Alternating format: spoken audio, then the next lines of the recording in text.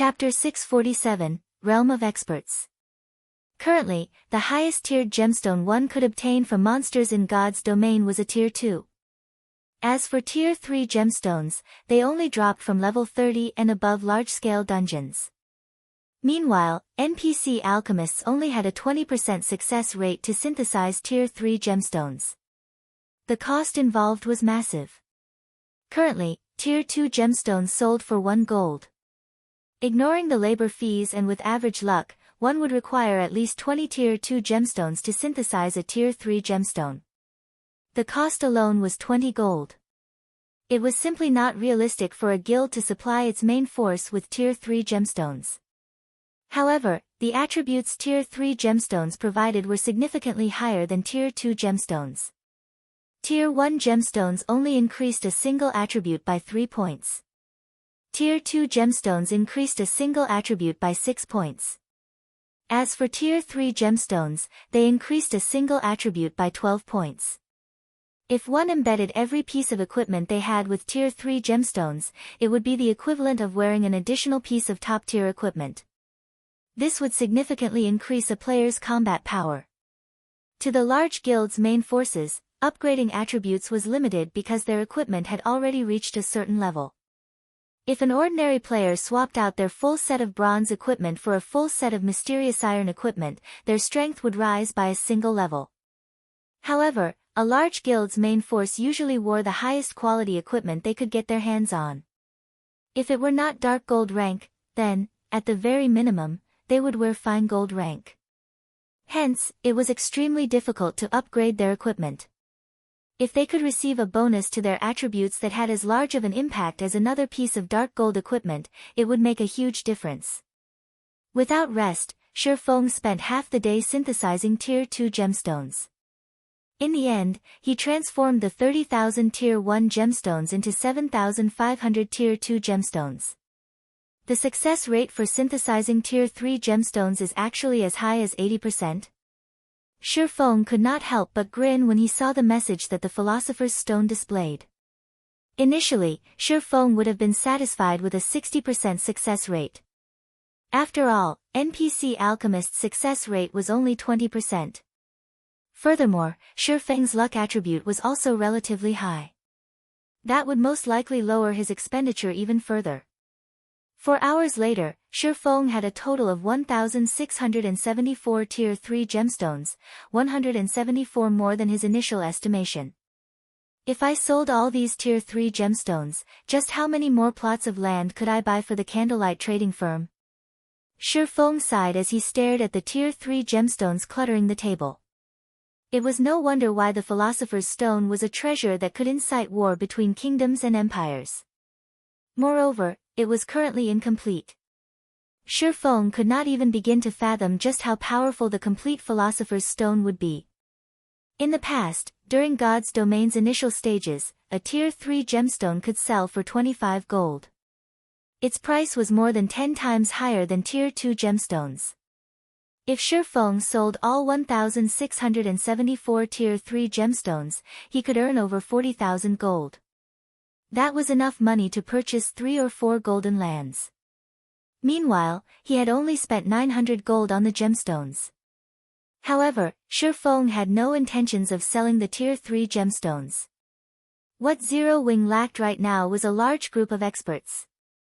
With these Tier 3 gemstones, he could elevate Zero Wing's strength to a whole new level. That way, the guild would have the power to support and stabilize the candlelight trading firm's development. Just as Shifeng was excitedly contacting Aqua Rose and preparing to replace the main force's Tier 2 gemstones with Tier 3 gemstones, the situation at White River City's Divine Coliseum had reached a boiling point. More experts from Heaven's Burial suddenly broke through the 4th floor of the Trial Tower. Currently, the guild had a total of 42 members who had reached the 5th floor, double that of their previous record and surpassing Zero Wing's previous record of 36 people. Although 3 more people from Zero Wing have passed through the 4th floor, Heaven's Burial is superior. Another 22 of their people have passed the 4th floor within the same time span. It really makes you wonder just how they have nurtured so many experts. It seems that Heaven's Burial has a chance of replacing Zero Wing as White River City's overlord. Overwhelming Smile isn't doing too bad either. Today, another 8 people have reached the 5th floor, pushing their total to 37. Right now, Overwhelming Smile is only behind Zero Wing by 2 people. In another 1 or 2 days, Overwhelming Smile's number of experts will probably surpass Zero Wing as well.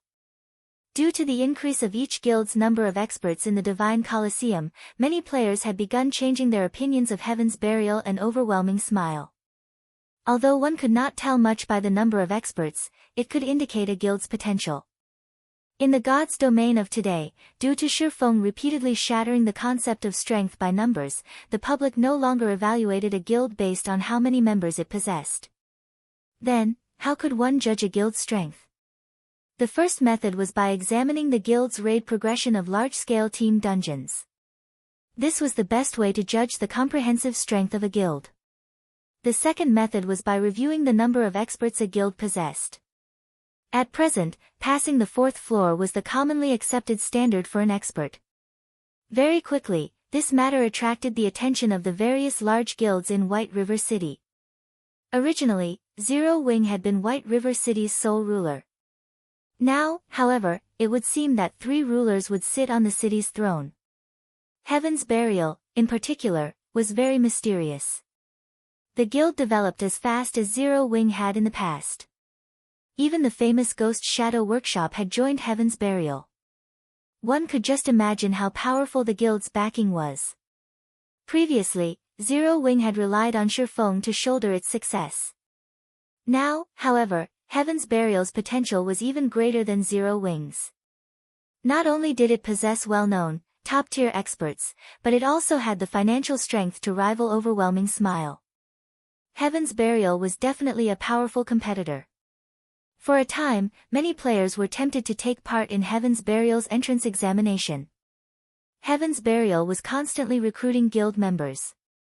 Moreover, its entry requirements were a lot lower than Zero Wing's. If they joined Heaven's Burial now, by the time the guild grew into its power and became White River City's overlord, their statuses would rise with the tide. It was just like the Zero Wing of today. Currently, even a normal member of Zero Wing was enviable. Zero Wing's guild residence. The members of the main force had gathered in the conference hall after receiving Shifeng's summons. At this moment, they discussed events among themselves. Did guild leaders summon us because of the Divine Colosseum? Probably. After all, this is a matter concerning the guild's reputation. Zero Wing is the #1 guild in White River City, yet right now, we have fewer experts who have passed the 4th floor than the newly established Heaven's Burial. We have to do something to restore our reputation. How could the Trial Tower's 4th floor be so easy to break through? I am still stuck in the 4th floor's middle sector, not to mention the end.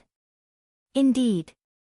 Based on what I heard from guild leader, if one cannot display 50% of their actual combat power, they will not be able to overcome the 4th floor. Everyone felt disheartened when they spoke about the Divine Colosseum's Trial Tower. They all were members of Zero Wing's main force and were the envy of ordinary players. In reality, however, they knew that, without breaking through the Trial Tower's 4th floor, they could not be considered as true experts. Despite Zero Wing providing far better resources than Heaven's Burial or Overwhelming Smile, for some reason, only a small number of people had managed to reach the realm of experts. As everyone chatted, Shifeng entered the conference hall, leading Aqua Rose and Fire Dance.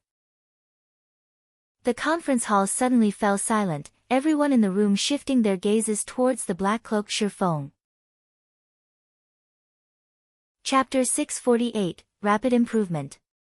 As Shifeng appeared, the atmosphere inside the conference hall became extraordinarily heavy. The benefits that this Zero Wing team enjoyed were far more generous than what Overwhelming Smile and Heaven's Burial offered.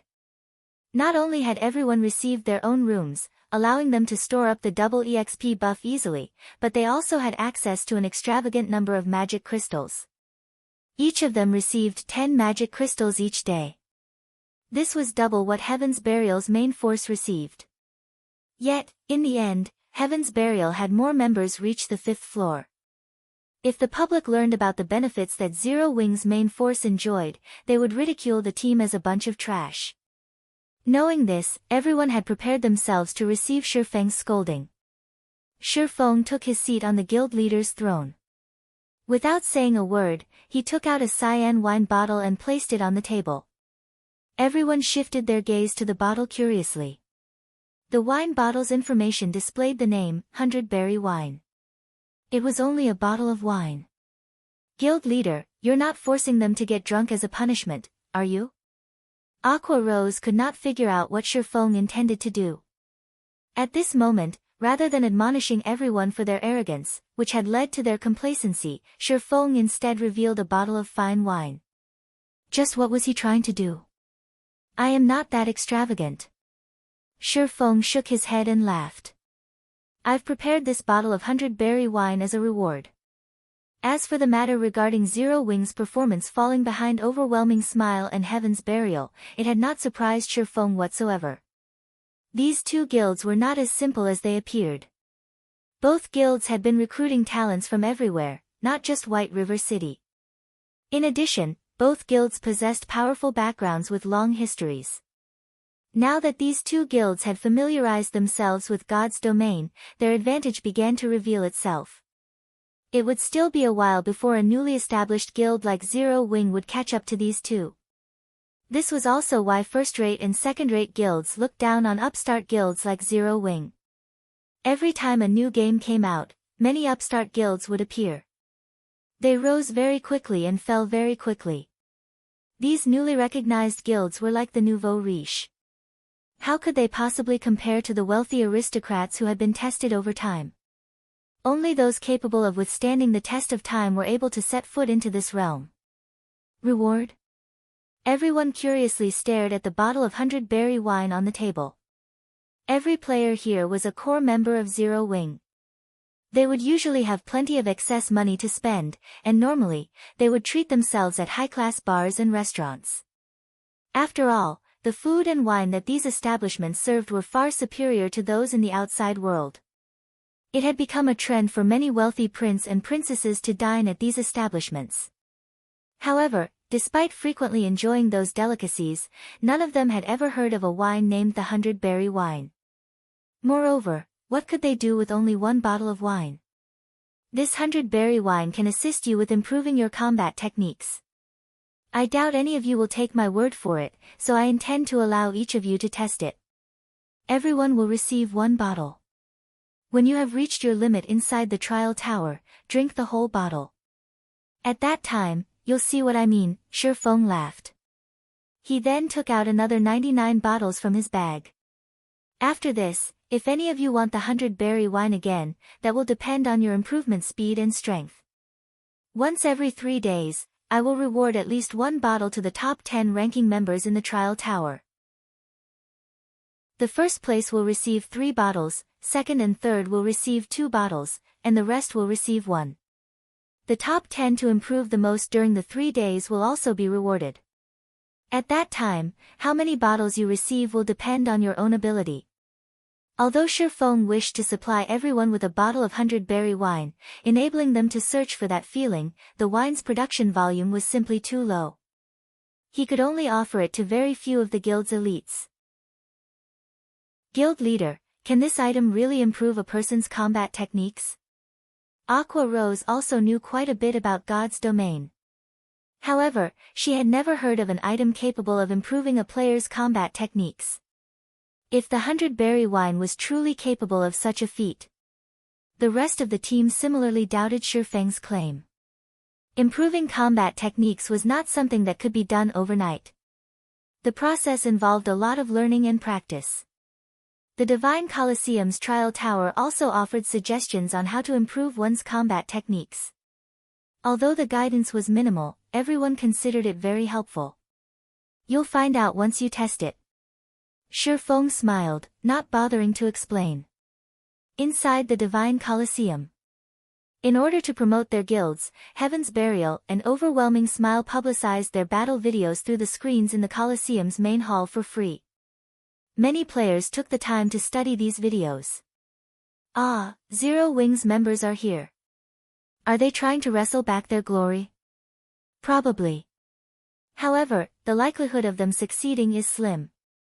Some time ago, a few more experts from Heaven's Burial and Overwhelming Smile broke through the 4th floor.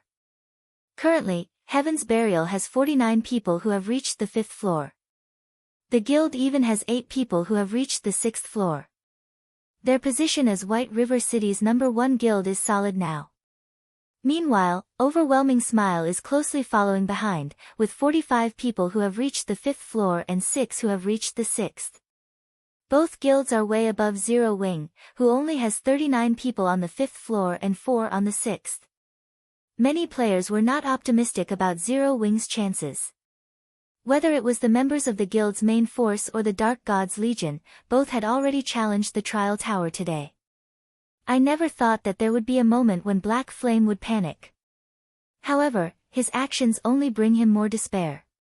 Seated in a room on the 2nd floor, Feng Xianyang quickly noticed Shi Feng enter the Divine Colosseum with the other members of Zero Wing's main force. With excitement filling his eyes, he said, "Go, notify War Wolf's team. It's time to show the public who the true ruler of White River City is." Originally, Feng Xianyang had intended to keep Overwhelming Smile's strength hidden for a little while longer. However, after seeing Shi Feng personally show up at the Divine Colosseum, he could not suppress the hatred in his heart. Although he could not do anything to Shi Feng directly, it would soothe his heart if he could strike a mental blow to Shi Feng. As long as War Wolf's team took action, Overwhelming Smile would immediately have a large group of experts pass through the 4th floor. At that time, Zero Wing's efforts to make a comeback would be rendered futile. Its reputation would be in tatters. Meanwhile, the members of Zero Wing's main force, who had just entered the Trial Tower, felt a burden of expectation. Everyone clearly understood their own combat power. To put it simply, it was extremely difficult for them to break through the 4th floor. However, since Shi Feng had told them to give it a try, they could only grit their teeth and follow his commands. Very quickly, the members of Zero Wing's main force passed through one floor after another. Upon reaching the 4th floor, everyone grew anxious. The Trial Tower's tests were set according to the player's strength. For every test, the system would generate a perfect doppelganger of the challenger. The doppelganger possessed the same combat power as the challenger. However, the doppelganger's actual combat power varied depending on one's progression in the Trial Tower. Each floor was also divided into 3 stages, early, middle, and late. Through the battles with their own doppelgangers, players could learn their own shortcomings. Meanwhile, players who were capable of defeating the doppelganger during the 4th floor's late stage would basically be able to display 50% of their actual combat power. These players were regarded as experts of God's domain. However, based on the standard of the current players of God's domain and the time they had to develop themselves, very few were capable of reaching the standard of an expert. "Hopefully I can pass through the late stage this time," Blackie prayed as watched his doppelganger before him. He then took out the 100-berry wine from his bag and emptied the bottle's contents, swallowing every last drop. Suddenly, his mind felt clear. Moreover, his compatibility rate with his weapon and equipment began to rise rapidly. The items felt like an extension of his own body. "This is amazing." The others were similarly shocked. After drinking a bottle of 100-berry wine, their perception of the world had undergone a complete change. When everyone casually used a skill, they immediately discovered their skill completion rates had significantly improved. Even Shadow Sword and the others, who had been stuck at around an 80% completion rate, could now easily achieve an 85% skill completion rate, their combat power soaring. After familiarizing themselves with this new sensation, everyone tackled their respective opponents. Chapter 649, The #1 Guild's Background. Shortly after Zero Wing's main force entered the Trial Tower, both Overwhelming Smile and Heaven's Burial simultaneously dispatched a large number of players to challenge the Trial Tower as well. Due to the competition between these 3 guilds, the originally quiet Divine Colosseum suddenly grew lively. Many players who had returned to the city to rest had quickly made their way to the Divine Colosseum, hoping to witness this competition's outcome and watch the exciting battle videos. Compared to the battle videos of normal PvP battles, these battle videos were far more valuable as references. It was especially true for the battle videos after the 4th floor. This was because the system would specifically display the fighting styles of the various classes, making the battle videos much more instructive. Normally, guilds would not release such instructive battle videos to the public, keeping them for their own members. Some experts would even earn money with their battle videos. Other players would have to pay these experts a fee to watch. Many players who wished to improve themselves usually went for this option. As for those who did not wish to spend money, they would come to the Divine Colosseum to observe the battle videos for free. However, that which one can obtain for free lacked value.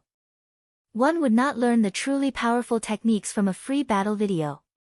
As a result, the gap between paying and non-paying players widened, little by little. Meanwhile, the 3 great guilds of White River City occupied themselves with their competition. Although the battle videos these guilds publicized was limited to the 4th floor, it was enough to excite many players. I wonder which guild will obtain first place this time. I'm betting on Heaven's Burial.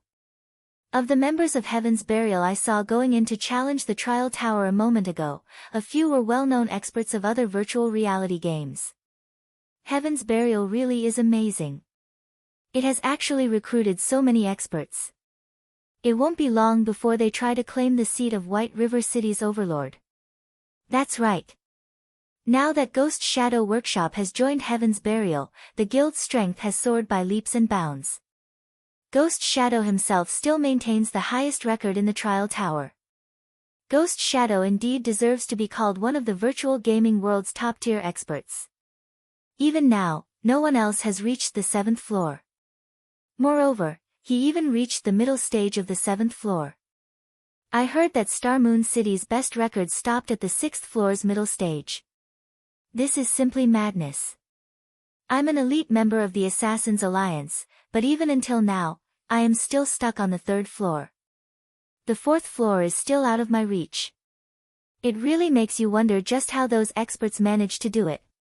However, isn't Black Flame Star Moon Kingdom's #1 expert? Did Black Flame fail to reach the 7th floor? I'm not sure. However, Black Flame's name isn't on the trial list. Maybe he hasn't challenged the Trial Tower yet. Hasn't challenged it yet? He must be afraid of embarrassing himself. If he fails to surpass Ghost Shadow, he will lose his title as Star Moon Kingdom's #1 expert. Everyone grew excited as they examined the Trial Tower's ranking list. Normally, it was extremely difficult for ordinary players to meet experts like Ghost Shadow. They lived in 2 completely different worlds. Now, not only did they have the chance to see these experts in person, but they also got to watch these famous experts compete against the main force of White River City's #1 guild, Zero Wing. How could they not be excited? Just as everyone chatted about which guild was stronger and which expert was more powerful, something changed on the trial list. Quick! Look! Someone just passed the 4th floor and reached the 5th. A perceptive player quickly discovered the change. There were 2 ranking lists posted in the Divine Colosseum.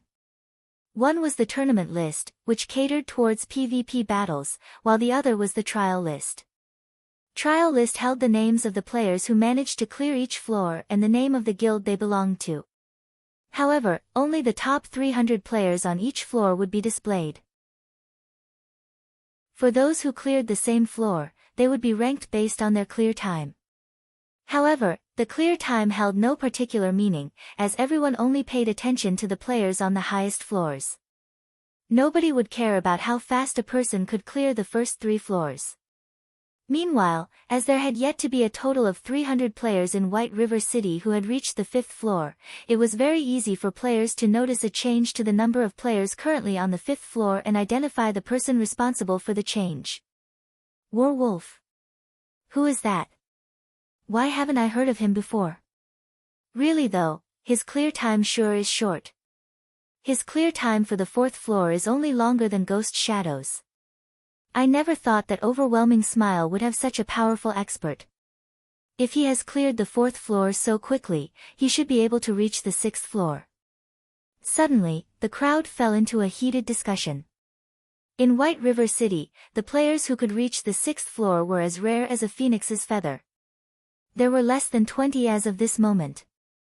Moreover, these experts were members of the 3 great guilds.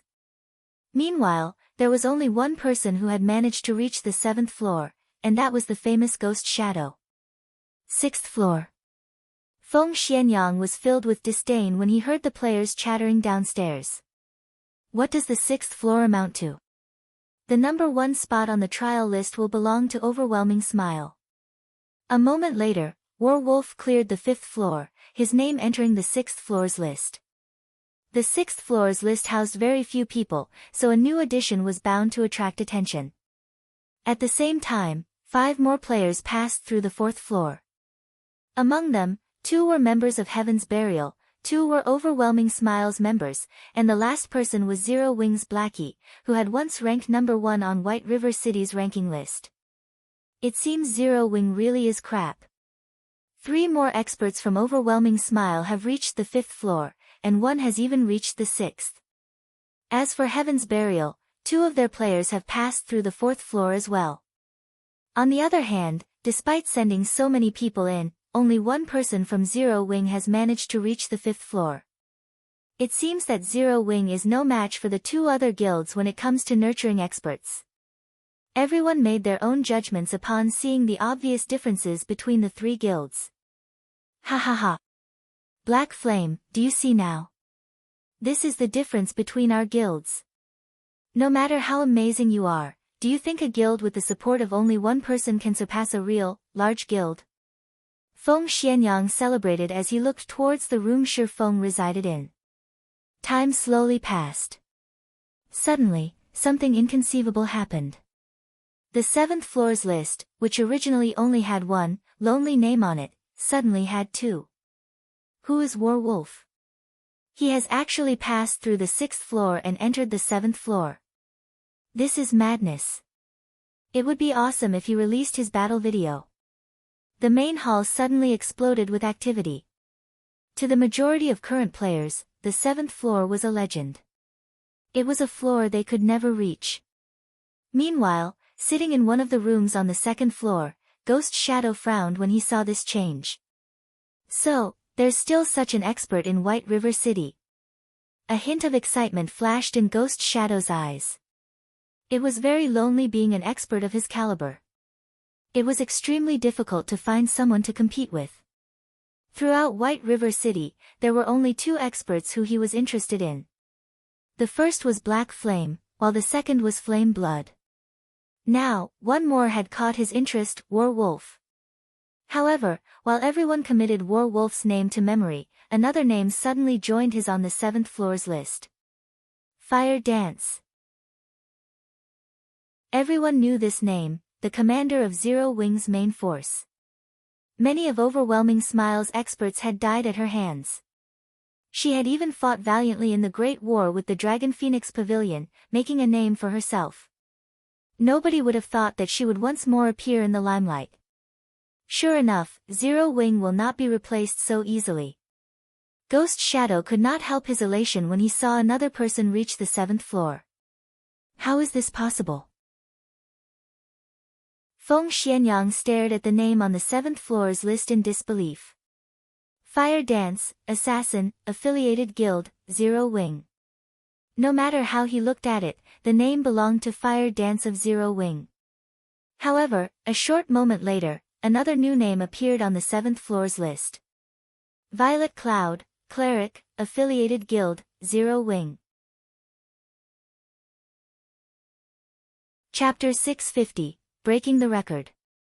Chapter 650, Breaking the Record.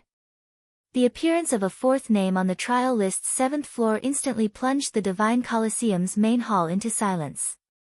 Everyone's eyes nearly popped out of their sockets when they saw Violet Cloud's name. How? Feng Xianyang, who occupied a VIP room, also stared, slack-jawed, having lost his previous calm. He could barely accept Fire Dance reaching the 7th floor. After all, she was the commander of Zero Wing's main force. However, he could not bring himself to accept Violet Cloud's victory. Aside from the difficulty of reaching the 7th floor, just the fact that there were 2 people in Zero Wing capable of this success was shocking. Yet, the second person from Zero Wing to reach the 7th floor was not even a combat class. Instead, she was a cleric, one of the healer classes. It was commonly known that, out of the 12 main classes in God's domain, the healer classes possessed the weakest combat power. It was also a lot more difficult for healer classes to advance in the trial tower as most of their skills focused on healing rather than dealing damage. Hence, healers never ranked particularly high in the trial tower. Yet, Violet Cloud, a cleric, had actually managed to reach the 7th floor. However, what everyone did not know was that, in reality, Violet Cloud possessed a hidden class. She was not purely a cleric. Regarding combat capabilities, Violet Cloud was slightly stronger than ordinary combat classes. Moreover, Violet Cloud had a bit more control over her own body than Fire Dance.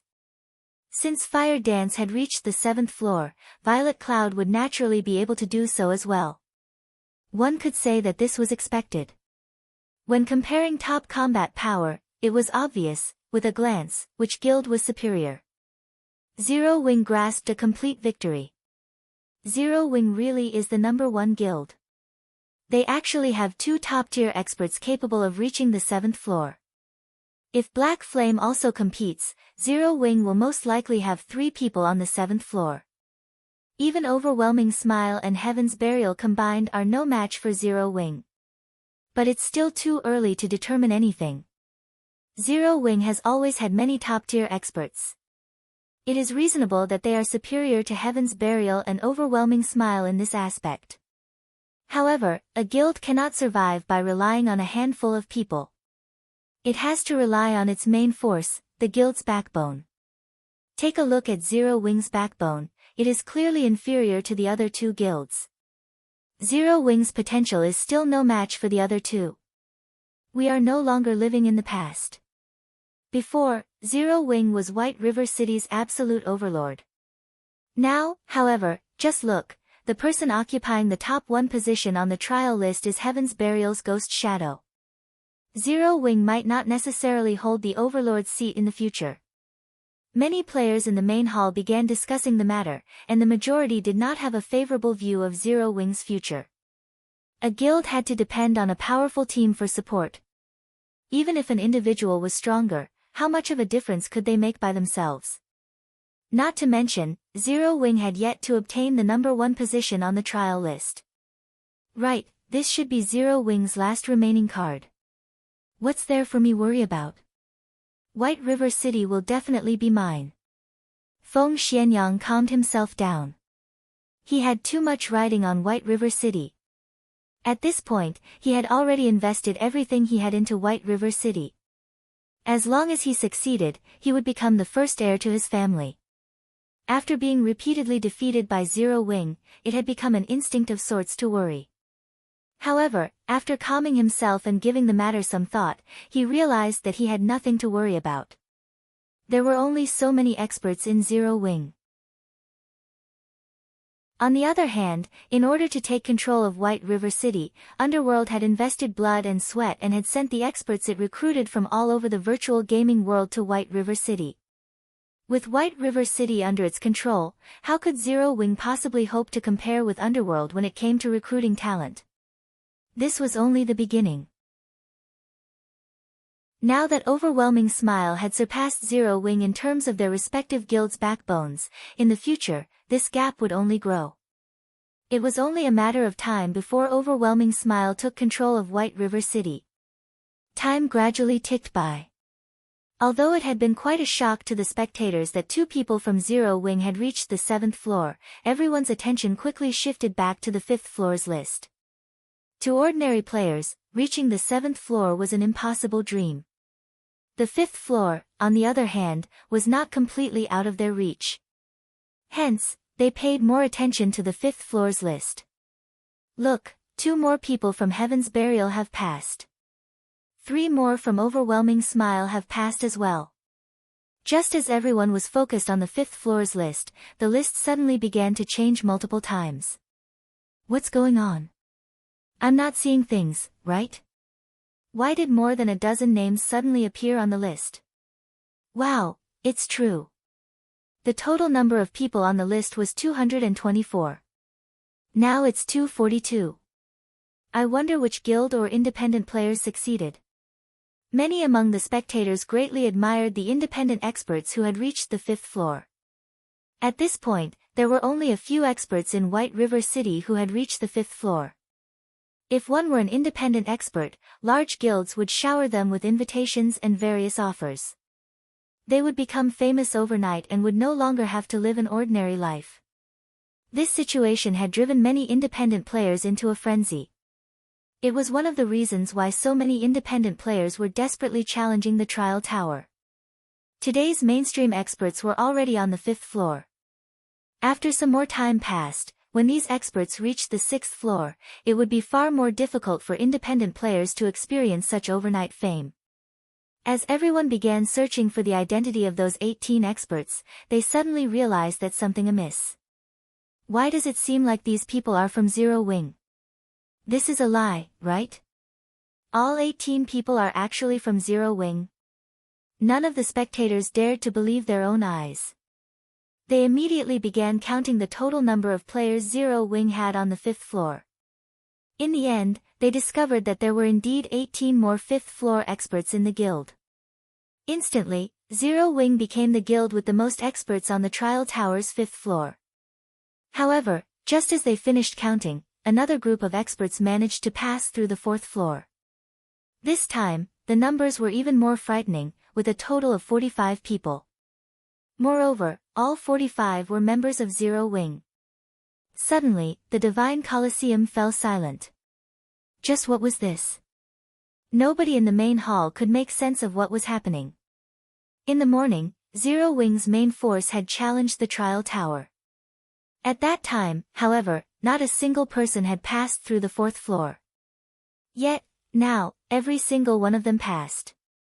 Zero Wing now had a total of 103 people on the trial tower's 5th floor, far ahead of Heaven's Burial and Overwhelming Smile. Impossible. This is not possible. Something must have gone wrong with the trial tower. Feng Xianyang abruptly stood, his eyes bulging as he stared at the trial list. If it were just an additional dozen or so people, he would have, at most, been surprised. However, if every single member of Zero Wing's main force was an expert who passed the 4th floor, the term shock was no longer appropriate. This was simply terrifying. To obtain more experts who could pass through the 4th floor, Feng Xianyang had scoured and poached talents from various other cities. He had also received a continuous supply of experts from Underworld. Yet, even so, he still couldn't produce a 100-man team of such experts. What about Zero Wing? Not only was it a guild without any backing whatsoever, but it also lacked a wide array of connections. How did such a guild manage to obtain so many experts? Zero Wing really knows how to hide its strength. Ghost Shadow squinted his eyes at the 5th floor's list. He, too, felt a heavy pressure weigh on him. There was no longer anybody who dared to look down on Zero Wing. Nobody dared disparage the guild anymore, claiming that its position as White River City's overlord was no longer stable. What a joke. If Zero Wing's entire main force consisted of 5th floor experts, which guild in White River City could contend with it? Not to mention White River City, even in all of Star Moon Kingdom, there was not a single guild that was a match for Zero Wing. However, before everyone could recover from their daze, another change occurred on the trial list's 7th floor. This time, however, there was no addition to the list itself. Instead, the rankings had changed. The lofty and overweening Ghost Shadow, who had stood at the very top of the trial list, had fallen. Moreover, he had fallen not just one, but 2 places, taking the 3rd place on the 7th floor.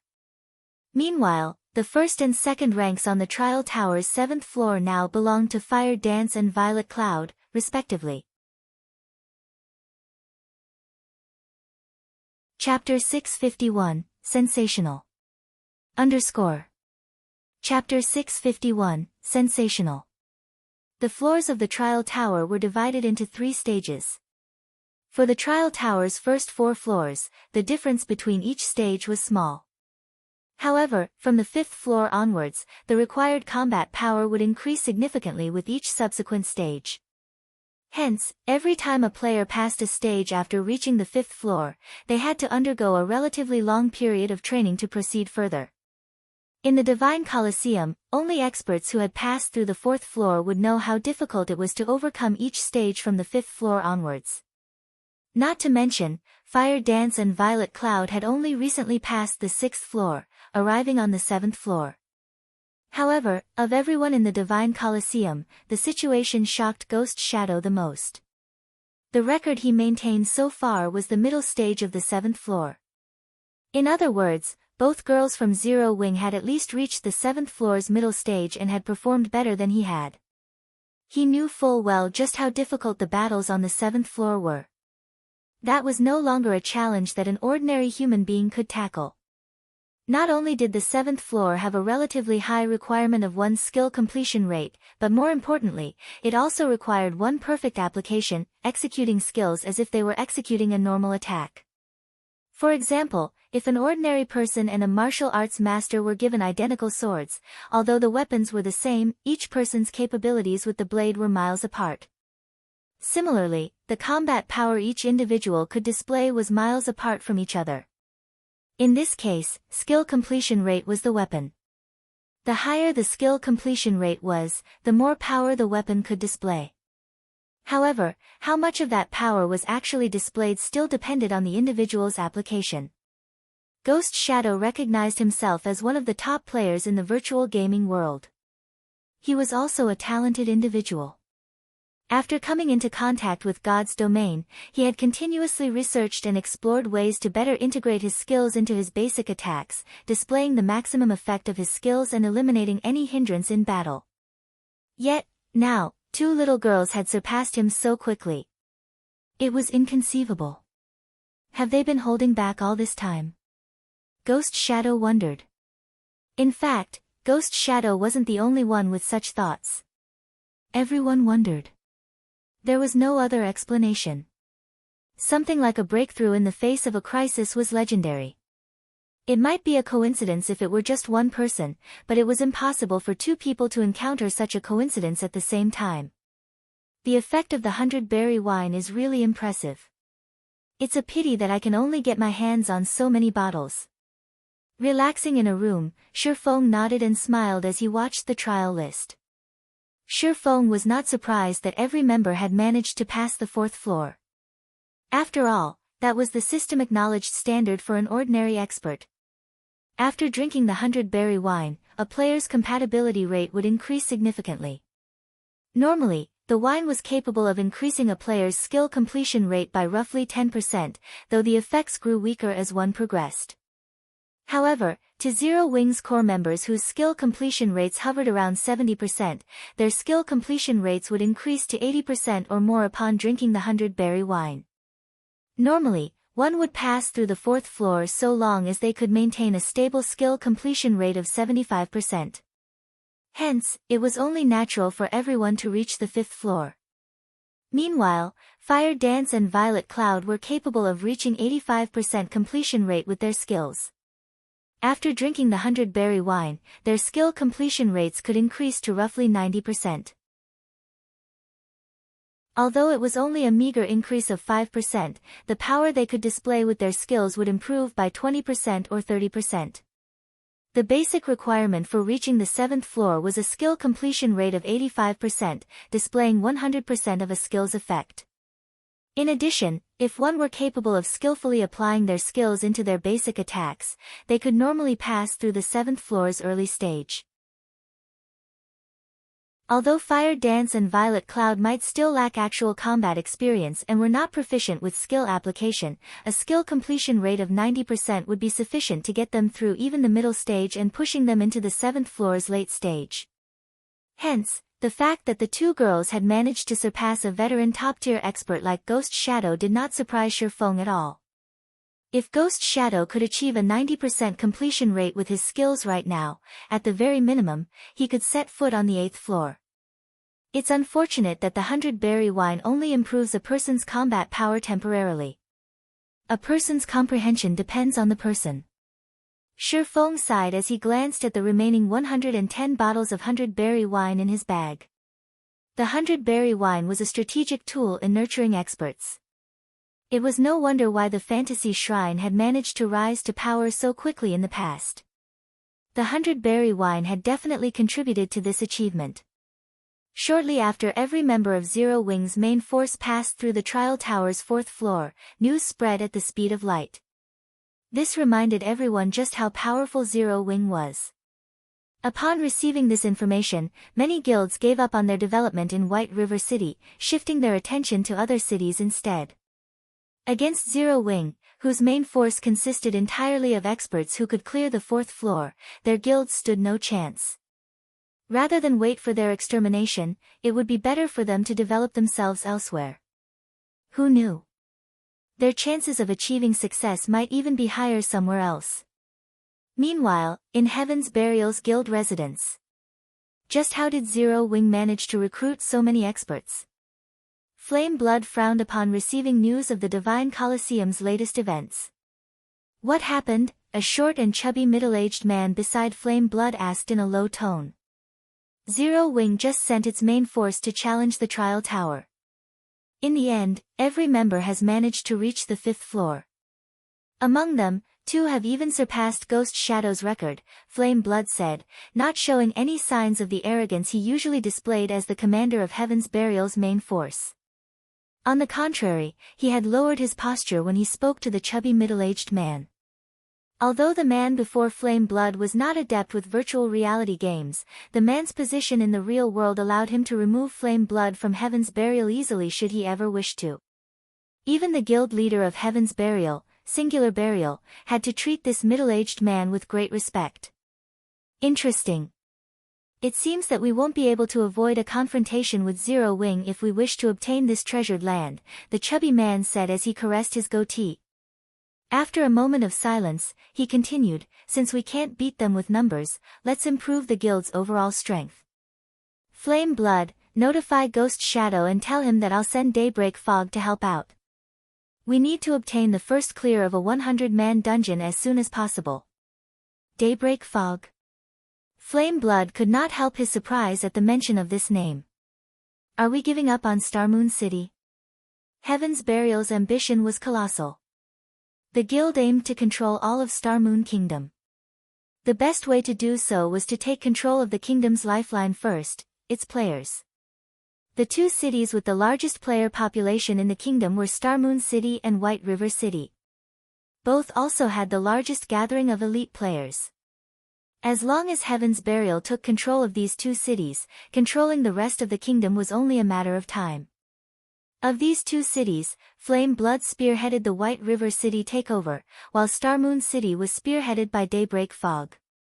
If one compared these 2 people's fame, Daybreak Fog was superior. Flame Blood was merely one of the previous year's top 10 newcomers. On the other hand, Daybreak Fog had been one of the top 10 newcomers of the virtual gaming world 2 years ago. Afterward, she had continued to perform magnificently in many virtual reality games. Her fame was only slightly inferior to the Snow Goddess, Gentle Snow, as she had made her debut roughly 2 years later than Gentle Snow had. In terms of strength, Daybreak Fog ranked 3rd within Heaven's Burial. If they really sent Daybreak Fog to White River City as support, with her strength and her team, Heaven's Burial might actually have a chance of clearing a 100-man team dungeon. After all, during this period, everyone mostly understood the difficulty of a 100-man team dungeon. From the experience of clearing 50-man team dungeons, they had thought up of plenty of strategies. Now, all they needed to do was to take action. White River City has become Starmoon Kingdom's business center. The number of elite players migrating to the city increases by the day. Starmoon City is no match in this aspect. Hence, we have to prioritize this side for now. Moreover, when comparing the difficulty of 100-man dungeons, White River cities is easier. If we allow Zero Wing to continue developing unhindered, it will become impossible to take control of White River City in the future. Suddenly, Shi Feng received a communication request from a friend. Gentle Snow. Chapter 652, Asura Mode Dungeon. Miss Snow, long time no see. You look tired, Shi Feng said, slightly surprised as he saw Gentle Snow's haggard expression through the video chat. Gentle Snow was a well-known superwoman in the virtual gaming world. She also had plenty of capable subordinates under her. After not seeing each other for only a few days, Gentle Snow looked so exhausted. It was surprising. It had been quite a few years since Gentle Snow had made her debut. She should be quite competent at managing a guild by now. In addition, the majority of Ouroboros's elders supported Gentle Snow right now, so managing the guild should not be difficult. I've been busy with guild affairs these past few days, so I haven't gotten much rest, Gentle Snow laughed softly, sweeping the matter under the rug with a single sentence. Inwardly, she envied Shi Feng, who could push the majority of guild affairs onto Aqua Rose. Moreover, he only had to focus on White River City. Ouroboros, on the other hand, was competing over dozens of cities, both large and small. However, these cities were still the least of her problems. Star Moon City was the issue. Ouroboros and the Star Alliance had been consolidating their positions in Star Moon City. In addition to several other powerful second-rate guilds, things had become extremely hectic for Gentle Snow. It was especially true for the 3 upstart guilds that had recently appeared in Star Moon City. Cloud 9. Yin Yang Court. Heaven's Burial. All 3 possessed extraordinary backgrounds. They even had multiple guild residences in Star Moon Kingdom's major cities. They were developing as fast as a plague. Among the affected cities, Star Moon City received the greatest impact, and White River City was not far behind. Particularly, the manager of Star Moon City's Heaven's Burial, Daybreak Fog, was far more difficult of an opponent than even Galaxy Past of the Star Alliance. So far, Ouroboros had clashed with Heaven's Burial dozens of times, the battles ranging from small skirmishes to large-scale battles. Although Gentle Snow still held the advantage, Ouroboros did not have only one enemy. Both Cloud 9 and the Yin Yang Court eyed Ouroboros like fresh meat. Ouroboros had already been unstable due to Chao Chenghua's theft of several of the guild's core and elite members. Now, before she could settle the turmoil within the guild, she faced so much trouble. In such a precarious situation, how could set aside time to rest? She had not even upgraded her equipment recently. As Gentle Snow knew that Shi Feng disliked playing with words, after their casual greetings, she got straight to the point and said, "We have discovered a hidden treasured land near Star Moon City. The area is rich in magic crystals, and I wish to invite Zero Wing to pioneer this treasured land by our side. Are you interested?"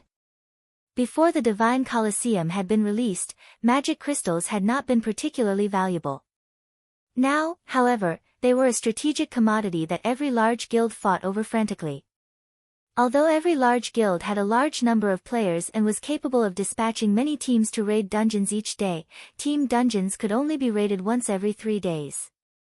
There were only so many team dungeons available. They could not acquire nearly as many magic crystals as they consumed. Meanwhile, if there was another option, other than team dungeons, for one to obtain magic crystals, this was not an opportunity one could miss. A hidden treasured land?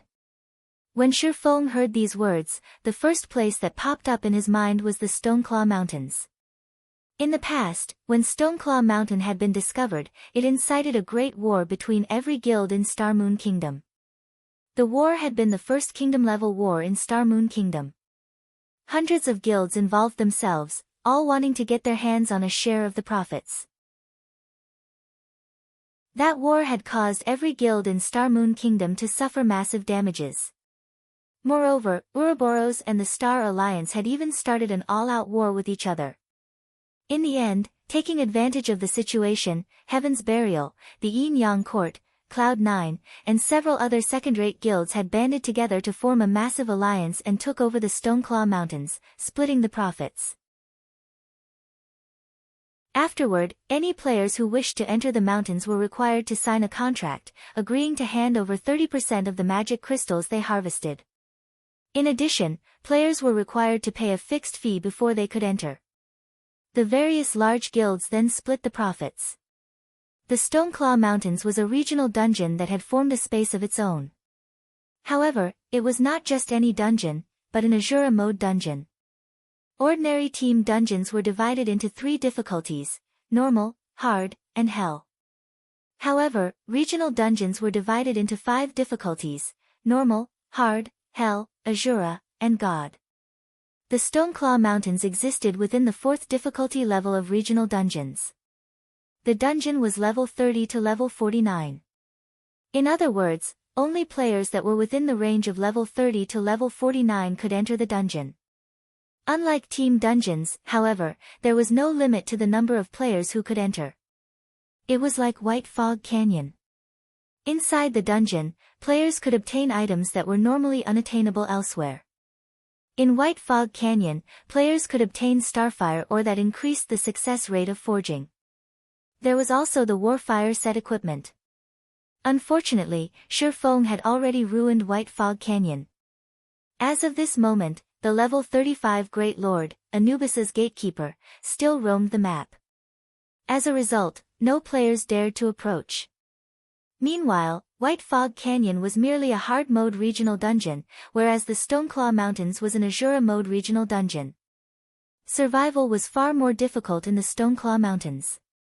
However, magic crystals were vastly important. They must be obtained, regardless of the sacrifices. Even Zero Wing was no exception to this. Currently, several guilds from Star Moon Kingdom are contesting over the rights of this hidden treasured land. If Zero Wing is willing to help, I can offer 50% of the income. Gentle Snow offered a relatively attractive price. To Gentle Snow, offering 50% of the profits was a big concession on her part. The Stoneclaw Mountains were within the Star Moon City region.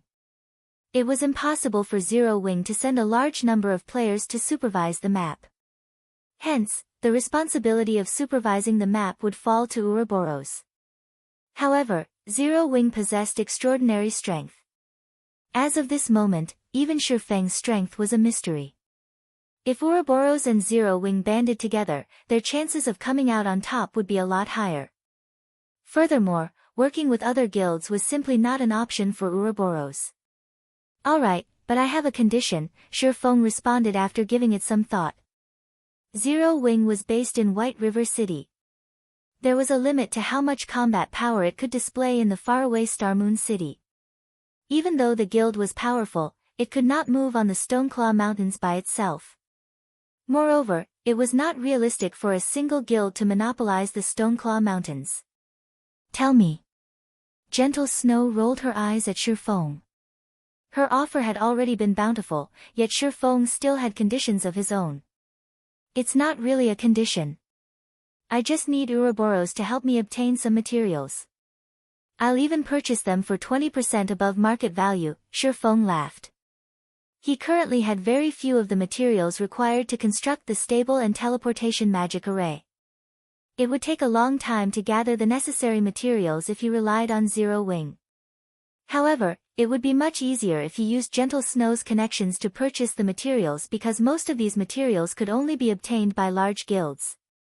It was practically an impossible task for independent players. Yet, even if he tried purchasing these materials, other guilds would only sell them to their allies. Give me the list, then. Gentle Snow released a sigh of relief upon hearing Shurfeng's condition. She had thought Shurfeng intended to take advantage of her current predicament, but it turned out that he still had some humanity left in him. I'll send it to you now. Shurfeng then sent a list of the materials required to construct the stable and teleportation magic array to Gentle Snow. You really are daring. Most of these materials are rare drops from large-scale team dungeons. Although my guild can obtain some, 20% above market value is too cheap. I'll need 50% at least. Surprise flashed across Gentle Snow's eyes when she read the list Shifeng had provided. Even if she worked with the Star Alliance, the two guilds could not gather all the materials listed. The cost alone was more than 2,000 gold. Okay, just get them as soon as possible. Shifeng did not care about spending a little more money.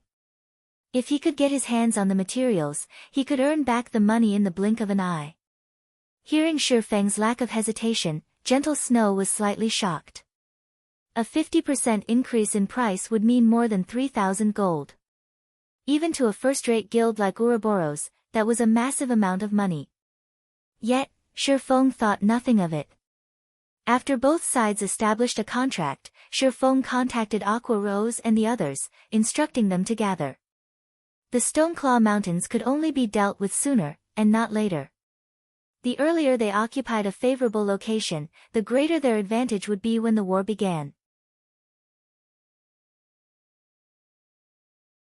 Chapter 653, Overall Improvement. Although the Trial Towers competition ended with Zero Wing's victory, the members of Zero Wing's main force were well aware that it had been due to the 100-berry wine. Otherwise, they would not have achieved such frightening results.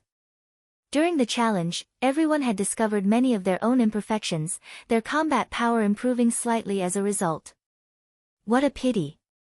If I could experience that kind of feeling once more, I might reach a stable skill completion rate at 87% and pass this stage. After the 100-berry wine's effects dissipated, Fire Dance challenged the 6th floor's late stage again. This time, she passed it without any issues and could now reach the 7th floor with her own power. Unfortunately, she suffered defeat in the 7th floor's early stage. But the 100-berry wine did allow me to gain an initial understanding of how to use void steps. Guild leader will be surprised if he finds out. Void steps was an advanced style of footwork and Shifeng's trademark technique. Just gaining an initial understanding of how to use the skill was extremely difficult. If Shifeng learned that Fire Dance could use void steps, he would definitely be surprised. He had spent many years in order to learn the technique, yet Fire Dance had managed to grasp it in such a short time. Although Shifeng's guidance largely contributed to her success, the fact that she had learned the technique in such a short time certainly had something to do with her innate talent. Return to the residence. Fire Dance muttered as she read the message Aqua Rose had sent to her. She then chose to teleport out of the trial tower. Inside the conference hall of Zero Wing's guild residence. Without wasting time, Shifeng retrieved all of the synthesized Tier 3 gemstones from his bag. All of you, equip these Tier 3 gemstones. Shifeng had already replaced all his Tier 2 gemstones with Tier 3 strength-attributed gemstones. As a result, his strength attribute had increased by more than 100 points. At this moment, even without activating Heavenly Dragon's power, his strength could match a chieftain of the same level. Even a lord of the same level would struggle to push him back. If the main force replaced their Tier 2 gemstones with Tier 3 gemstones as well, although they would not be as strong as he was, they could still contend with a special elite of the same level. Some, such as Fire Dance and the others, who wore a Tier 1 set equipment, might be capable of more. Ordinary players' attributes were inferior to common monsters of the same level. They would only be slightly stronger with a full set of bronze equipment. At that time, the only advantage common monsters would have was their higher HP. If a player was fully equipped with secret silver equipment, their attributes should be roughly equal to an elite monster of the same level. Only when one wore a full set of dark gold equipment would they have the same amount of attributes as a special elite of the same rank. As for Zero Wing's main force, although their equipment was a mix of level 30 fine gold and dark gold equipment, they had the intermediate mana armor kits to make up for the difference. If they embedded Tier 3 gemstones into every item, their attributes should be roughly the same as if they wore a set of level 30 dark gold equipment. None of the main force's members dared to believe their eyes as they stared at the Tier 3 gemstones on the table. Every jaw hit the floor. Aqua Rose was similarly stunned speechless. She knew full well just how valuable Tier 3 gemstones were. Moreover, no one had found a source for these gemstones yet. One could only obtain them from alchemy synthesis. However, synthesizing a Tier 3 gemstone would cost at least 20 gold. Meanwhile, there were over 1,000 shining gemstones on the table. In other words, the gemstones scattered across this table were worth over 20,000 gold at the very least. We're in a hurry, so equip them quickly. Shifeng had already received a status report about the Stoneclaw Mountains. Although things seemed calm on the surface, and the various guilds were busy killing monsters and grinding for magic crystals, the number of guild players gathering in the mountains increased by the minute. Every guild was rapidly mobilizing their forces. Even Stone Forest Town, the closest town to the Stoneclaw Mountains, was surrounded by players. All of these players were members of various large guilds. It seemed that these guilds intended to capture Stone Forest Town. The nearest teleportation array to the Stoneclaw Mountains was over 10 hours on foot. On the other hand, Stone Forest Town was only an hour from the Asura mode dungeon. The town was an absolute treasure. Whether it was for repairing equipment or purchasing consumables, Stone Forest Town was the best option. Otherwise, they would have to waste a day to travel back and forth between Starmoon City and the Stoneclaw Mountains. Meanwhile, Stone Forest Town was not under Starmoon Kingdom's control. Instead, the forces of darkness held it. It was one of the towns that players could capture and occupy. As long as the town fell under a guild's control, said guild could hire an army of NPCs to defend the town for 15 days. Even if every guild in Starmoon Kingdom banded together, they would not be able to do anything to the captured Stone Forest Town. After a guild successfully captured Stone Forest Town, said guild would also receive an additional advantage. They could select a resurrection point. When players died, they would revive in their own cities. Of course, players could also choose to revive at the nearest resurrection point. Meanwhile, Stone Forest Town was the nearest resurrection point to the Stoneclaw Mountains. However, the precondition for reviving in Stone Forest Town was that one needed to capture it. Moreover, only members of the guild that held the town, or those given explicit permission by said guild, could revive there. This would be a huge advantage for capturing the Stoneclaw Mountains in the future. Since Shifeng had learned that the Stoneclaw Mountains had been activated, he would not waste any time. He intended to capture Stone Forest Town with Zero Wing's greatest forces. Unfortunately, other guilds shared the same thoughts. For now, though, he needed to occupy a strategic location as quickly as possible. Otherwise, their tasks would be far more difficult. A short moment later, every member of the main force had replaced their Tier 2 gemstones with Tier 3 gemstones, their attributes increasing significantly. Following which, Shifeng led the main force and the Dark God's Legion mightily towards the teleportation hall. Wow, what's Zero Wing up to? Whoa! That's so impressive. I'm actually having trouble breathing right now. Is Zero Wing planning to start a war? The players on the streets could not help but wonder when they saw Zero Wing's frightening momentum. Over 400 players, fully equipped with the current best equipment, marched down the street. No matter where this army went, they would be a force to be reckoned with. They could easily trample a large guild. Not to mention, over 100 of these players were experts who had surpassed the 4th floor of the trial tower. If they participated in a field battle, they could easily stand against several thousand elite players. Meanwhile, a single large guild only had several thousand elite players. Suddenly, the various large guilds in White River City began to panic. Although an army of over 400 players seemed small, its strength was no laughing matter. If they wanted to, they could easily obliterate any guild team that was grinding out in the fields. Does Black Flame intend to move against us? Feng Xianyang trembled upon receiving this news. He was so shocked that he nearly jumped out of his seat. But why? We haven't provoked Zero Wing recently. We even yielded a few high-resource areas to them. They shouldn't have any reason to deal with us. Did some fool go and provoke Black Flame again? At this moment, the upper echelons of the various large guilds in White River City felt threatened. Every one of them immediately withdrew from the fields, returning either to White River City or the nearest town as fast as possible. Chapter 654, Town Capturing. Star Moon City, Stone Forest Town. Ever since the Stoneclaw Mountains had been discovered, the upper echelons of the various large guilds had realized the importance of Stone Forest Town. As a result, the various large guilds in Star Moon City had frantically gathered their members around the town. Upon receiving information regarding the Stoneclaw Mountains, large guilds from other cities also mobilized their forces to Stone Forest Town. However, as the teleportation fees were a problem, they could not dispatch too many members. Most of the members they sent were the guild's elites. After arriving at Stone Forest Town, these guilds would send their main forces to the Stoneclaw Mountains to grind for magic crystals, while leaving behind the majority of their elites to stand guard a short distance away from Stone Forest Town to observe other guilds. At this moment, Stone Forest Town was surrounded.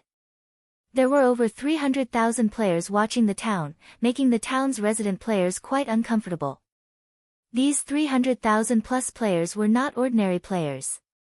They all were the elite members of various large guilds. They were stronger than even 3 million ordinary players.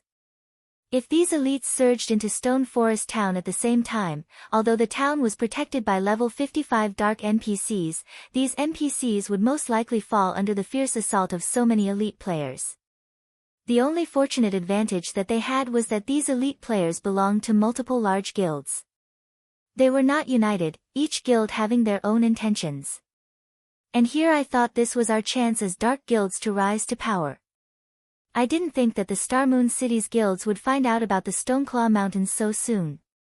Now, we won't even have a place to level up. What are you worried about? Don't forget that Stone Forest Town has the 3 great leaders.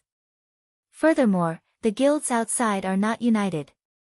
Unless some guild is looking to get itself killed and benefit the other guilds, they won't invade. You're not exactly wrong, but Star Moon City's first-rate guilds, Ouroboros and the Star Alliance, have dispatched most of their elites already. Of the 300,000 plus elite players out there, over 1/3 belong to those 2 guilds. Even if the other guilds don't make a move, those 2 alone are enough to capture the town. Stone Forest Town's red names discussed their current predicament. They were at a loss on what they should do next. Originally, they had simply lived here in peace. When they had nothing better to do, they would kill some players to earn some money or complete some high-level quests. They lived carefree lives. Hence, they had never imagined that such a massive issue would arrive on their doorsteps one day. On a hilltop a short distance away from Stone Forest Town, a group of players quietly observed the town below. These players were uniformly level 30 and wore level 30 fine gold or above equipment. Not far behind these players, there were more than 70,000 players standing at attention. The majority of the players in this army were level 28, with the lowest being level 27. They were 2 or 3 levels higher than the current average level of players. These players were none other than the members of the Star Alliance led by Galaxy Past. Star Alliance was also the guild that had dispatched the most players to Stone Forest Town. An army of 70,000 elite players. This was the strength of a first-rate guild. It was not something a second-rate guild could hope to compete with. Ordinary second-rate guilds would only have over 100,000 members, while a more powerful one would have up to 200,000 or 300,000 players. Of these players, only a maximum of 30,000 or 40,000 would be elite players. After deploying these elites across multiple cities, it would be amazing enough if a second-rate guild could dispatch 20,000 elites for a single expedition. However, compared to a first-rate guild like the Star Alliance, second-rate guilds were not worth mentioning. Guild Leader, I've put together a detailed report on Stone Forest Town with the results from my investigation. There are roughly over 1,000 NPCs in the town, and the majority are level 55 elite guards. There are over 100 level 60 tier 1 NPCs and roughly 30 level 60 tier 2 NPCs. If a fight breaks out, more NPCs might show up. However, The largest challenge of capturing the town will be Stone Forest Town's 3 great leaders, Flourishing Willow, who wore dark blue leather armor, reported softly. Are the 3 great leaders very powerful? Galaxy Past asked. According to the information I obtained from the red names living there, these leaders are only Tier 2 NPCs. However, they possessed very high intelligence. They are far more powerful than ordinary Tier 2 NPCs regarding combat power. It is especially true for the great leader, Asura. He is a Tier 2 professional mage, and I have heard that he knows how to use large-scale destruction spells. Hearing Flourishing Willow mentioning large-scale destruction spells, everyone frowned. Large-scale destruction spells were Zerg Tactics' Achilles' heel. Moreover, a high-intelligence NPC's combat techniques were far more powerful than ordinary players. Based on the settings of God's domain, Asura should be capable of displaying more than 50% of his actual combat power. In other words, he was at least as skilled as an ordinary expert. If a player possessed the attributes of a level 60 Tier 2 NPC and large-scale destruction spells, said player would be a natural disaster to the current players of God's domain. Right, I've also received news that White River City's Zero Wing has sent people over. It seems that they have designs on this area as well, Flourishing Willow said. Zero Wing. Galaxy Past laughed. This is the Star Alliance's home ground. Do they think that they can just show up and take a slice of the pie as well? Zero Wing was indeed powerful. However, that was limited to White River City. Stone Forest Town was in the Starmoon City region. How many people could Zero Wing possibly dispatch? Moreover, the ordinary guards one hired could not be used in the fields. Only personal guards could be used. On the off chance that a personal guard died, it would be extremely difficult to revive them. Hence, players would not use their personal guards casually. Even if Zero Wing sent its personal guards, their impact would be minimal. Ignore them.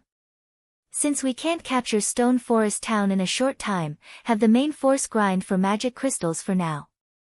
However, we can't let Ouroboros relax either. Look for opportunities to kill some of its members. After all, the Stoneclaw Mountains still belong to our 2 guilds. Galaxy Past smiled lightly. It truly is fortunate that Chao Qinghua stole a large number of experts and elite players from Ouroboros. The Stoneclaw Mountains will belong to the Star Alliance. In Starmoon City, the Star Alliance had far more experts and elite players than Ouroboros. Currently, Ouroboros barely held on. As for the other guilds in Starmoon City, they were nothing to the Star Alliance. At this moment, many guilds that had completed their investigation of Stone Forest Town had decided to give up on the idea of capturing the town. Instead, they shifted their focus towards grinding for magic crystals in the Stoneclaw Mountains. However, as the majority of their elite members had yet to reach level 30 and could not enter the Stoneclaw Mountains, these elite members were tasked with leveling up as fast as possible. Meanwhile, at Ouroboros' base camp, Shifeng had just arrived with his team. Very quickly, Shifeng's group became the center of attention. The group was simply too impressive. Not only were the members of Zero Wing's main force uniformly level 30, but many in the Dark Gods Legion were also level 30. In addition, the most inferior piece of equipment worn by the group was fine gold rank. Most importantly, every member's aura inflicted a deep fear. They felt like a group of primordial beasts. Even those standing quite a distance away could not help but tremble when they glanced at this group of players. This is Zero Wing. Sure enough, their reputation is well deserved. Zero Wing is simply too powerful. We don't even have so much top-tier equipment. The members of Ouroboros could not help discuss Zero Wing's members. Meanwhile, when Gentle Snow emerged to welcome Shifeng and the others, she was similarly surprised. How did Zero Wing manage to recruit so many experts?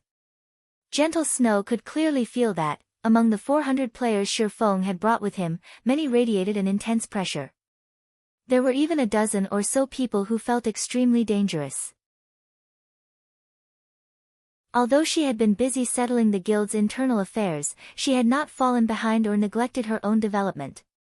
Throughout Star Moon City, extremely few players were capable of making her feel nervous.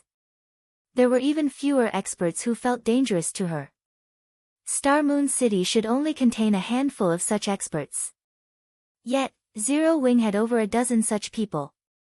It was simply inconceivable. Chapter 655, Flame Shaman. It had been a relatively long time since God's Domain launched. During this period, even an ordinary player's sensitivity towards danger had increased significantly, not to mention experts. Many a time, experts of God's Domain would not judge an opponent's strength based solely on the other party's weapons and equipment. They also judged their opponent's strength based on the degree of danger they felt from their opponents. An expert's combat power was not limited to their weapons and equipment. Combat techniques and powerful skills also affected a person's combat power. These were hidden aspects, not visible until combat. Hence, one had to rely on intuition to judge a person's strength. Gentle Snow was very confident of her own perception because, up until this day, her intuition had never failed her. It reminded her of her first encounter Yifeng. Although Yifeng's equipment had been pathetic, his level had been very low, and he had not felt threatening in the least, her intuition had told her that Shifeng was extraordinary. And indeed, her intuition had not been wrong. Time had proven that Shifeng was truly extraordinary. Meanwhile, Gentle Snow's intuition currently told her that the group of people in front of her was very deadly. They were not as simple as they appeared. It felt as if every single player had a ferocious beast hidden inside their bodies. Only, these beasts had yet to expose their true nature. Zero Wing is growing more mysterious by the minute. Gentle Snow laughed bitterly as she subtly examined the crowd from Zero Wing. In the past, Zero Wing had been no more than a small, weak guild, yet, before anyone realized it, the guild had grown into a towering existence. Even Ouroboros had to treat Zero Wing seriously. Fortunately, their two guilds had long since formed an alliance. Otherwise, Zero Wing would be a formidable enemy. "Let's talk inside," Gentle Snow said as she led the way to a large tent. Shifeng nodded and entered the tent with Aqua Rose and Fire Dance. During God's Domain's early stages, players only had needed to travel for a short time to arrive at their destination. However, as players reached higher levels, the time they spent on travel increased. When going out to the fields to level up, it was typical for players to not return to their respective cities for several days. Meanwhile, when players wished to rest, they could rely on these field tents. HP and mana would recover quickly when consuming food and beverages. However, concentration and stamina would not. Generally, players had to return to a city to rest and recover. With a field tent, however, there was no need to do so. Although the recovery speed while inside a tent could not compare to resting in a city, it was sufficient. Only, ordinary players could not afford a field tent. Just an ordinary 6-man tent sold for 10 gold at NPC shops, not to mention 20-man, 50-man, or 100-man tents. Not only did one need enough money to purchase a 100-man tent, but they also needed a certain amount of reputation. The large tent before them was a 100-man tent, and it had cost 200 gold. If one had sufficiently high reputation, they could receive a small discount. However, even then, a 100-man tent would still cost more than 150 gold. Inside, the tent looked like a guild residence's conference hall. Currently, more than a dozen people sat inside the tent, and every one of them was a member of Ouroboros' upper echelon. They were uniformly level 30, and their equipment was among the best one could find. Meanwhile, the beautiful and vibrant Xiao Yueru relaxed amongst these players, currently dressed in white and red luxurious mage robes. In her hand, she wielded a red jade staff covered in runes. Looking at the faint red glow that surrounded the staff, one could immediately tell it was an extraordinary item. Furthermore, a faint flame-red aura surrounded the caster. She looked like a goddess of fire. Flame Shaman. Shifeng concealed his surprise when he saw Xiao Yueru, who had undergone a massive change since the last time they met. Flame Shaman was a hidden class, and its legacy rank was similar to the Astromancer. It was considered an advanced legacy. As the name suggested, it was a class that specialized in controlling flames. However, a Flame Shaman was not as balanced as an Elementalist. The class specialized in attacking and destroying everything. In terms of damage output, the class was far superior to an Astromancer. It was an extremely violent class. In the past, Zhao Yueru's fame had only started to soar after she class changed into a Flame Shaman. The public had known her as the Flame Witch. Shi Feng never imagined that Zhao Yueru would become a Flame Shaman so quickly. Even against an MT of the same level geared with top-tier equipment, a Flame Shaman could finish them off in 2 or 3 moves. A Flame Shaman could practically one-shot an ordinary MT. However, although the class's damage was astounding, it was also because of this that Flame Shamans had very few survival and life-saving abilities. In dungeons and team battles though, they were beyond scary. They were practically Tomahawk cruise missiles. After sweeping a glance over everyone present, Shi Feng understood the general situation regarding Ouroboros's top combat power. Although Ouroboros had lost many of its top combatants, the guild was still much stronger than second-rate guilds with its remaining forces. "This is the data we collected on Stone Forest Town," Gentle Snow said as she handed Shi Feng a folder. Slowly, she explained, "Currently, every guild is trying to occupy the town. However, the town is strong enough to avoid capture even if we combine our guild strengths. I suggest that we strike at the Stoneclaw Mountains first, harvesting magic crystals and building our strength. With both of our guild's experts, we should be able to occupy the high-resource areas within the mountains quickly. We can then use the opportunity to widen the gap between us and the other guilds. Currently, nobody could do strike against Stone Forest Town. The best option right now was to accumulate their strength." This was also why Gentle Snow had asked for Zero Wing's help. "There is no need to go through all that trouble. We can just capture Stone Forest Town. Once we occupy the town, it will be simple to obtain the rights over the Stoneclaw Mountains," Shi Feng said, shaking his head. He did not agree with Gentle Snow's idea.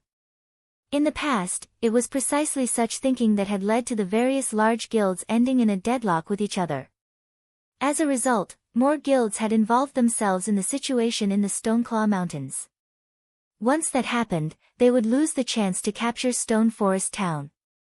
At this moment, the various large guilds were still helpless against Stone Forest Town, so they would focus their attention on the Stoneclaw Mountains. This was the best chance to capture Stone Forest Town. Otherwise, if time dragged on, the number of guilds in the area would increase. At that time, the number of experts who were interested in this area would also increase, and their chances of capturing Stone Forest Town would decrease. Hearing Shi Feng's resolve, Gentle Snow was momentarily stunned. That was suicide. Immediately, she explained, "You should have seen the information regarding the 3 great leaders for yourself. All 3 are high-intelligence NPCs. They are equivalent to expert players who have reached the 5th floor. They also possess large-scale destruction spells. Furthermore, if we attack Stone Forest Town, the other guilds will not sit by and do nothing. They will take advantage of the situation and try to annihilate us. What if we don't give them the chance?" Shi Feng smiled confidently. On his way here, Shi Feng had considered the matter of Stone Forest Town extensively. It was extremely difficult to deal with the 3 great leaders. Not to mention, they would have to give the other guilds the slip. However, there was a simpler method of capturing Stone Forest Town.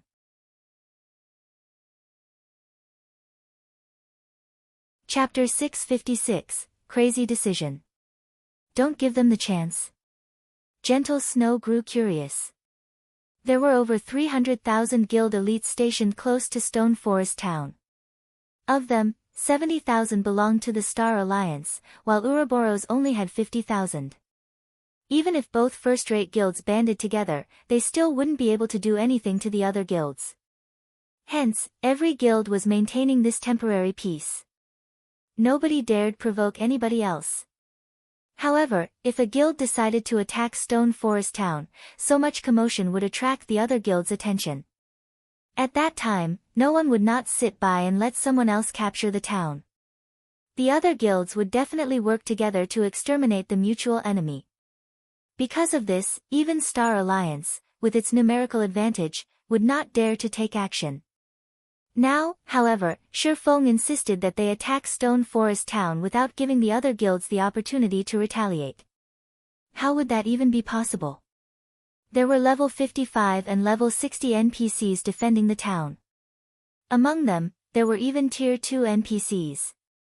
A level 60 Tier 2 NPC was even stronger than a level 30 Great Lord. Not to mention, there was more than just one level 60 Tier 2 NPC defending the town. The great leader Surya, who wielded large-scale destruction spells, also defended the town. With Ouroboros's 50,000 elites, it would be a bitter battle to capture Stone Forest Town. There was also no certainty that they would succeed.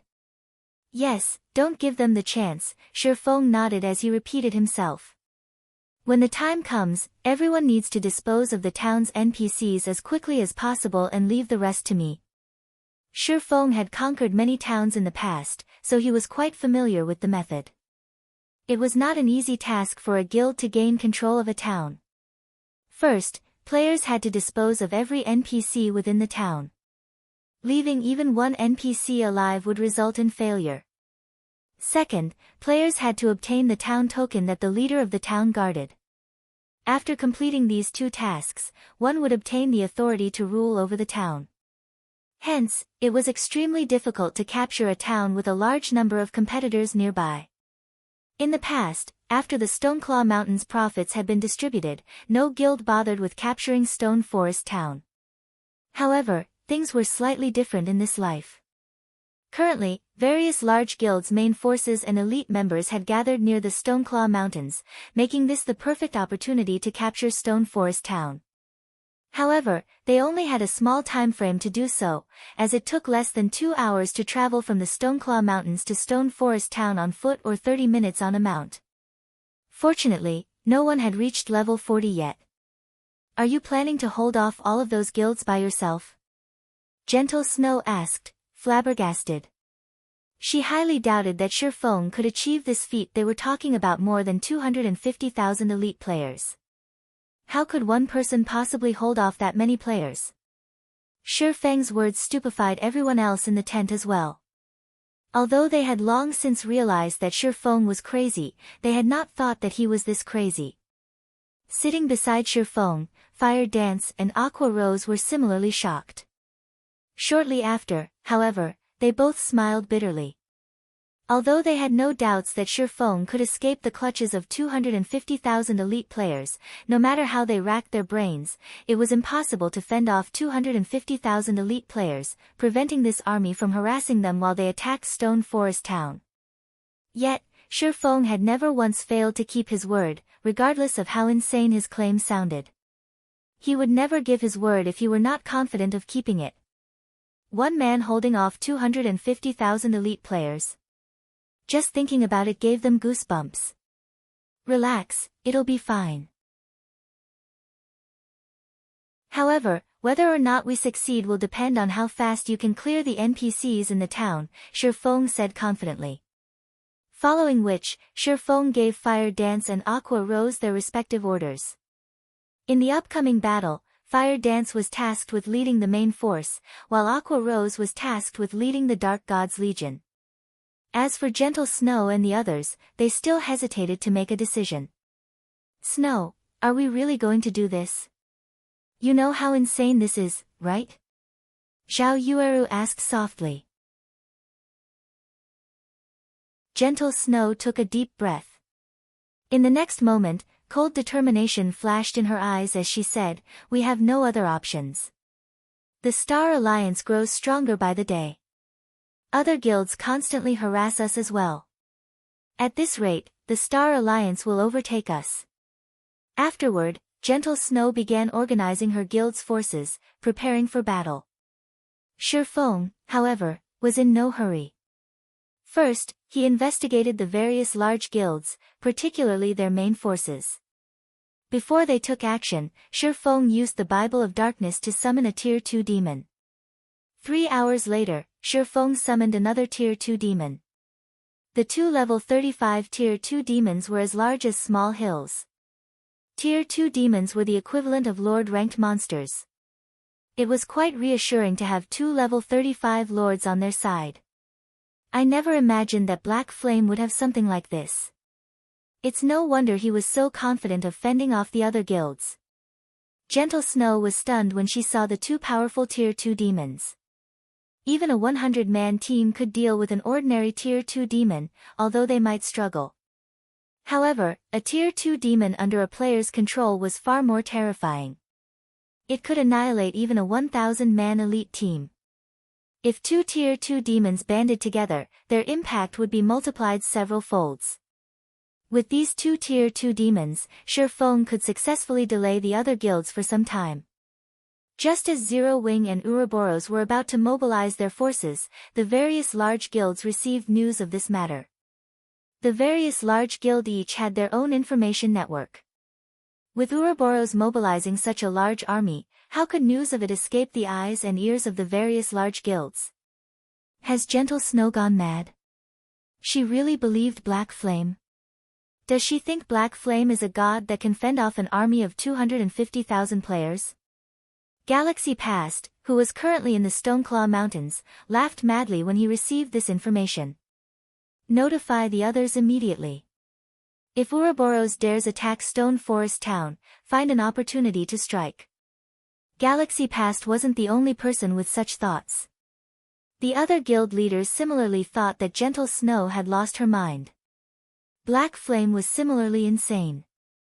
Did he really think that their guild's elite members were blockheads that would just stand by and die for him? If all 250,000 players worked together, the ranged attacks alone could kill a lord of the same level instantly, not to mention a player. Suddenly, the various large guilds surrounding Stone Forest Town began mobilizing their forces, preparing to take action at a moment's notice. Now, all that was left was for Ouroboros and Zero Wing to move. As for the various large guilds' main forces and elite members, they all continued grinding for magic crystals in the Stoneclaw Mountains. News sure flies. However, this isn't too bad, either. It would have bothered me if they didn't make a move, Shifeng chuckled. He then activated the aura of Wind's Wind Rider, transforming into a blur as he flew to Stone Forest Town. What is he trying to do? Gentle Snow muttered in confusion. Shifeng's actions even confused Fire Dance and Aqua Rose as Shifeng had not revealed his true plans. Let's begin, then. Shifeng grinned. Immediately, he swapped the aura of wind for the aura of fire. He then cast Firestorm on Stone Forest Town's NPC stronghold. Suddenly, flames engulfed the third and highest floor of the stronghold. Some nearby players turned to ash instantly.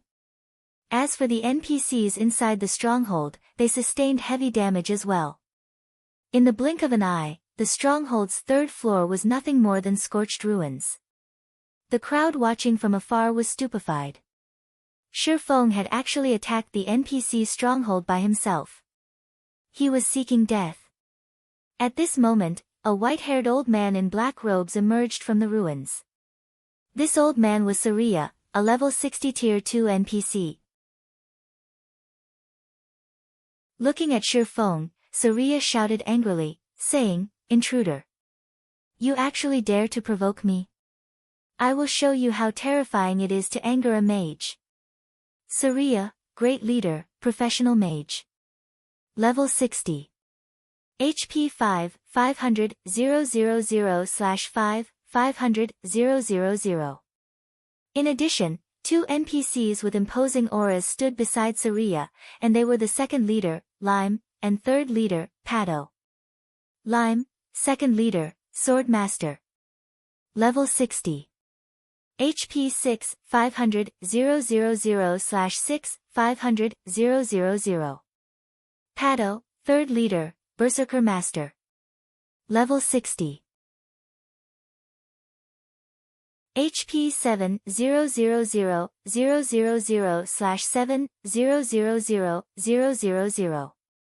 Feng's firestorm had only dealt around -80,000 damage to the three leaders, a meager amount comparing to the millions of HP they possessed.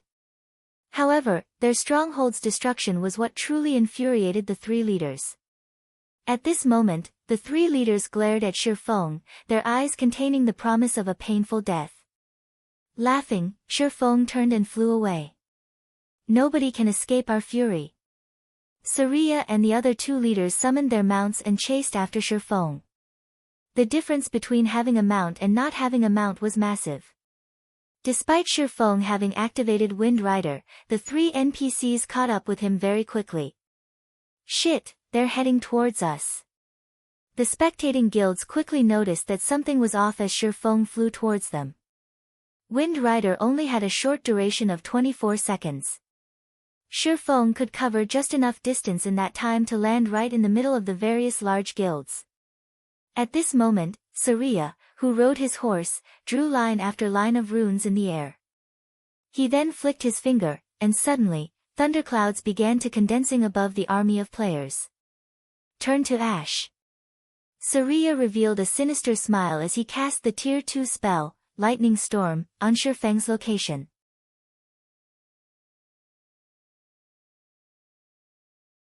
Chapter 657, Pits of Despair. Hearing the rolling thunder above him, Feng activated Defensive Blade.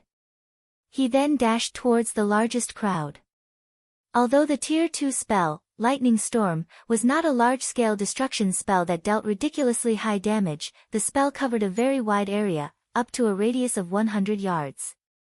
After the Tier 2 professional mage had chanted the spell's full incantation, even Feng could not withstand or evade the attack. Hurry! Get rid of Black Flame. The upper echelons of the various large guilds saw through Feng's ploy. He intended to kill them with a borrowed sword. Hence, as long as they killed Feng first, their problems would be solved. However, Feng's attributes were far above the standard of current players. Even the strongest powerhouses of the various guilds could not compete with Feng in terms of basic attributes. Moreover, as Feng had buried himself in the crowd, nobody dared to launch casual attacks. It was especially true for the ranged classes. It would be very easy for their attacks to hit their allies. Only the melee classes could attempt to pin Feng down. However, could elite players possibly predict Feng's actions? Moreover, Feng was extremely cunning as he dashed towards the healers. Hurry up, use control skills. Don't worry about friendly fire, the upper echelons hurriedly commanded. As the magical classes began chanting their spells, the thunderclouds in the sky reached their climax. In the next moment, blue lightning descended from the sky. For a moment, it looked as if the end of the world were upon them as bright lightning and booming thunder took over the field. When the lightning strikes stopped, silence fell. Everyone was stupefied. All players that were within spell's range had received over -5,000 damage each time the lightning descended.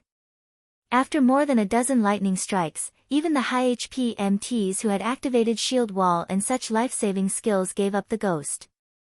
Meanwhile, with his extreme speed, Feng managed to escape Saria's lightning storm after receiving a couple of lightning strikes. Everyone else, however, met a tragic end.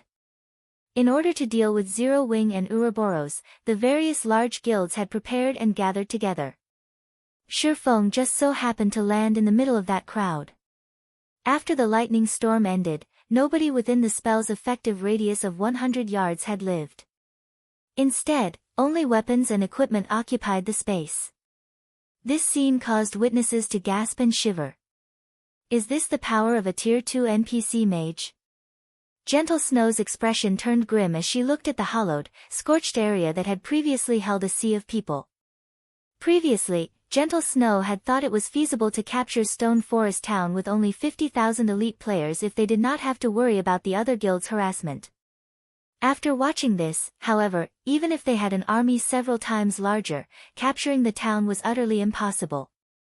From a rough estimate, around 8,000 people must have died from that single spell. When Saria saw that Feng was still alive, unharmed even, a cold glint flashed in his eyes. He then began chanting another Tier 2 spell. Meanwhile, the two other leaders of Stone Forest Town began to massacre the players before them as they charged towards Shurfeng. Against level 28 and level 29 elite players, the two level 60 tier 2 NPCs only needed one hit to end their lives. The two NPCs were like meat grinders as they butchered the various guilds' elites. As for Shurfeng, he did not bother putting up a heroic fight against the NPCs. Instead, he simply turned around and fled, running to the highest concentration of players. Not only could he reduce the number of enemies this way, but he could also utilize the elite players to pin down the three great leaders, giving him more time to escape with his life. The strength of level 60 tier 2 NPCs with high intelligence was no laughing matter. Even a level 35 Great Lord would not be a match for these NPCs, otherwise, the various large guilds would not have hesitated to capture the town. Black Flame, are you trying to make an enemy of every guild here? An upper echelon from one of the guilds shouted, veins popping from anger. Everyone had already witnessed the three great leaders' strength. If they did not stop Shurfeng, their guilds would suffer tremendous losses. The guild members that had accompanied them were not normal members. These members were their guild's foundations. If even a fraction of these players died, it would set their guilds back tremendously, not to mention if they lost half or even 3/4.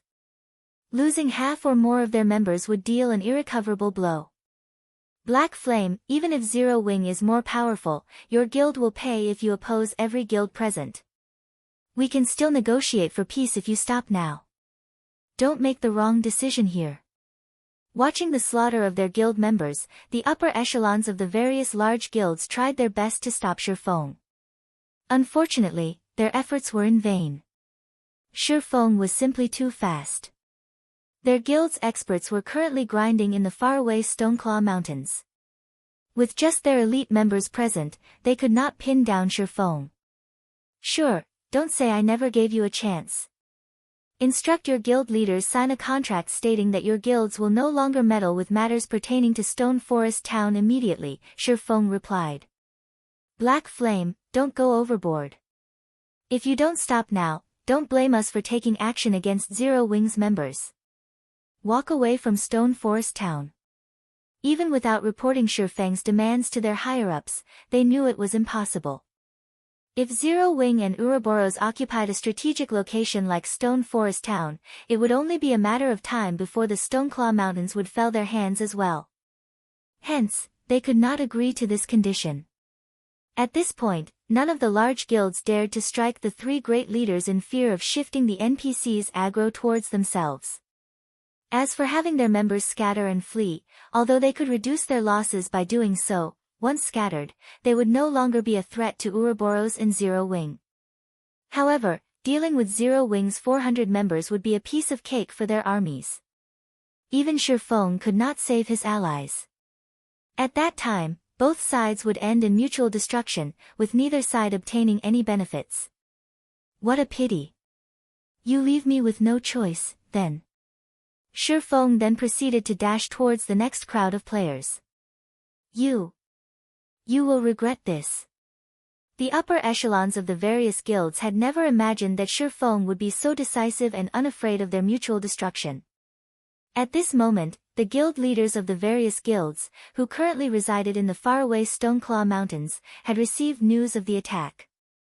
Black Flame has truly lost his mind this time.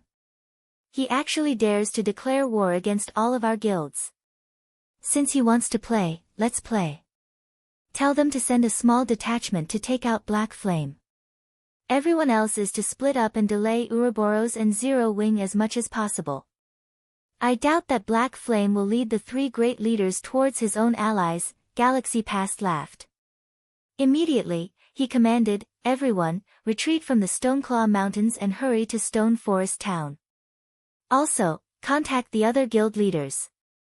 I want to show Black Flame and Gentle Snow that they are doing nothing more than digging their own graves. Before this occurred, the Star Alliance and Ouroboros had both been intimidating guilds. Hence, none of the other guilds would have worked with either one of them. Now, however, the situation changed as Ouroboros actively stirred up trouble.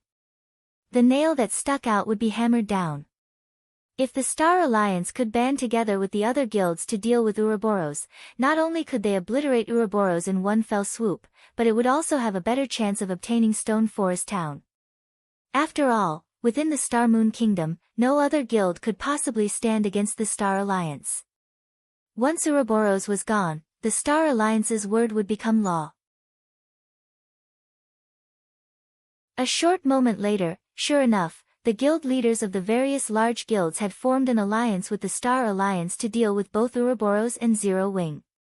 After the various large guilds surrounding Stone Forest Town banded together, according to Galaxy Past's plans, they sent out a force of 80,000 players to suppress Ouroboros and Zero Wing. As for the remaining forces, they scattered and circled the town, preventing anyone from escaping. Black Flame, it's too late. Today, we'll teach you the consequences for antagonizing the masses. The upper echelons of the various guilds directed their members to suppress Ouroboros and Zero Wing. Even if the three great leaders were more powerful, with everyone spreading out, even if the NPCs had free reign, they would only kill a limited number. Against an army of 250,000, that number would only be a drop in the bucket. Meanwhile, the various large guilds had forced Ouroboros and Zero Wing into a corner. It was extremely easy for an army of 250,000 elites to suppress 50,000 elites. Not to mention, the experts of each respective guild were on their way. When their main forces arrived, Ouroboros and Zero Wing would be finished. They've banded together as expected. Shifeng frowned. However, he just shook his head and laughed. Since you want to go for mutual destruction, I'll show you the pits of despair. The three great leaders protecting Stone Forest Town had not revealed all of their strength. Stone Forest Town was in such close proximity to the Stoneclaw Mountains. With the massive benefits from the mountains, how could Stone Forest Town possibly be an ordinary town?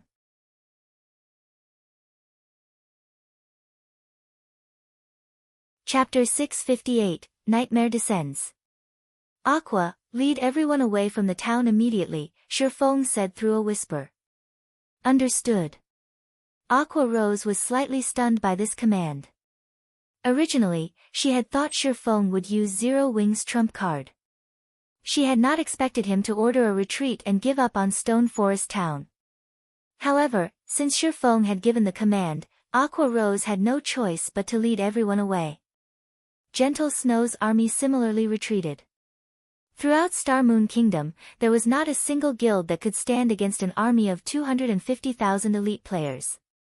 If they continued fighting, only death awaited them. In truth, though, even if they did fight, their enemy would not leave unscathed either. Both sides would be destroyed. In terms of equipment, Zero Wing's main force was far superior to the other guilds' experts, not to mention their elite players. After the main force had swapped out their Tier 2 gemstones for Tier 3 gemstones, their attributes were simply overwhelming. In addition, there were currently no enemy experts to pin them down. As a result, the Zero Wing's main force swept like a scythe across the enemy forces, leaving only devastation in its wake. Spell after spell bombarded Kola, Yi Wumian, and Turtledove, who stood at the forefront of the team. However, these spells had not even tickled the three MTs. Even the most powerful attack only dealt slightly over -1,000 damage. However, all three MTs had over 10,000 HP each. Moreover, the majority of their enemies' attacks had not even landed. These MTs only needed a single heal to recover to full HP. There were also the two Tier 2 demons. Both Tier 2 demons were melee fighters with over 3 million HP each. Under Shifeng's control, both demons were like gods of destruction. The two demons were unstoppable as they targeted the enemy healers. Also, although Shifeng could not control the two demons perfectly, he could maneuver them to avoid as many attacks as possible. In terms of basic attributes, the two level 35 Tier 2 demons were much stronger than even Shifeng. Even their strength was superior to Shifeng's, who wore Tier 3 strength-attributed gemstones. So, how could ordinary players hope to touch them? Only if everyone concentrated their attacks on the two demons and sealed off their escape routes would the two demons receive some form of damage. However, with Zero Wing's healers and the demon's innate battle recovery, they could very quickly recover the lost HP. Against the two Tier 2 demons' assault, the various large guilds suffered scores of deaths with every passing second. After only a few minutes of battle, the coalition of guilds had lost nearly 7,000 elite players. Zero Wing claimed just as many lives as the three great leaders. The members of the various large guilds felt like a knife had been plunged into their hearts as they watched. Without any of their guild's experts, they were helpless against a team like this. This was also why the various large guilds were desperately trying to nurture experts and frantically fighting over the Stoneclaw Mountains. The only consolation was that Ouroboros suffered similar losses. Since the battle had begun, Ouroboros had lost over 2,000 members. As both sides watched their companions die, an intense fighting spirit began to fill their hearts. At this moment, the area around Stone Forest Town was like an ancient battlefield. Meanwhile, the red names in Stone Forest Town were dumbfounded. Players were killing each other all over the place. There were players dying every second. Even experts would be insignificant in a war of this scale. In comparison, their kill counts were a joke. While Ouroboros and Zero Wing retreated from Stone Forest Town, Shifeng activated Windwalk and crushed a speed scroll as he dashed towards the town. Meanwhile, the three great leaders followed closely behind. Ha ha ha. Black Flame is finally scared. Too bad that it's too late for regrets. Brothers, charge. Don't let anyone from Ouroboros or Zero Wing get away. With the Star Alliance taking the lead, the other guilds enthusiastically chased after Ouroboros and Zero Wing's remaining members. However, as the two guilds charged at the enemy encirclement, everyone finally witnessed Zero Wing's strength. With just 400 members, Zero Wing had easily torn apart the encirclement of over 10,000 players. Casting stars of light, over 1,000 players died by Blackie's hand in the blink of an eye. As for Fire Dance, she was like a ferocious beast as she charged into the enemy crowd. With a swing of her short swords, she easily sent players flying and dispersed the crowd. There was even less need to mention the strength-based classes like Kola and Rampant Blade. Crashing into the enemy frontlines with his shield, Kola easily sent 5 level 28 and level 29 MTs flying, damages of over -1,000 points appearing above the enemy players' heads. After absorbing an accumulated damage of 5,000 points, he then activated Bluefire's shield, causing 150% damage to an area of 3 by 10 yards in front of him. The enemy players before him lost over half of their HP. As for Rampant Blade, he brandished his Bluefire double-edged sword, killing an enemy player with each hit. From time to time, he would also trigger the Bluefire dance, instantly wiping out a group of elites. However, when it came to group-killing capabilities, Aqua Rose was the strongest of them all. Not only was she a glass cannon, but she also had the Bluefire heart. She could summon 3 elite-ranked Bluefire Crows to assist her in battle. Although the Bluefire Crows were only elite-ranked and were the same level as Aqua Rose, level 30, their attack power would increase based on Aqua Rose's intelligence attribute. Meanwhile, Aqua Rose currently wore a complete Tier 1 set equipment. In addition, she was also fully equipped with Tier 3 gemstones. Her total intelligence was over 400 points. Overall, each elite-ranked Bluefire Crow could rival a special elite of the same level. However, the Bluefire Crow's most impressive aspect was their growth skill. 1 minute after the Bluefire Crows had been summoned, they could grow from elites to special elites. After 5 minutes, they would become chieftains. After 10 minutes, they would become lords. After 18 minutes, they would become high lords. Finally, at 27 minutes, they would become great lords. At that time, even though the Bluefire Crows would only last for 3 more minutes, 3 level 30 great lords could easily wipe out an army of 1,000 level 30 elite players.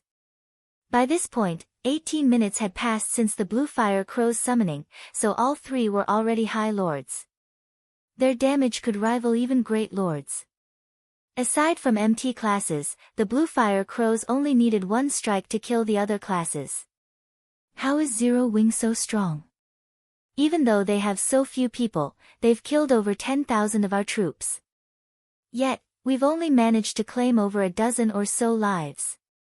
For a time, after seeing how powerful Fire Dance and the other members of Zero Wing were, the enemy guild members refused charge forward, afraid that they would die instantly as well.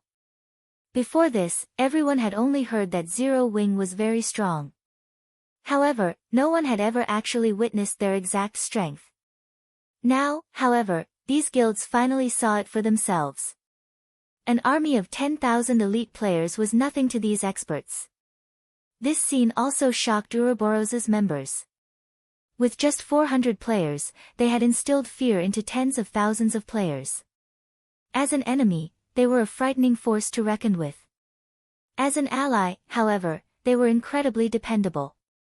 Very easily, Zero Wing punched a hole through the encirclement of the various large guilds, creating a path of escape. However, facing the encirclement of over 200,000 players, even Zero Wing's members could only do so much. Ouroboros, which had started this war with an army of 50,000 players, had less than 30,000 members remaining. Should they continue fighting, they would most likely suffer complete and utter annihilation.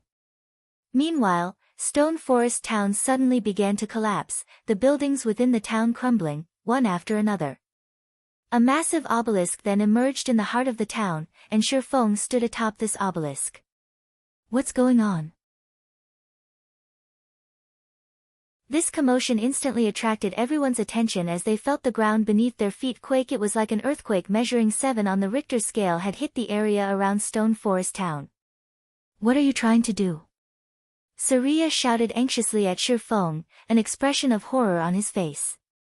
The two other leaders similarly stopped their pursuit as they glared at Shifeng.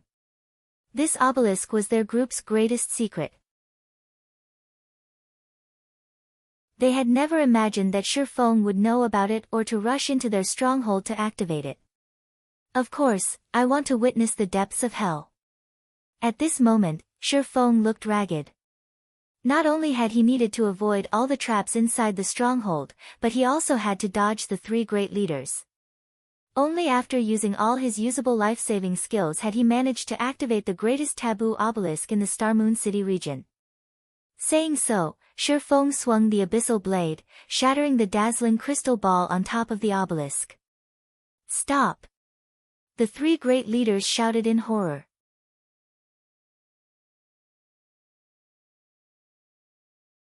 Chapter 659, Town Token.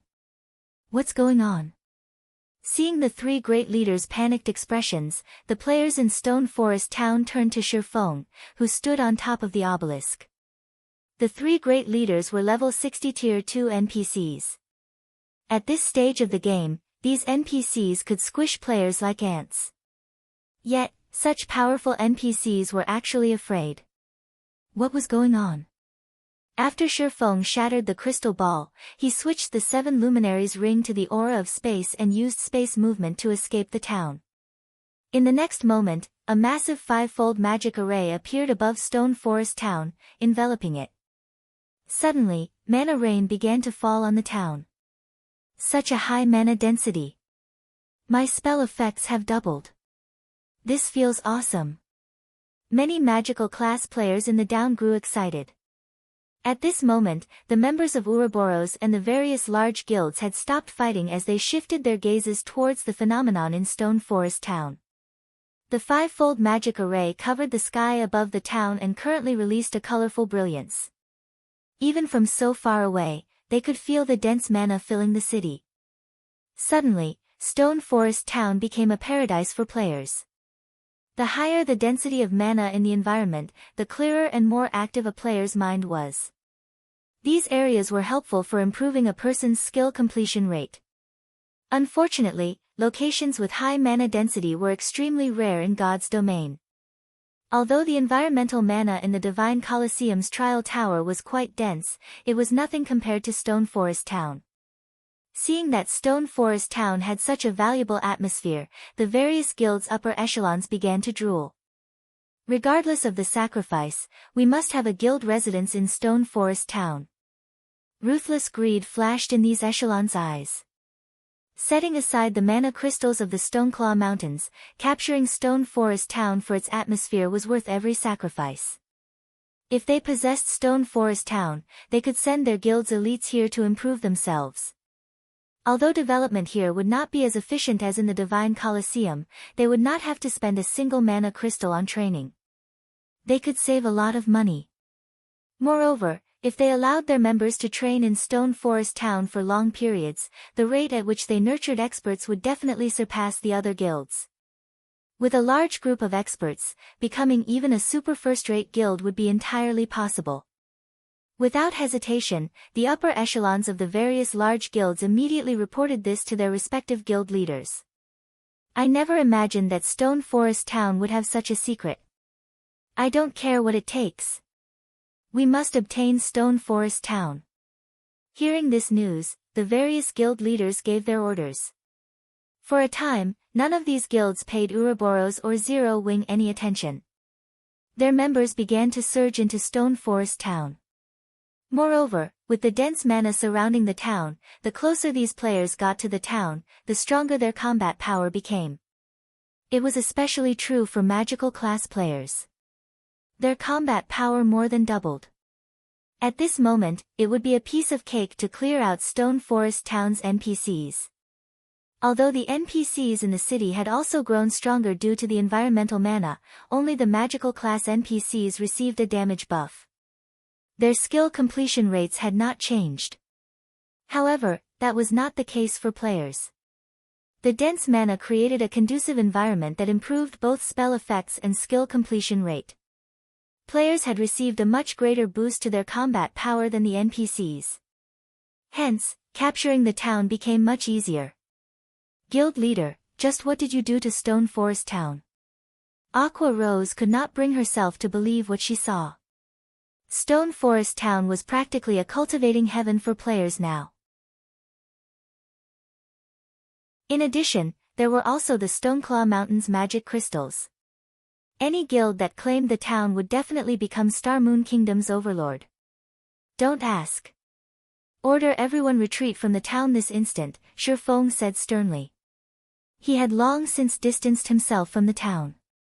In the past, when the Stoneclaw Mountains came into being, the dungeon had incited a war between Star Moon City's large guilds.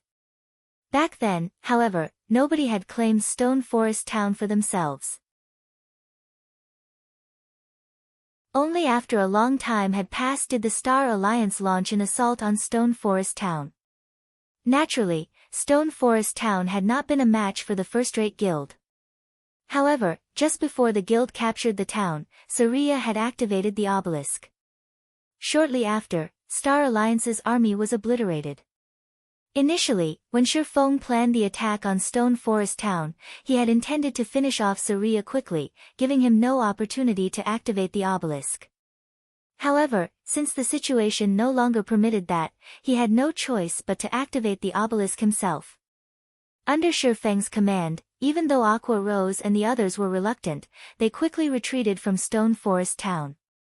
Snow, let's go. As long as we snatch the town token dropped by the Great Leader, Stone Forest Town will belong to us.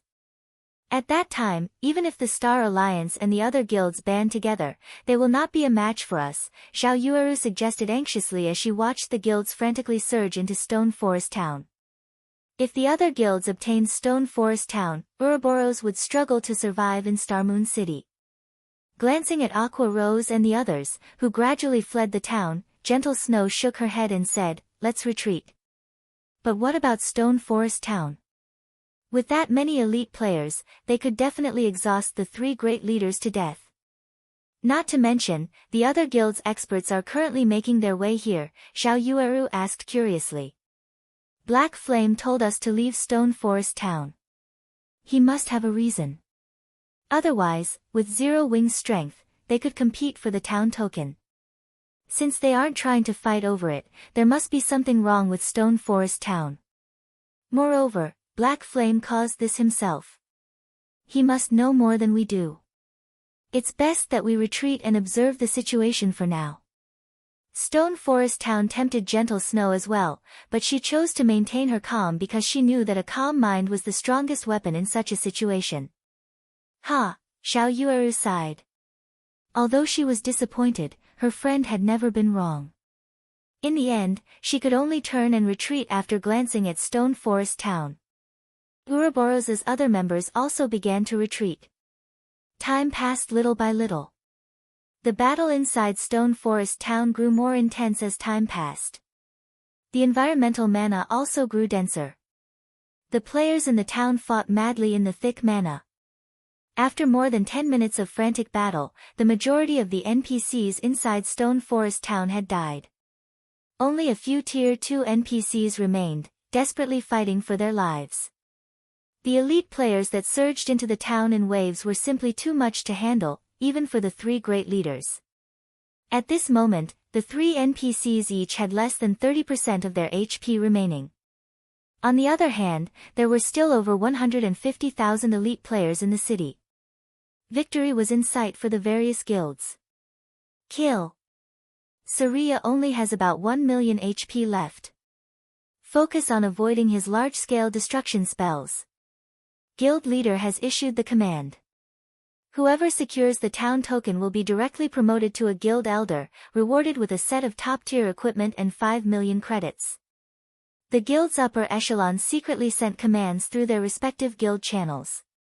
Aside from the guild elder position, owning a set of top-tier equipment was everyone's dreams. In addition, there was also the reward of 5 million credits. The town token's importance was obvious. To ordinary players, 5 million credits was an astronomical amount. If they had that kind of money, they wouldn't have to work a single day for the rest of their lives. In addition to the position of elder, they could enjoy a life of luxury. Suddenly, everyone began attacking with even greater enthusiasm. Meanwhile, Ouroboros and Zero Wings members, who watched from afar, grew anxious.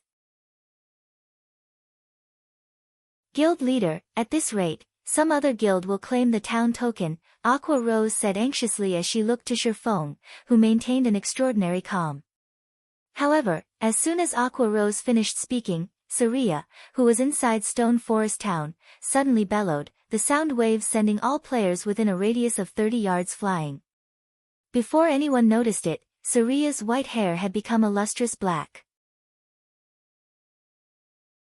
As if he had grown younger by several decades, his appearance morphed from one of an old man to that of a handsome youth. However, unlike ordinary people, this youth's eyes were pure black like two black pits. Those eyes contained no emotion, and just looking at them would send shivers down one's spine. It's finally coming, Shirfong grew serious as he watched the distant Saria. Aqua, have everyone prepare.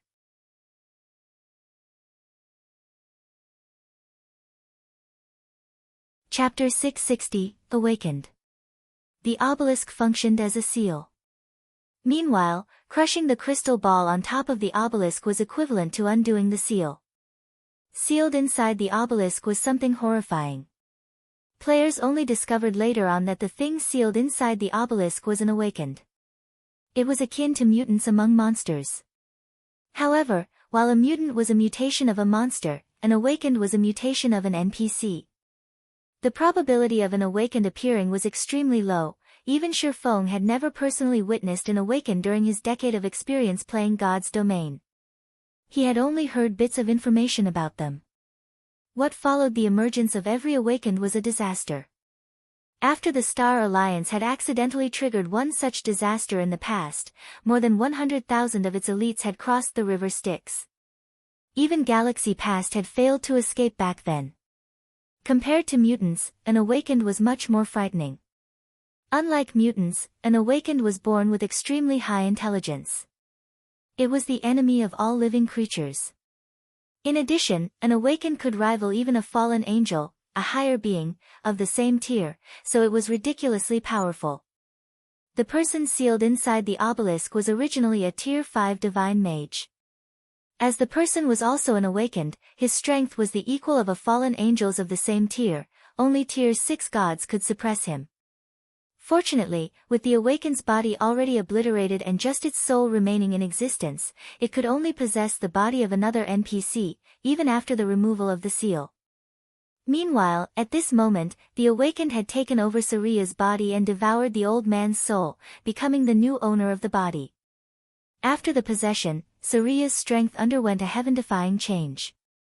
He was no longer an existence that the old Saria could compare to. Are we really going to take action now? Aqua Rose's eyes widened as she stared at Saria, who was hovering in midair in the distance. Unconsciously, she had started holding her breath. At this moment, Saria was no longer a level 60 tier 2 NPC but already a true monster. Just looking at Saria from a distance, Aqua Rose instinctively felt the need to run as far away as possible from him.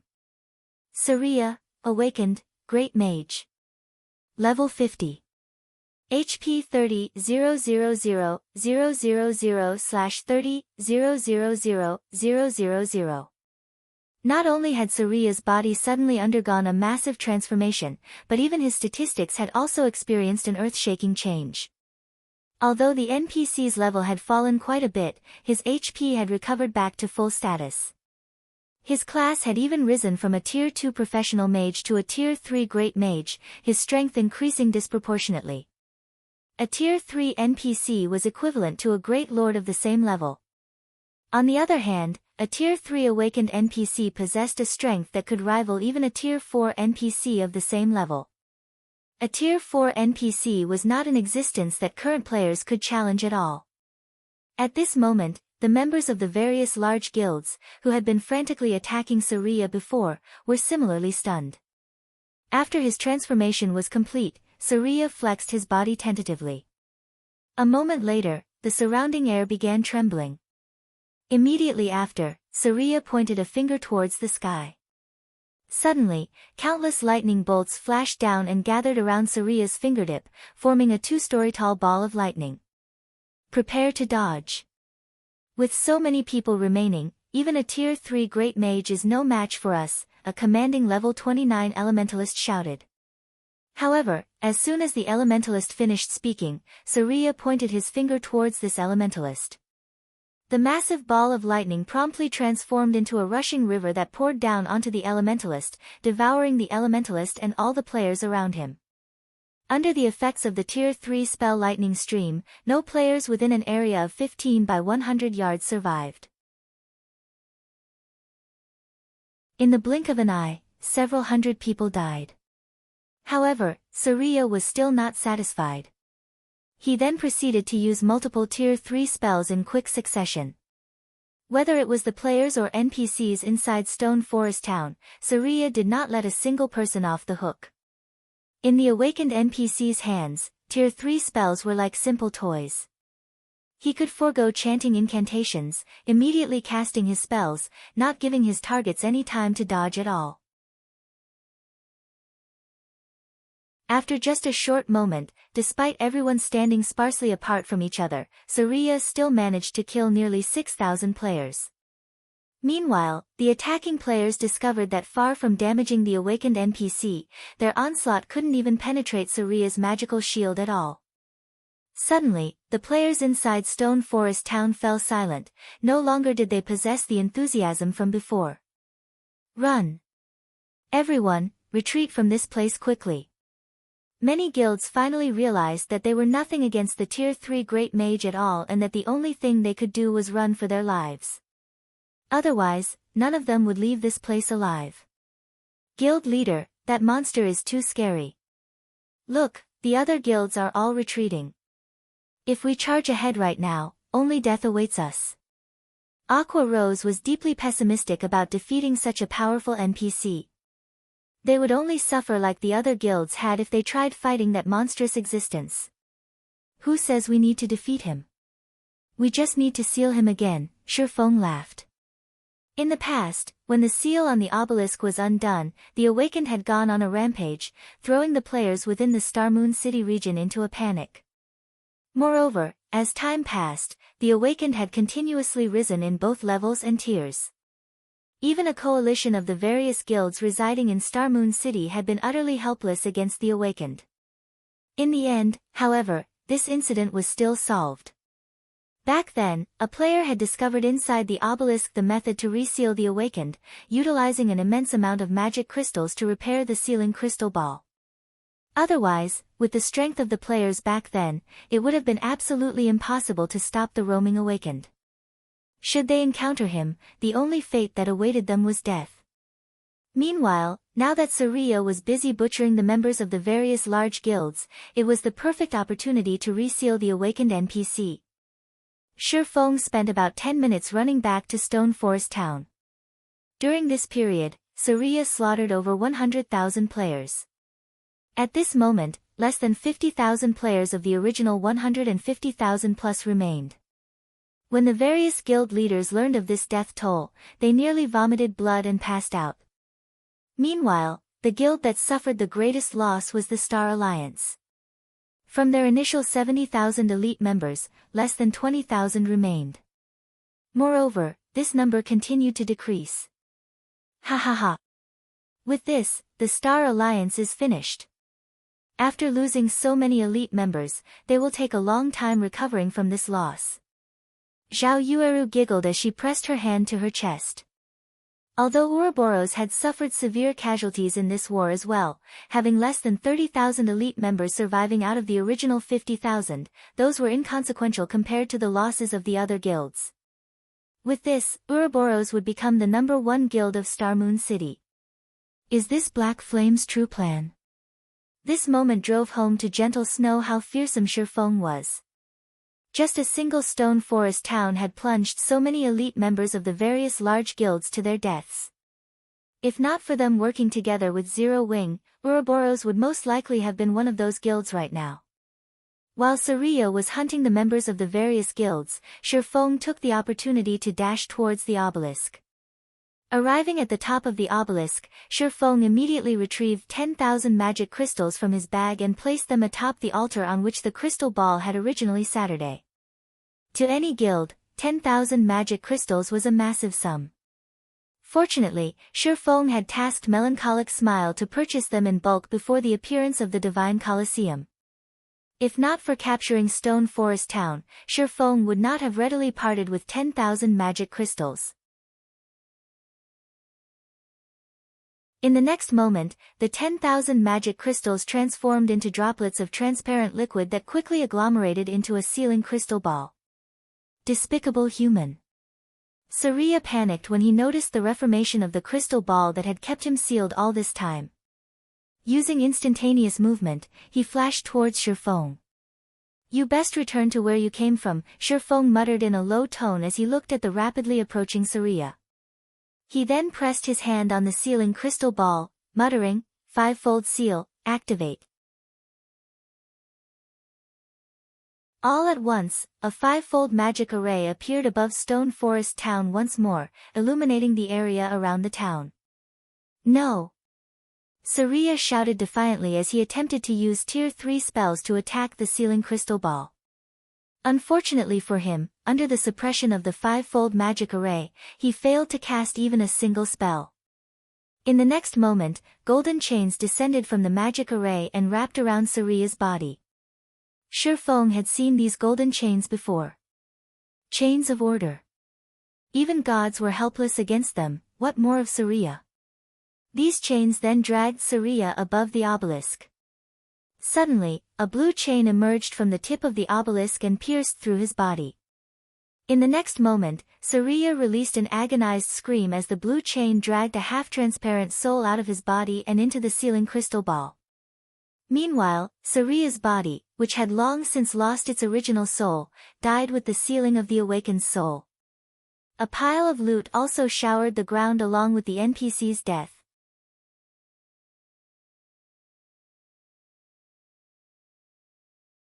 Chapter 661, Harvest After the Battle. He died. Everyone looked at the corpse of Saria, which had fallen on top of the obelisk like a broken rag doll, in disbelief. The Saria that had sent over 200,000 elite players running for their lives like dogs had perished almost instantly. It was like waking up to find that everything that happened before had been merely a bad dream. Just what did he do? Gentle Snow did not dare believe this situation was real. Such a powerful NPC like Saria had actually been no more than a toy for Shifeng. All this time, the various large guilds had been dancing on the palm of Shifeng's hand, as if these large guilds were at his beck and call. This feat was much more frightening than just relying on pure strength to defeat the various guilds. With this ability of his alone, he could easily instill fear in every guild in Starmoon Kingdom. While everyone was still stunned at the sudden development, some of the guild upper echelons quickly reacted. The town token. The town token was an item that dropped only from the leader of the town. Now that Saria had died, he would naturally drop the town token. As long as they obtained the town token, they could turn Stone Forest Town into a guild town. They would also receive protection from the kingdom for a limited time, during which, they could set up shops and establish their own guild residences, allowing a smooth transfer of town management. In addition, the maps around Stone Forest Town ranged from level 30 to level 50. Players were sure to come to this area in the future, meaning the town had a very strategic location. Not to mention, the Stoneclaw Mountains were only a short distance away. Everyone, charge! We must get that town token no matter what. The upper echelons of the various guilds issued commands one after another, passing down the same order from their respective guild leaders. The various large guilds had already suffered tremendous losses from the war. If they still failed to obtain the town token, then wouldn't all their efforts have benefited their enemy instead? Under a unified command, everyone charged madly towards the heart of Stone Forest Town, all fully intent on killing Shifeng and taking the town token. At this time, Gentle Snow had also reacted, immediately shouting, "Everyone, protect Black Flame as he retreats. Don't let the enemy succeed." After the town token dropped, a marker would appear on the player who picked it up. The marker would disappear only after 2 hours. The town token would also drop upon death. Moreover, during this period, the player holding the town token would not be able to use return scrolls and similar items. Hence, Shifeng could not escape to the city using a return scroll. He could only endure and survive through the 2 hours. At this point, Shifeng was the closest to Saria's corpse. Everyone else was still quite a distance away. It was obvious to everyone that the town token would fall into Shifeng's hands. Although the opposing guilds had less than 50,000 elite members left alive, these still posed a threat to Shifeng. Not to mention, there was still a large group of experts on their way to the town. Fortunately, with 30,000 elite members, protecting Shifeng's retreat would be a walk in the park for Ouroboros. Once he was out of harm's way, he only needed to hide in a secluded location and wait out the 2 hours. Meanwhile, with the sealing of the Awakened now completed, the obelisk had also begun sinking back into the ground, disappearing from view. As for Shifeng himself, he was leisurely picking up the loot Saria dropped, paying no mind to the rapidly approaching army. Once an item was in his hands, it was practically impossible for anybody to steal it from him. Despite being only a Tier 2 NPC, the loot Saria dropped was quite bountiful. Saria had dropped more than 20 items, though the majority of them were magic crystals and some rare materials. Of the items dropped, the most valuable was the town token. The next was a magic array design.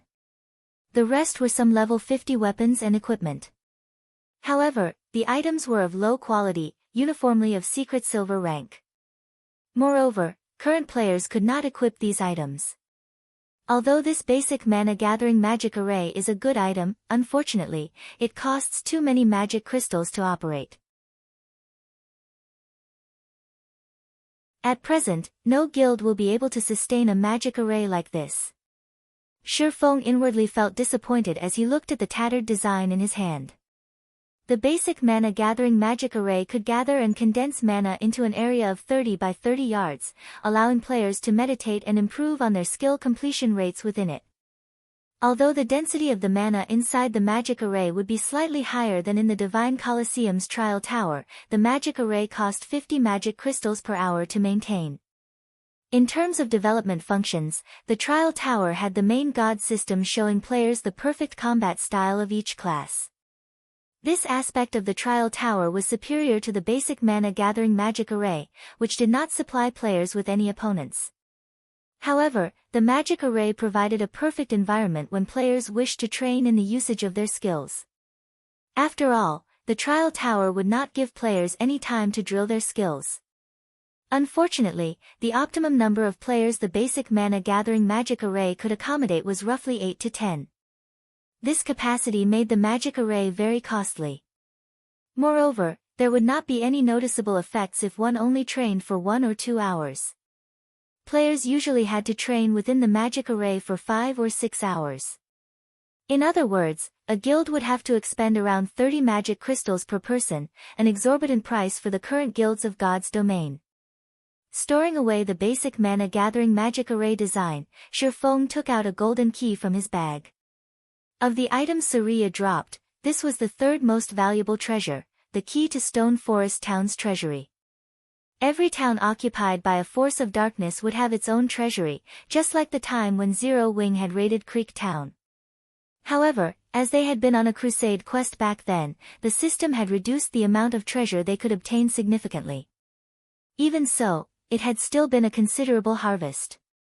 On the other hand, since they had managed to actually capture Stone Forest Town without the aid of a crusade quest, the amount of treasure they could obtain would no doubt be enough to make guilds go crazy over it. However, this was a secret known only to players who had captured a town. Currently, the various large guilds of Starmoon City were still ignorant of this matter. Aqua, I'll leave this key with you.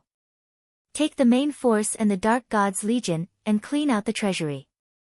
Afterwards, reconvene back at White River City. Saying so, Shifeng passed the golden key to Aqua Rose. He then made a straight dash out of Stone Forest Town.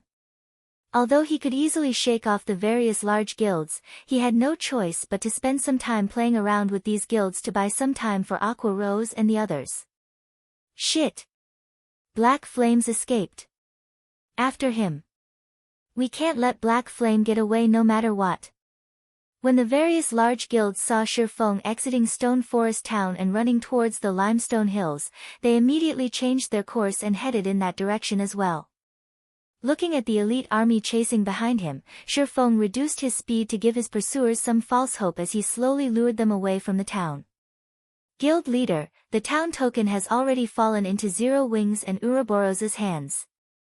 Our men most likely won't be able to keep up with Black Flame's speed. With this, it will become a lot more difficult for us to compete for the Stoneclaw Mountains. Purple Eye frowned when she watched the video from the members at Stone Forest Town. Stone Forest Town provided a geographical advantage in capturing the Stoneclaw Mountains. Now that Zero Wing and Ouroboros had secured the town, they had at least a 50% chance of claiming the dungeon for themselves. Not to mention, with the massive loss that the various guilds of Starmoon City had just suffered, nobody was capable of hindering Ouroboros and Zero Wing. Given some time, the odds that the two guilds would claim the Stoneclaw Mountains would rise to 70% to 80%. It seems that I really underestimated Black Flame. However, ultimately, Starmoon City is still the Star Alliance's territory. Even if Zero Wing and Ouroboros have obtained Stone Forest Town, they should not even dream of monopolizing the Stoneclaw Mountains, Galaxy Pass said, a cold glint flashing across his eyes. Let's return to Starmoon City for now. Purple, contact the other guilds and have them spread the news about the Stoneclaw Mountains. I want to see just how Zero Wing and Ouroboros intend to swallow up the Stoneclaw Mountains. Time passed quickly. After Shifeng toyed around with the various large guilds for 2 hours, he immediately used a return scroll and teleported back to White River City. However, Shifeng did not return directly to the guild residence. Instead, he brought the town token of Stone Forest Town to the Adventurers Association.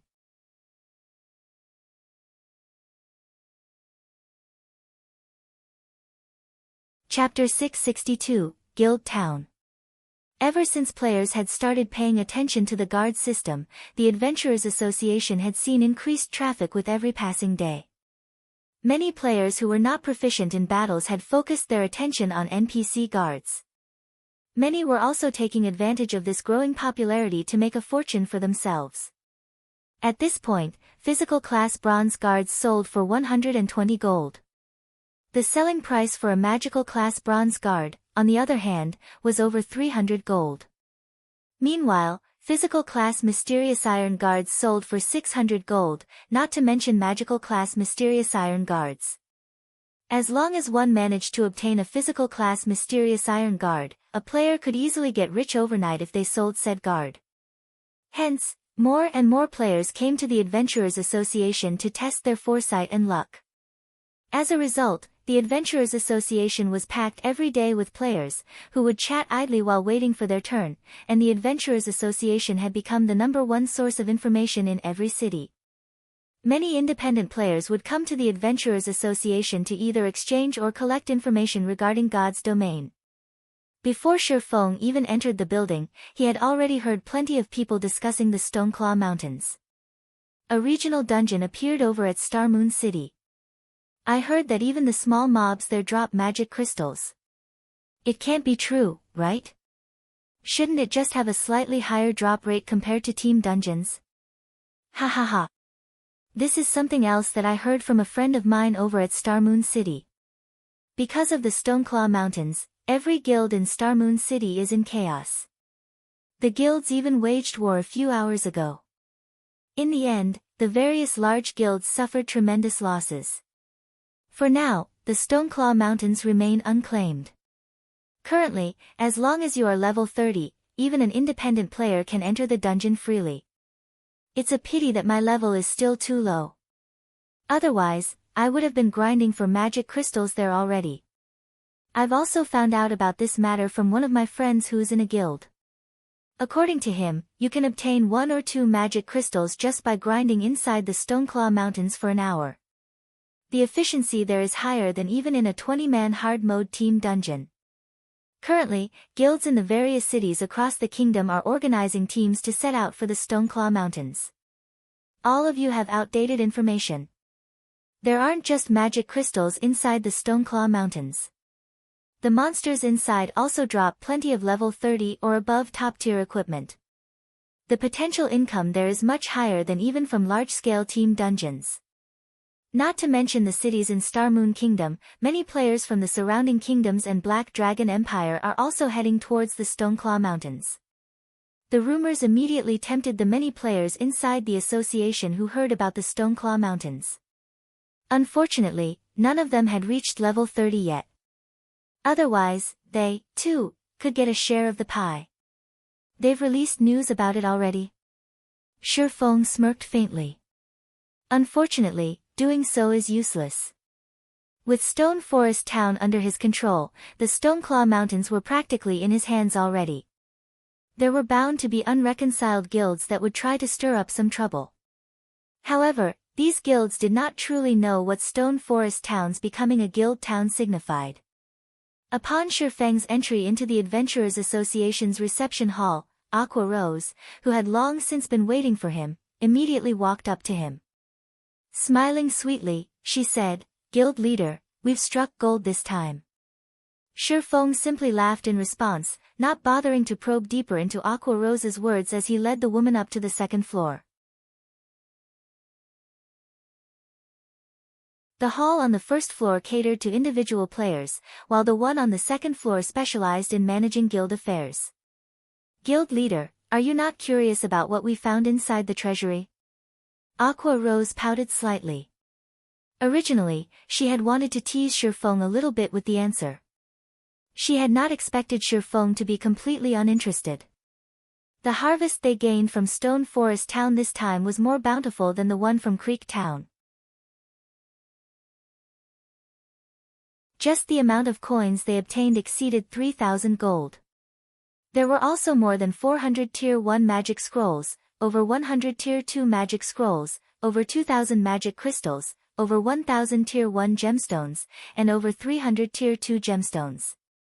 In addition, they had found a large number of rare materials as well as many level 50 bronze and mysterious iron equipment. Normally, such a harvest would require a very long time for Zero Wing to amass. However, they had managed to get it from just a single town battle. If the other guilds knew, the various guild leaders would most likely die from anger, yet Shifeng remained utterly indifferent to it. Have you brought the money? Shifeng turned around and asked Aqua Rose. I've retrieved the money from the guild and the candlelight trading firm. Aqua Rose nodded, then handed all the coins to Shifeng. Before she had come to the Adventurers Association, Shifeng had tasked her with making a trip to the candlelight trading firm to collect all the funds the trading firm had earned recently. She had also retrieved Zero Wing's income from guild quests. When Aqua Rose was collecting the money, despite having been an honorary elder of Twilight Echo, a long-established first-rate guild, even she received a fright. She had never imagined that Zero Wing actually possessed that much money. There was a total of 13,000 gold. Not to mention one first-rate guild, even 3 or 4 first-rate guilds combined would not possess that much liquid funds. Including what I have here, it should be enough. Shifeng accepted the money and quickly arrived before a counter. Greetings, Lord Count. How may I be of service to you today? The blonde NPC beauty asked with a smile. I wish to construct a guild town. Here is the town token, Shifeng said, placing the town token on the countertop. A moment, please. After the NPC clerk accepted the town token, she began manipulating the crystal ball on the counter. This is the town token for Stone Forest Town. Stone Forest Town is situated within the Starmoon City region. If you wish to construct a guild town, you will have to pay a registration fee of 6,000 gold as well as a basic construction fee of 5,000 gold. In the future, you will also have to pay a monthly management fee of 5,000 gold. Does my lord wish to hire any guards? Yes. Shifeng nodded. Okay. The offers we have here are as follows: 10 level 150 common guards for 10 gold per 3 days, 10 level 150 elite guards for 50 gold per 3 days, 10 level 150 tier 1 guards for 100 gold per 3 days, and 10 level 150 tier 2 guards for 300 gold per 3 days. May I know how many guards my lord wishes to employ? The NPC clerk reported. Meanwhile, standing beside Shifeng, Aqua Rose was shocked when she heard these prices. She never imagined that hiring guards would be so costly. However, what Aqua Rose did not know was that their guild could get these guards only because they had just established the town. Once 15 days passed, they would no longer receive such a treatment. I'll hire 300 common guards, 40 elite guards, and 10 tier 1 guards for 15 days, Shifeng replied after making a rough estimate based on the size of Stone Forest Town.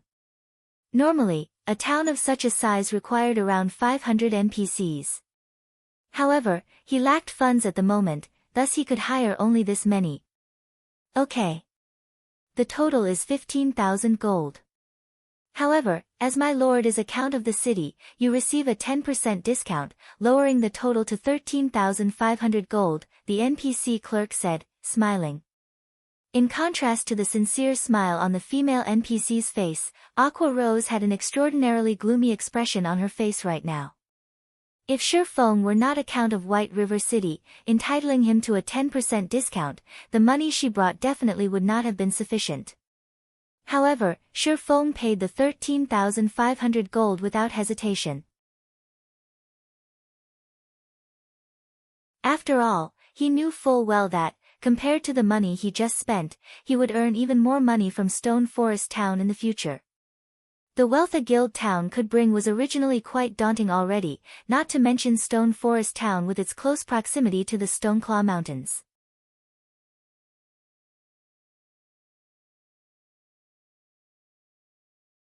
Chapter 663, Preparing a Town. After handing over 13,500 gold, the NPC clerk handed Shifeng a deed. With this deed, Stone Forest Town would only belong to Shifeng from this point forward. He could construct any building he desired within the town's confines without restriction. I finally have some capital. Shifeng was inwardly overjoyed as he looked at the deed of Stone Forest Town. There were countless guilds in God's domain. If a guild wanted to stand on its own feet, it first needed its own guild residence.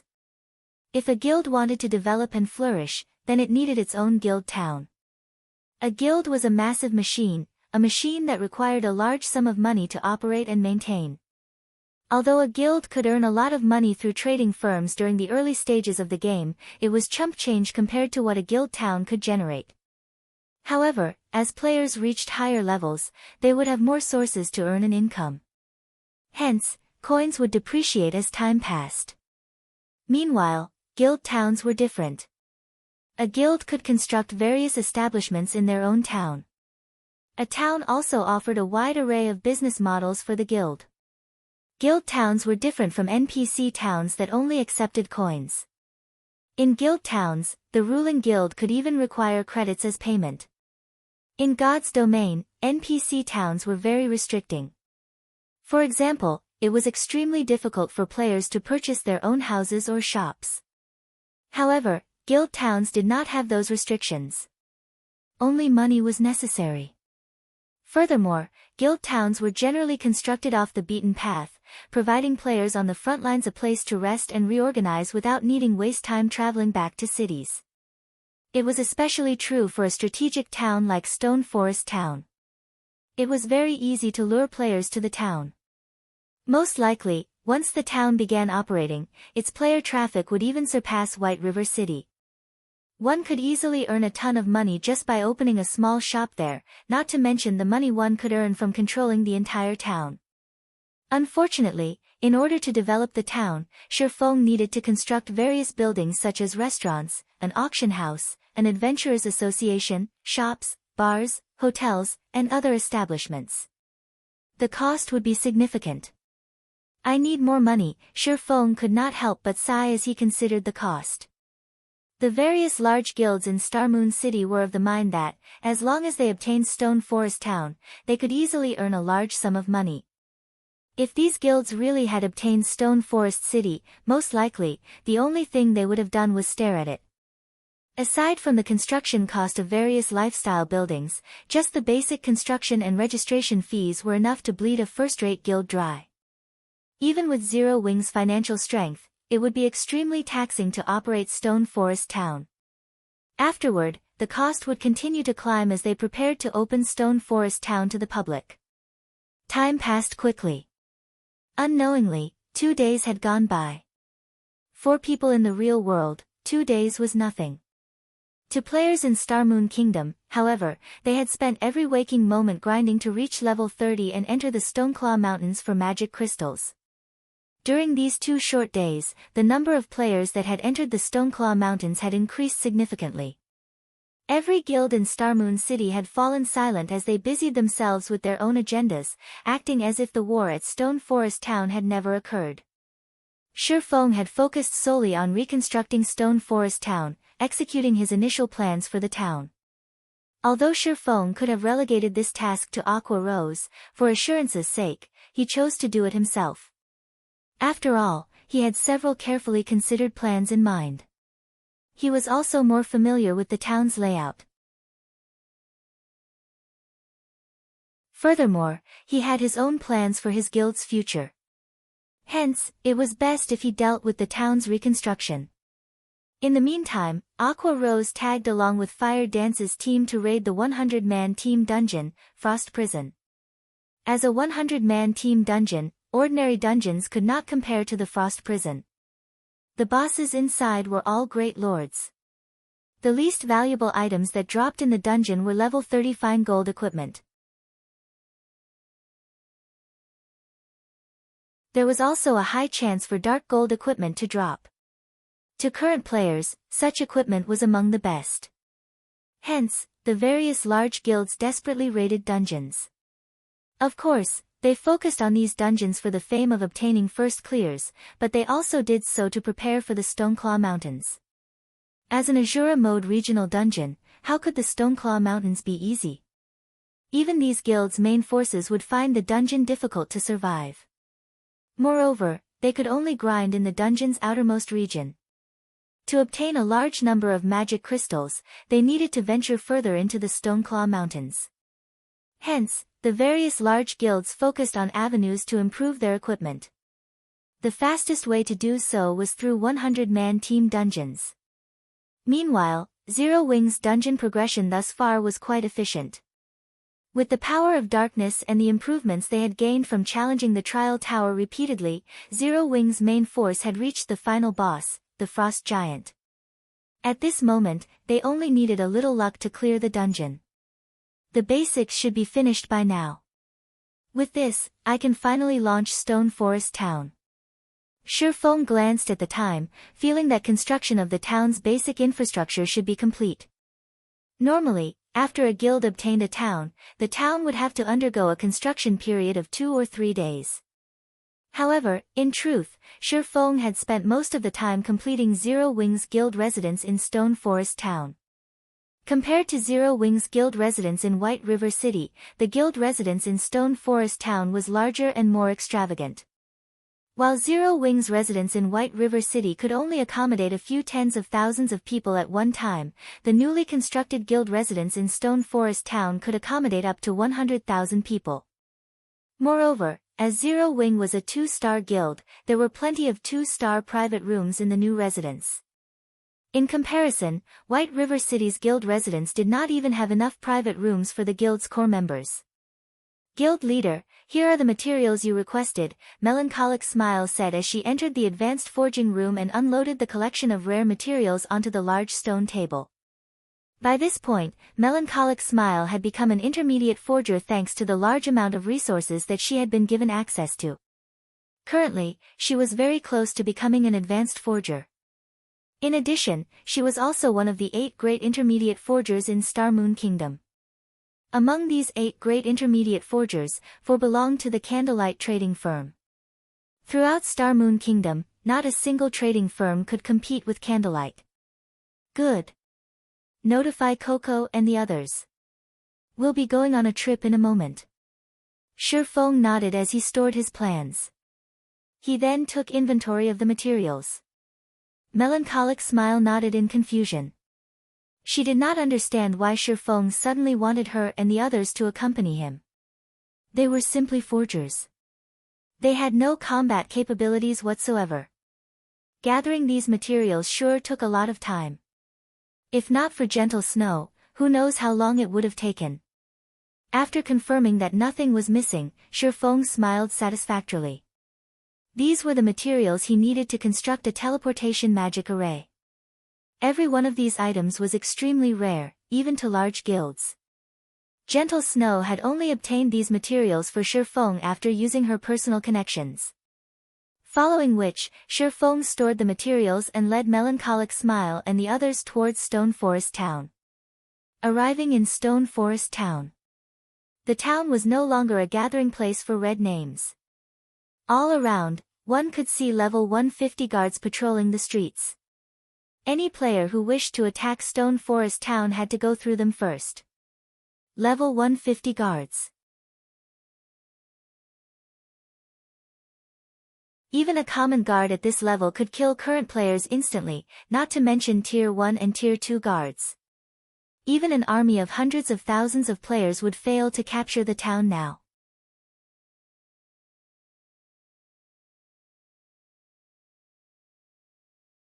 Chapter 664, New Residence. The construction of Stone Forest Town's basic infrastructure was finally complete. A massive, 8-story tall building dominated the town's heart. Zero Wing's 6-winged guild emblem graced the front of this building, and even from afar, one could see it clearly.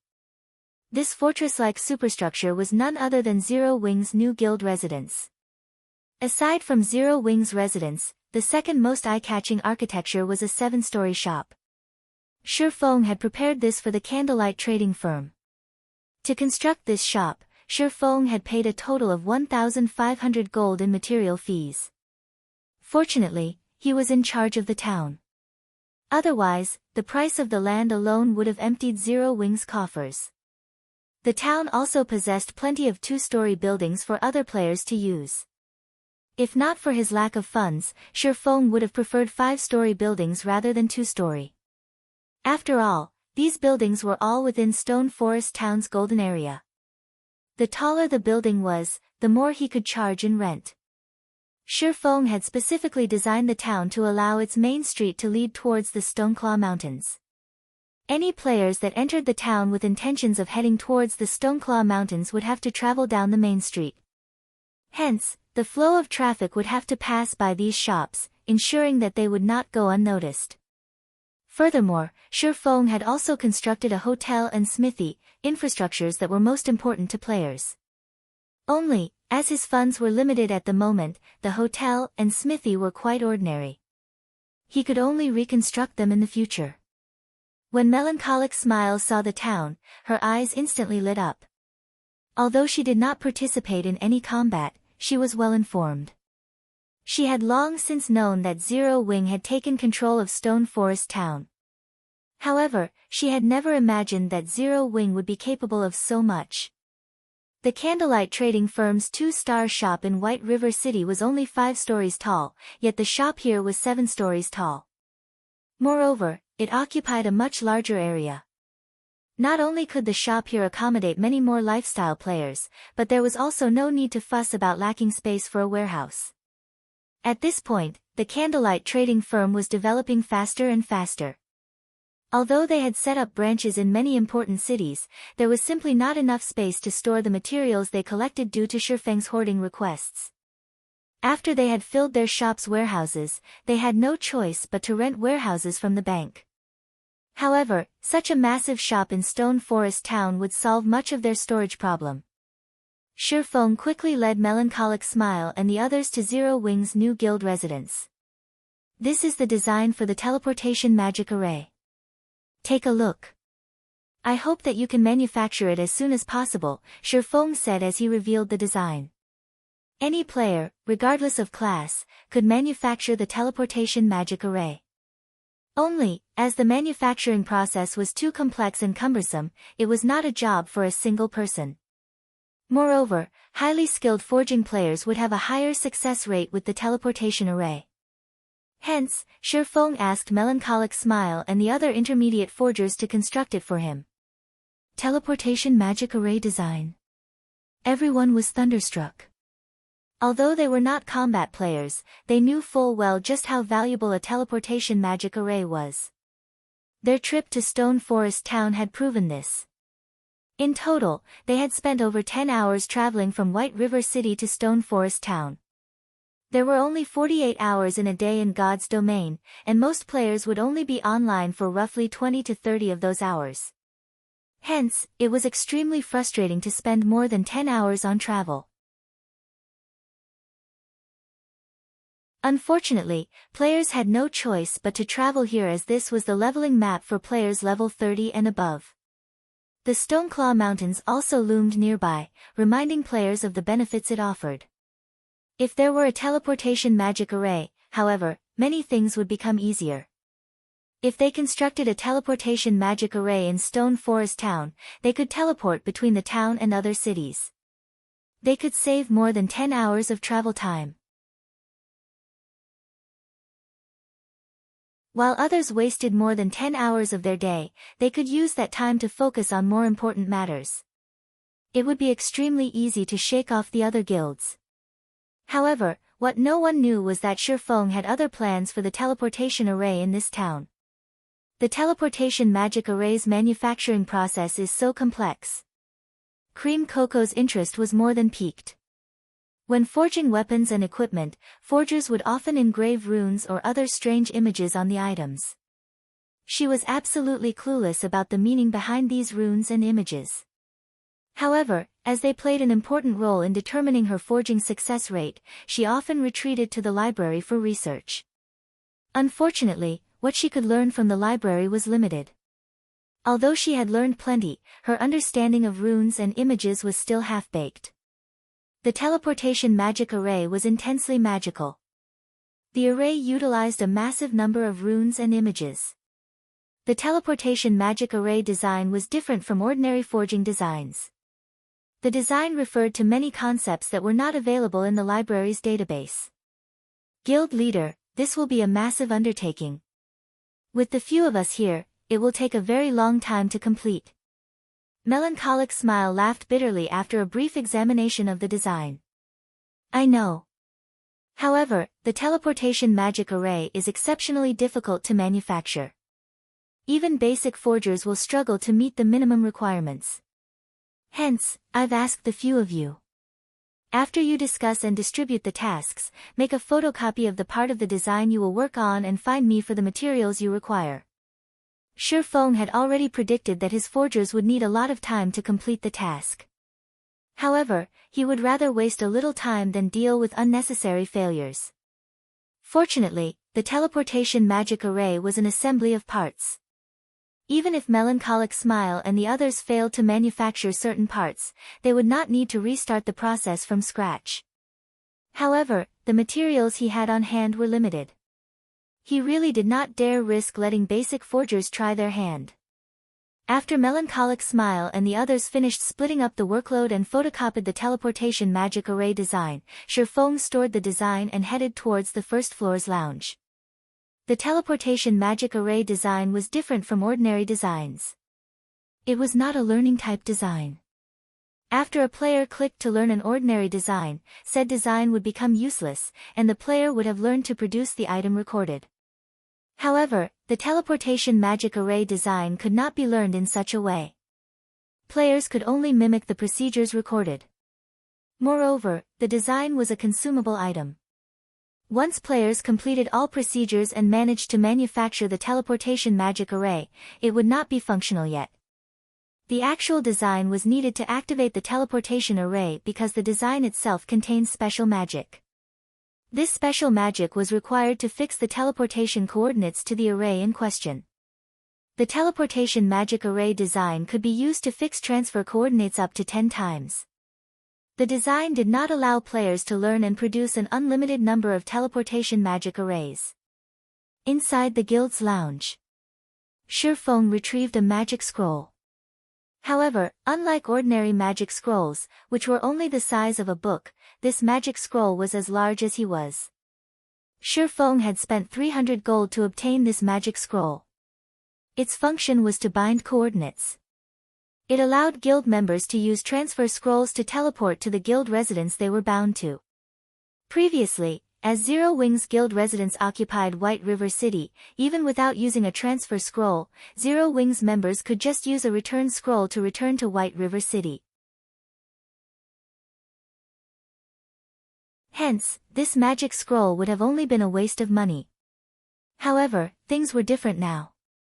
Now that Zero Wing had a residence in Stone Forest Town, even if the town did not possess a teleportation array, guild members could simply purchase a transfer scroll from the guild hall and teleport to Stone Forest Town.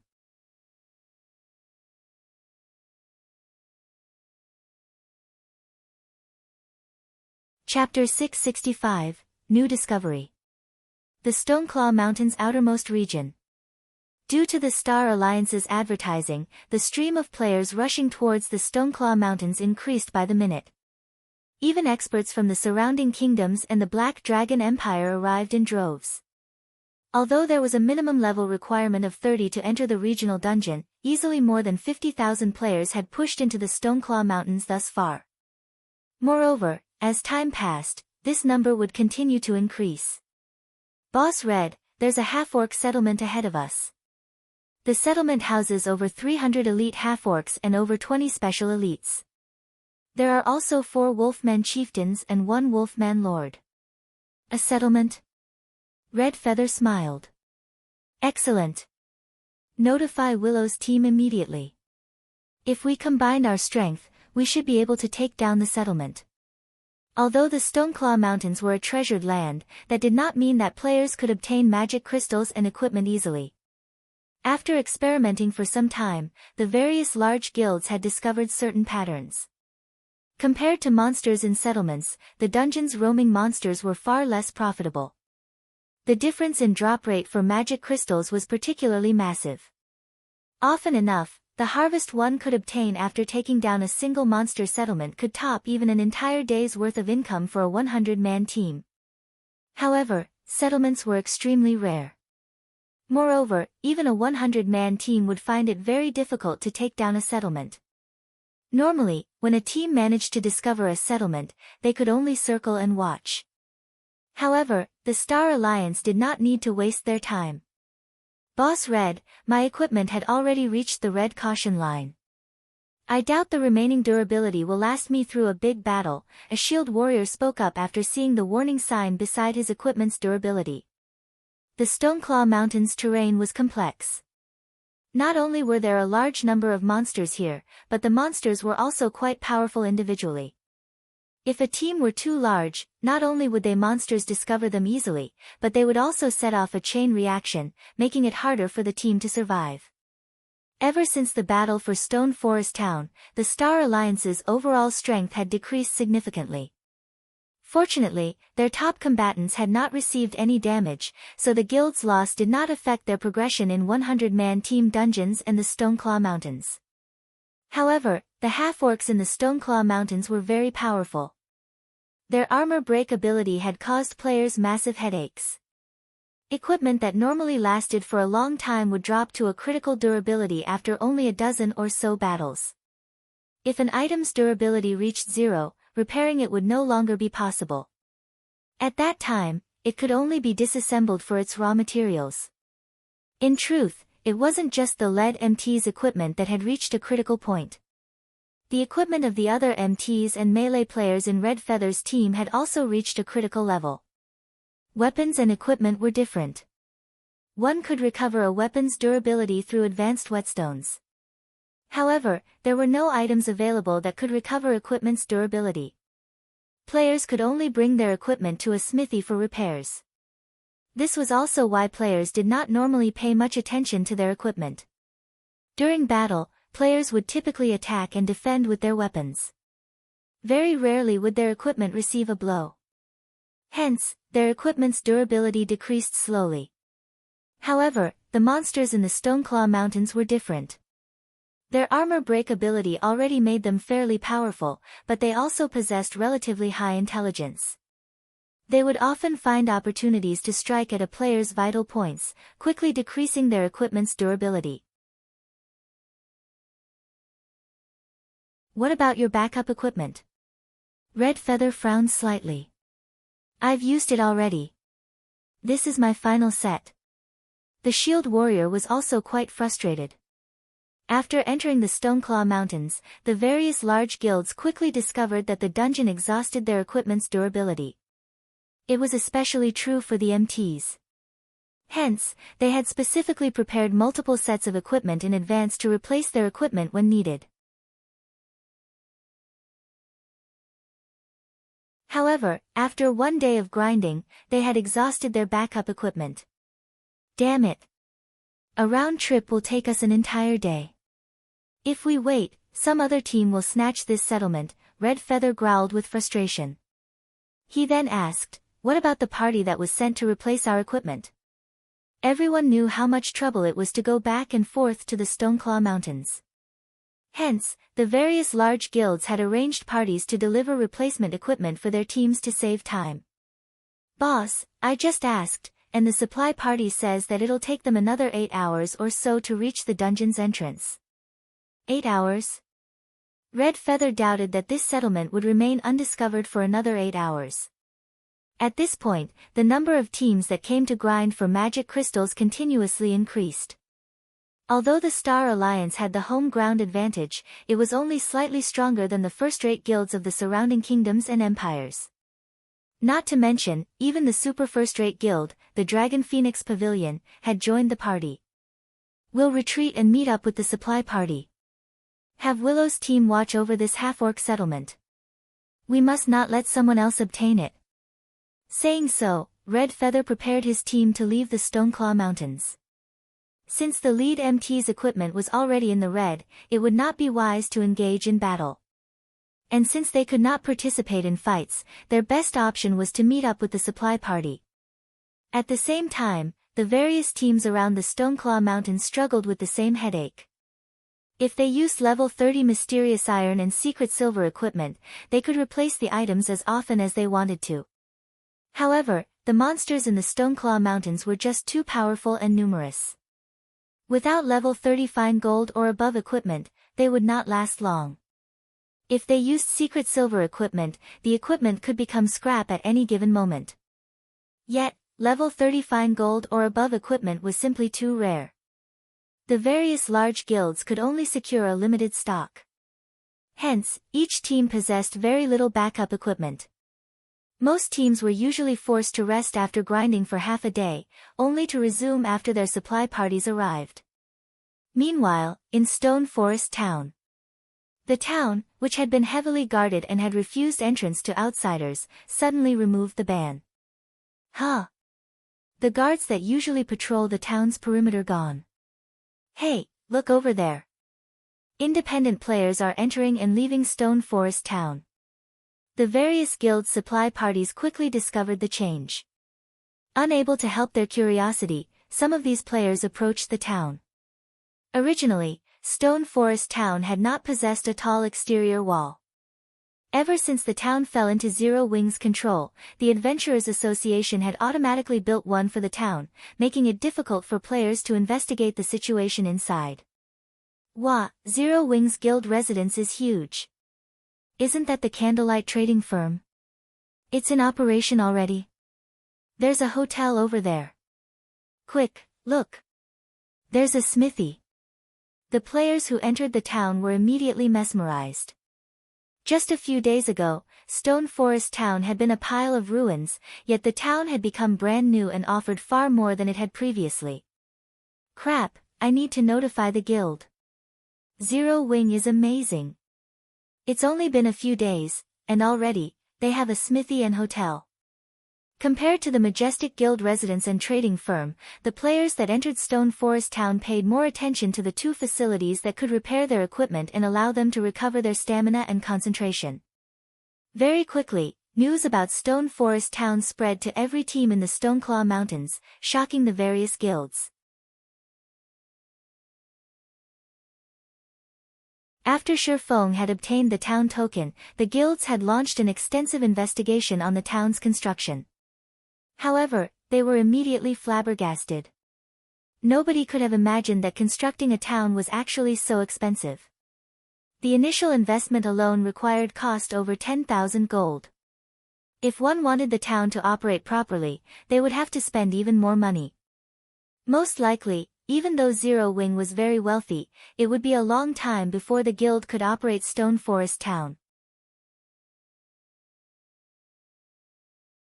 None of the guild would have ever imagined that Zero Wing could get the job done in just a few days.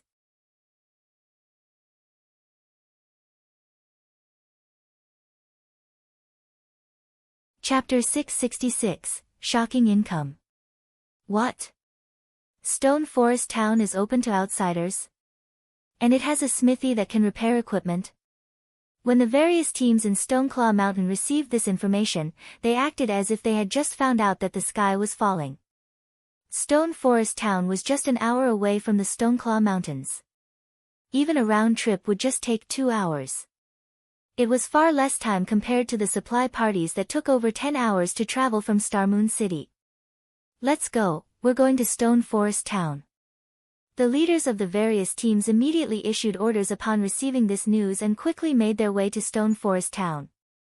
In truth, they were going to Stone Forest Town not just to repair their equipment, but to hasten their stamina and concentration recovery as well. The recovery rate in the field tents was just too slow. In just a few hours, the previously quiet Stone Forest Town became very lively. Guild leader, I understand sheltering Ouroboros' members, but why are you allowing everyone to rest in town? Aren't we giving away our advantage? Aqua Rose asked in confusion. Currently, she stood on the guild residence's observation deck, looking down at the members of the various large guilds. Seeing their merry spirits, it looked as if they were celebrating New Year's Eve. Although more guilds gathered in the Stoneclaw Mountains as time passed, none of them had any chance of capturing Stone Forest Town. If they limited entry to Zero Wing and Ouroboros' members, both guilds could obtain far more magic crystals than their competitors. At that time, they could definitely nurture experts much faster than the other guilds and could use the opportunity to widen the gap between themselves and the other guilds. Yet, now, after struggling through so many challenges to reconstruct the town, Shifeng chose to permit entry to everyone. How were they supposed to widen the gap now? You're placing too much importance on the profit right before your eyes. At the end of the day, the Stoneclaw Mountains is only a regional dungeon. It is not the only place players can obtain magic crystals. Moreover, as everyone's levels increase, the various guilds' core members will be able to use mounts at level 40. At that time, we will regain our lead, Shifeng said, laughing. Moreover, I didn't build this town just so we could obtain more magic crystals. It's also meant to earn money for the guild. Earn money? Aqua Rose was confused. Although we have the advantage of owning the town, most likely, the various large guilds will use the consumables they produced rather than purchase the items from the candlelight trading firm. How are we supposed to make money? Look at the smithy. Shifeng pointed towards the smithy in the distance. At the moment, there was a very long line outside of the smithy. That's where we'll make our money. Currently, there were several hundred players outside the smithy. Every one of them carried an entire team's worth of equipment.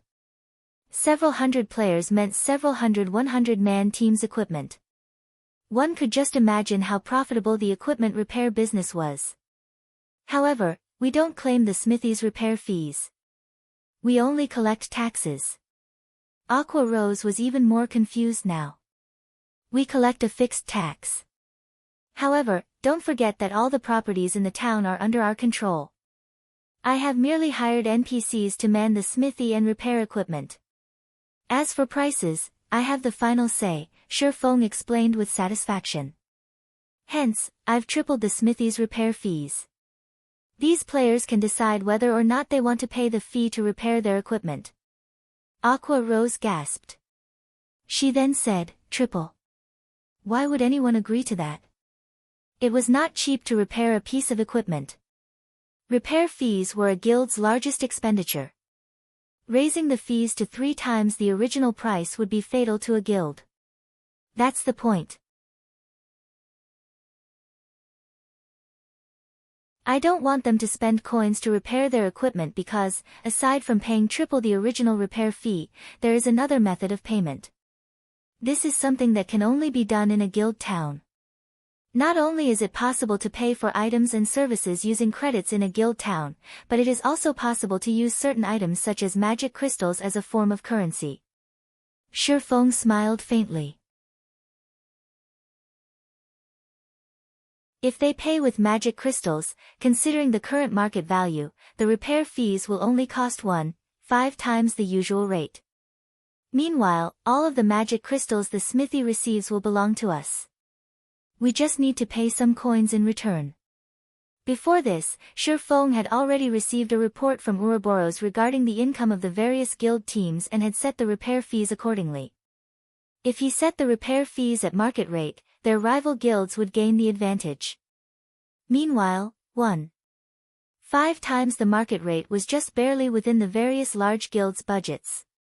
Hence, the guilds who had lined up outside the smithy to repair their equipment were gnashing their teeth while they waited. With more than 10,000 pieces of equipment needing repairs, just how many magic crystals would it cost? Doesn't that mean that the various large guilds are currently earning magic crystals for Zero Wing? A realization suddenly struck Aqua Rose. It was no wonder why Shifeng so generously allowed the various guilds to enter Stone Forest Town.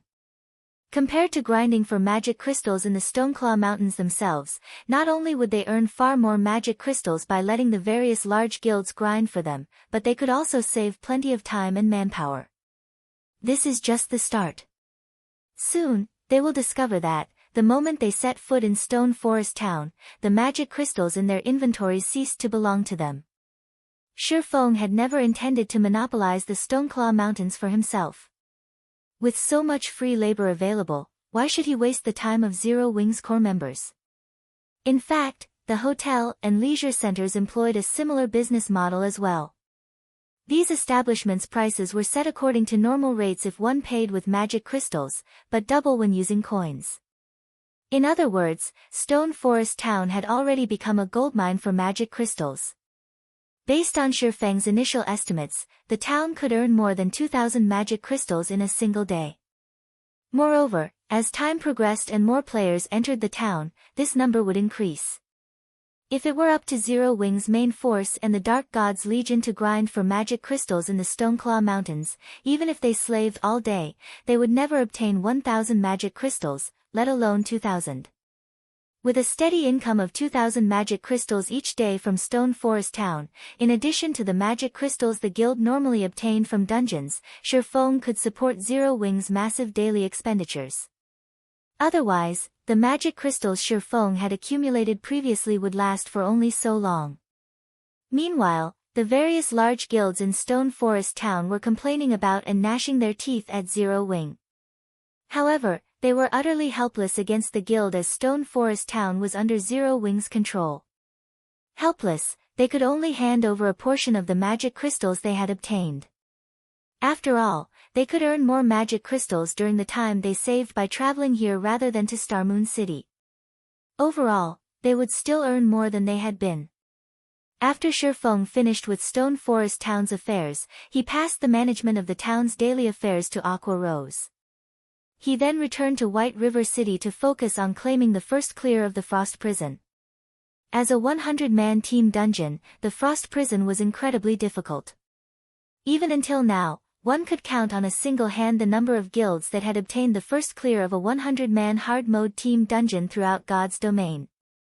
As for Starmoon Kingdom, no one had earned this achievement yet. This was not due to everyone lacking appropriate equipment. Rather, it was because everyone's combat techniques were not up to snuff. Even Heaven's Burial and Overwhelming Smiles experts had quite a ways to go before meeting the minimum requirement.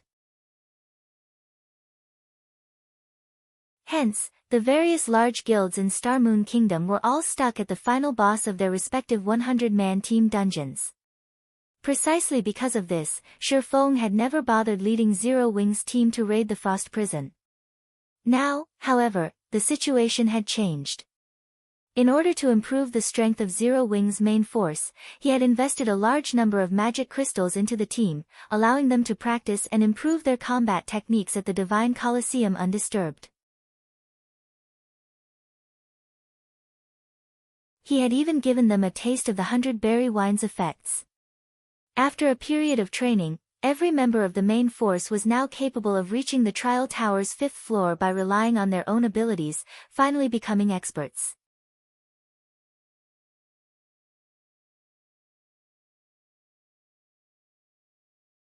Chapter 667, 12 Sacred Nights.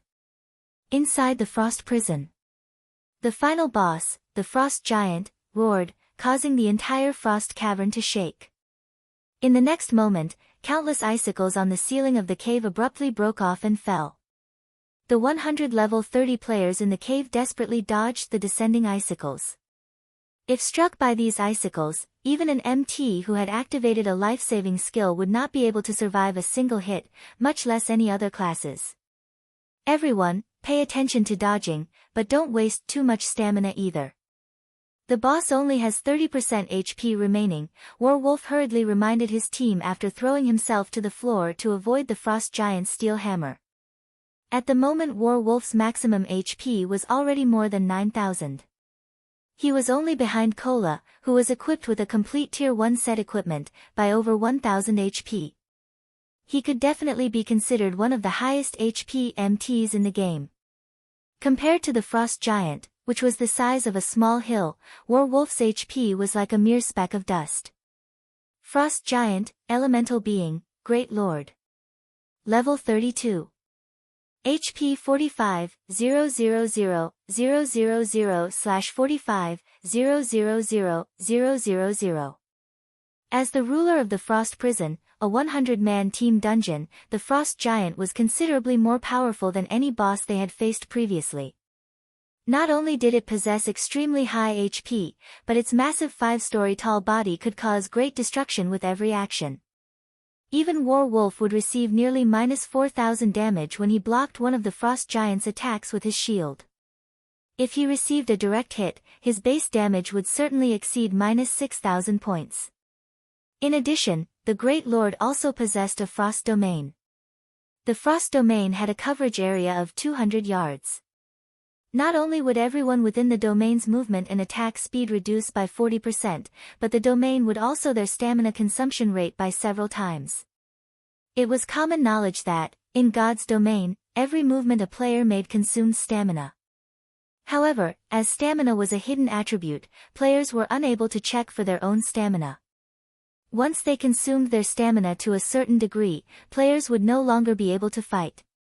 They could only resume combat after resting for a time. In ordinary battles, players would not be able to exhaust their stamina completely even after 3 to 4 hours of continuous fighting. However, when a player's movements increased in intensity, their stamina consumption rate would also increase correspondingly.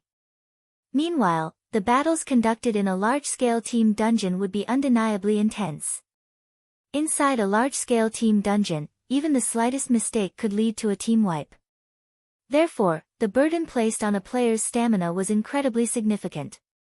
Under the effects of the Frost domain, players would only be able to fight for a short time before they collapsed from exhaustion.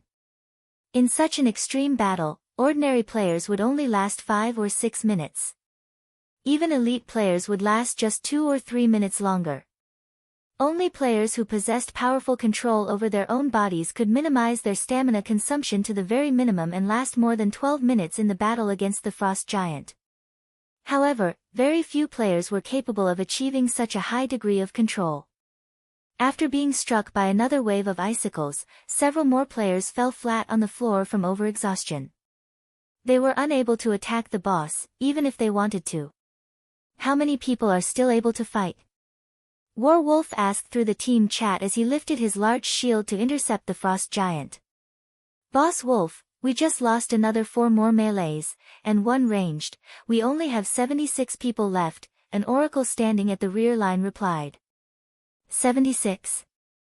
Warwolf looked at the Frost Giant's HP. Currently, the Great Lord still had 27% of its HP remaining, which was roughly 12,150,000 HP. With their current damage output, they would have to continue attacking the boss for another 3 minutes or so to end the battle. However, after experiencing so many battles against this boss, Warwolf knew very clearly that the further they proceeded into the battle, the more players would become overexhausted. It was simply impossible to finish the battle in 3 minutes. Is it still impossible? The Frost Giant did not have many powerful skills. As long as one familiarized themselves with the Great Lord's skills, they could mostly evade the powerful moves of the boss.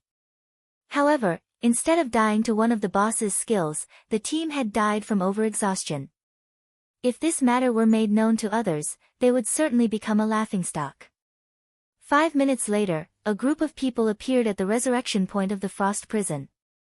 This group of people was none other than the members of Overwhelming Smile. Boss, the Frost Giant's combat technique requirement is simply too high. If we want to clear the dungeon, we'll need to have Underworld send more experts to us. It's no solution to continue losing EXP here, Soaring Snake, clad in black armor, suggested. Although Underworld is paying great attention to White River City, its main focus is still on the Frostwolf Kingdom and the Snowstorm Kingdom. The organization won't be willing to dispatch many experts to us. Besides, we can now bring the final boss down to less than 10% HP. As long as we have over a dozen people still alive near the end, we can clear the dungeon. Warwolf shook his head, denying Soaring Snake's suggestion. He then said, it's a pity Yulan is too busy with managing the trading firm and guild over at Maple City. With her skills and wisdom, we might have already cleared the dungeon by now. Hearing Warwolf say so, everyone could not help but nod their heads in agreement. When one spoke about the experts of Overwhelming Smile, the strongest expert was definitely Warwolf. However, nobody could ever guess that the second strongest expert in the guild was actually Yulan. Yulan's harmless appearance must not fool one.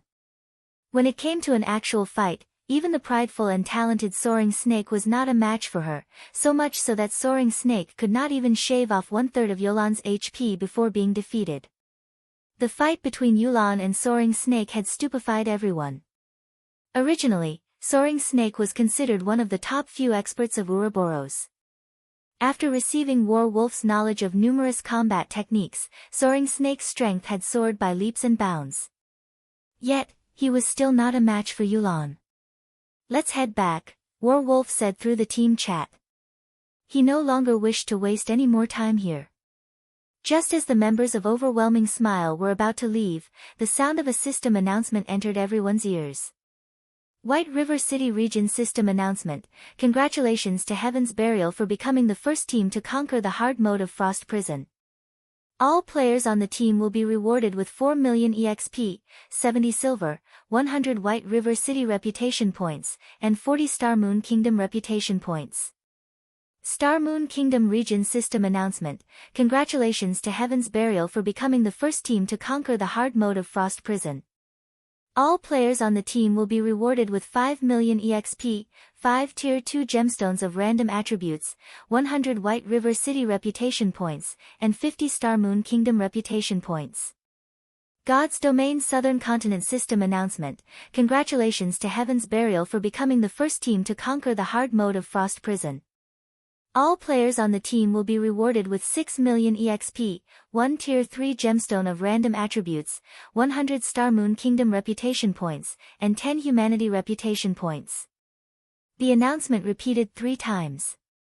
The teams raiding the Frost Prison were instantly stupefied.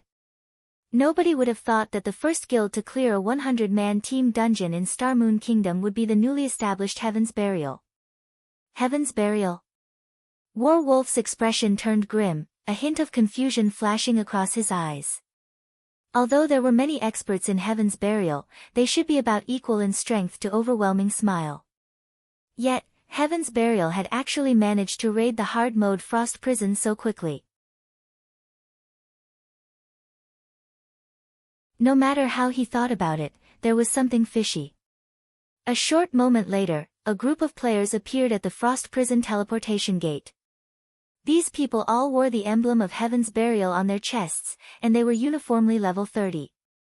Meanwhile, the leader of the team, the cleric, Flame Blood, looked at War Wolf and smiled. Beside Flame Blood, there were also many faces that War Wolf had never seen before. Meanwhile, every one of these new arrivals emitted sharp and frightening auras that were stronger than even War Wolf's. Team Leader Wolf, it seems that Heaven's Burial has managed to come out slightly on top this time, Flame Blood said as he walked up to greet War Wolf. I've always thought that Zero Wing was our greatest opponent. I never thought that Heaven's Burial had hidden its strength so deeply. However, although Overwhelming Smile has lost this time, the results will not necessarily be the same the next time, War Wolf replied, smiling. He could not help but take a look at the few people standing beside Flame Blood. This time, he was fully convinced of his loss because even he could not see through the strength of the Guardian Knight beside Flame Blood. The man gave off a feeling similar to a mountain. Despite having used an advanced identification skill on the Guardian Knight, all War Wolf managed to see was the fact that the Guardian Knight had over 10,000 HP, nearly 1,000 more than he did. The Guardian Knight's strength was definitely above his own. With such a powerful MT, in addition to top-tier experts like Flame Blood, Ghost Shadow, and several other experts who were a match for the Guardian Knight expert, it was very reasonable for Heaven's Burial to clear the hard mode Frost Prison. In the middle of the two's conversation, Shi Feng had arrived before the dungeon together with his team. The expressions on each of their faces at the moment were very ugly. None of them would have thought that Heaven's Burial would obtain the first clear of the Frost Prison. Guild Leader Black Flame, it is truly a pity. If you had come here a little earlier, the first clear of this dungeon might have belonged to Zero Wing instead, Flame Blood laughed elegantly. The achievement of obtaining the first clear of a 100-man team dungeon this time would lift Heaven's Burial's reputation to a whole new level. Although it still could not become White River City's #1 guild, at the very least, everyone would no longer think that Heaven's Burial was inferior to Zero Wing. In terms of dungeon raiding capabilities, others might even think that Heaven's Burial was slightly superior. Shi Feng did not make a response regarding Heaven's Burial's unexpected performance. Sweeping his gaze across the members of Heaven's Burial, his attention immediately fell onto a single person. Why is one of the 12 sacred knights here? Shifeng was inwardly stunned when he saw the Guardian Knight standing beside Flame Blood.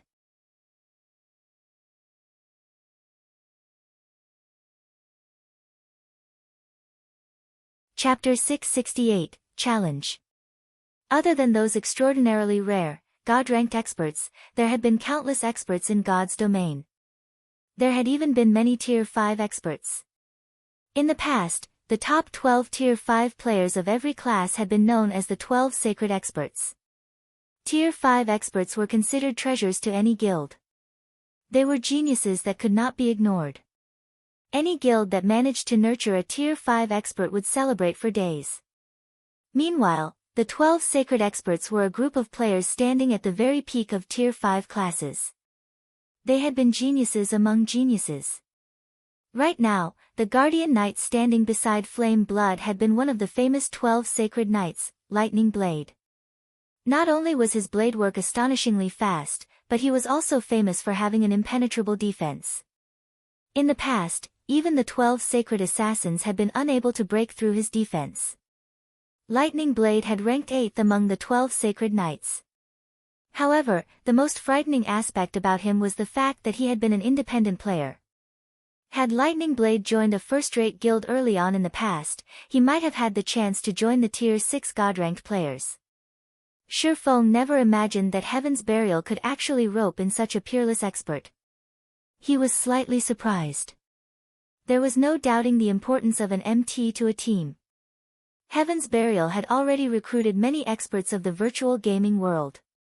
Now, they had even managed to recruit such a powerful MT. Lightning Blade's entry into the guild instantly elevated the strength of Heaven's Burial's main force by several levels. "You're the famous one-hit Asura, Black Flame." Lightning Blade shifted his gaze to Shifeng. Grinning, he said, "I heard that you were Star Moon Kingdom's #1 expert. I have always enjoyed challenging experts. Why don't we have a duel? I want to see whether the rumored one-hit Asura is actually as godly as they say, being able to send anyone to the afterlife with just one hit. Or maybe everything was just a big lie." The moment Lightning Blade finished his words, the surrounding temperature dropped by several degrees. At this moment, every member of Zero Wing radiated an intense killing intent. Shifeng was their guild leader. How dare anyone just walk up to him and issue a challenge, not to mention doing so with such a disrespectful tone. This was an insult to Zero Wing itself. However, as the leader of Heaven's Burial's team, rather than stopping Lightning Blade, Flame Blood simply stood by his side, smiling. Although it was not wise to provoke Zero Wing, Heaven's Burial's momentum was in full swing. It was also a good thing to have Lightning Blade test the depths of Shifeng's strength. Not only would this improve the guild's reputation, but it would also serve as a foundation to deal with Shifeng in the future. Moreover, in the event that Lightning Blade managed to defeat Shifeng, Heaven's Burial's fame would soar. Standing by the side, Werewolf played the role of an observer in this fight. If Shifeng refused Lightning Blade's challenge, Heaven's Burial would definitely spread the news of this matter, claiming that Shifeng was afraid to accept the challenge. Shifeng's position as the #1 expert of Star Moon Kingdom would definitely be at risk. However, if he accepted the challenge, he would also risk revealing his strength to his enemies. If this happened, he would not have as many hidden advantages in future battles. Violet Cloud suddenly stepped forward and said, "Don't you think it's a little too early for you to challenge our guild leader? However, I'll be your opponent." "You? A cleric?" Lightning Blade glanced at the young and slender Violet Cloud. With disdain, he said, "I have no interest in unripened little girls like you." "Black Flame, you can't possibly send a little girl into battle just because you're afraid of facing me, right? Little girl?" Violet Cloud remained unperturbed by the Guardian Knight's insult. Smiling calmly, she said, "If you can't even defeat a little girl like me, what qualifications do you have to face our guild leader? Then, are you saying that, as long as I beat you, your guild leader will fight me?" Lightning Blade countered with a question of his own. "I guarantee it." Shifeng nodded.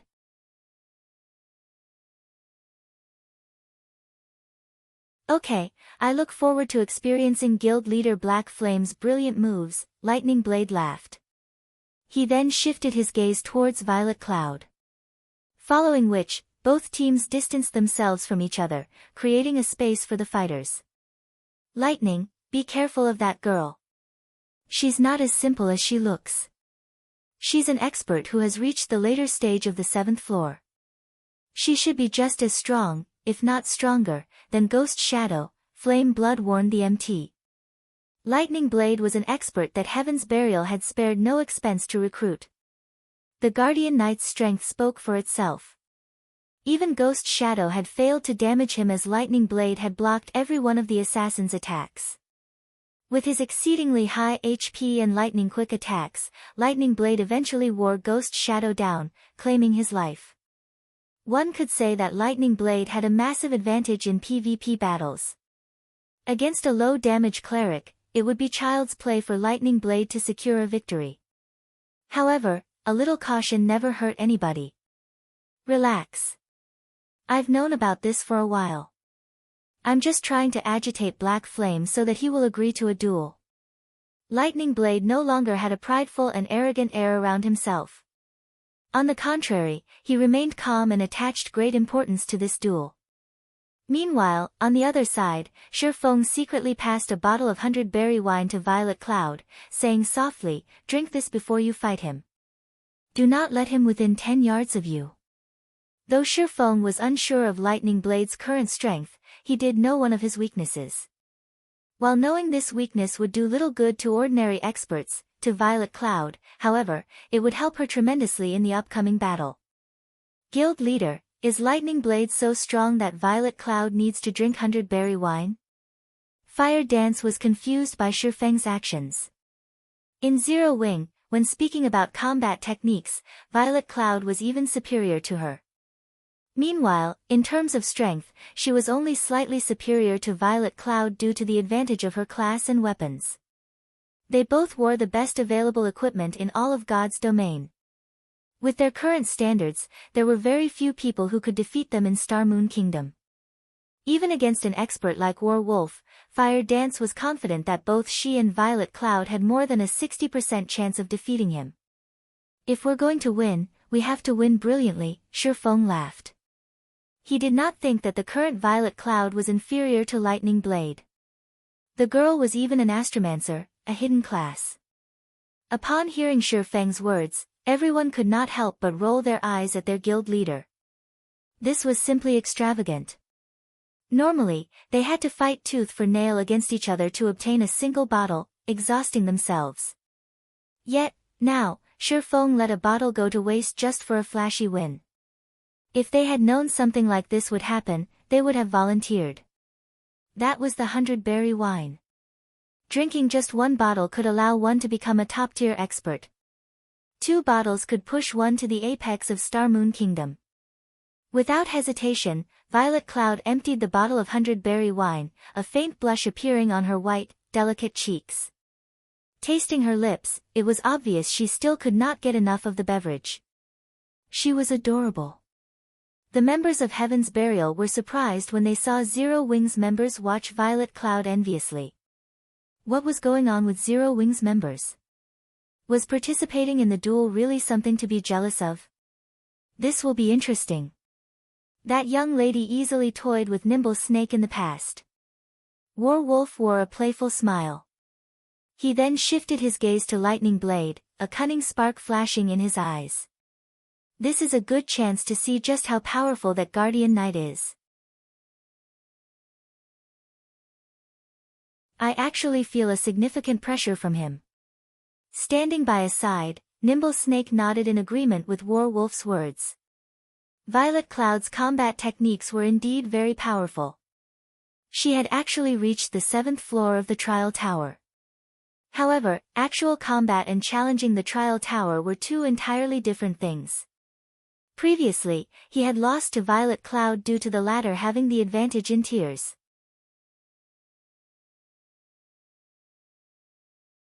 Otherwise, the outcome would not have necessarily ended in Violet Cloud's favor. His strength had improved significantly since then. If they faced each other again, he would definitely win against Violet Cloud. Once both combatants were ready, Lightning Blade and Violet Cloud initiated the duel. System countdown, 5 seconds. System countdown, 4 seconds. System, duel, start.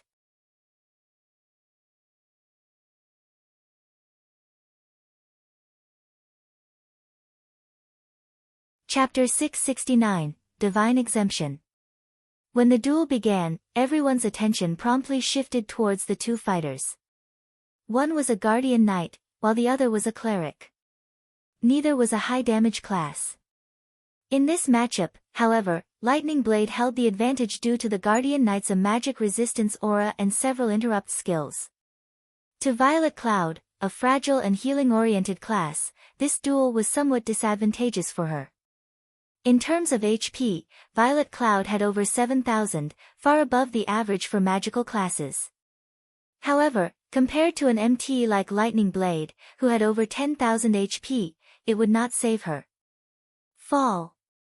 Lightning Blade immediately charged at Violet Cloud. Tightening his grip on the massive shield in his left hand, he executed Shield Bash. As his entire person crashed into Violet Cloud, Lightning Blade's right arm began to swing, his saber slicing the air as it transformed into a streak of light that flew towards Violet Cloud's delicate neck. The entire process was flawless and happened in the blink of an eye. He had not given Violet Cloud any chance to cast her skills. Such a proficient two-stage attack, Werewolf could not help but praise the MT as he watched Lightning Blade's performance. Ordinary players would find it difficult just to evade the oncoming shield. Moreover, as the shield came at them, players would instinctively focus on the shield, thereby ignoring Lightning Blade's closely following saber. Against such a two-stage attack, even an expert at their peak would be distracted by the shield momentarily and miss the opportunity to deal with Lightning Blade's saber. It was very easy for one to fall prey to Lightning Blade's attack. Violet Cloud hurriedly sidestepped, evading the Guardian Knight's shield bash with the least amount of movement. At the same time, she instinctively activated Truth Shield, an instant cast skill. Boom! Boom! Boom! 3 consecutive slashes struck the same spot on the golden shield, and the shield began to show signs of shattering. Reacting, Lightning Blade sent a hammer of sanctions descending on Violet Cloud's head. Moving her feet, Violet Cloud gracefully evaded the Guardian Knight's hammer of sanctions. Your reaction speed is impressive, I'll give you that. Unfortunately, although you might be able to avoid my hammer of sanctions, you won't avoid this move, Lightning Blade sneered. Immediately, he executed Cross Slash, the attack colliding with the golden shield protecting Violet Cloud. Boom! Unable to bear the weight of the attack, the golden shield shattered. In addition, Violet Cloud received over -400 damage.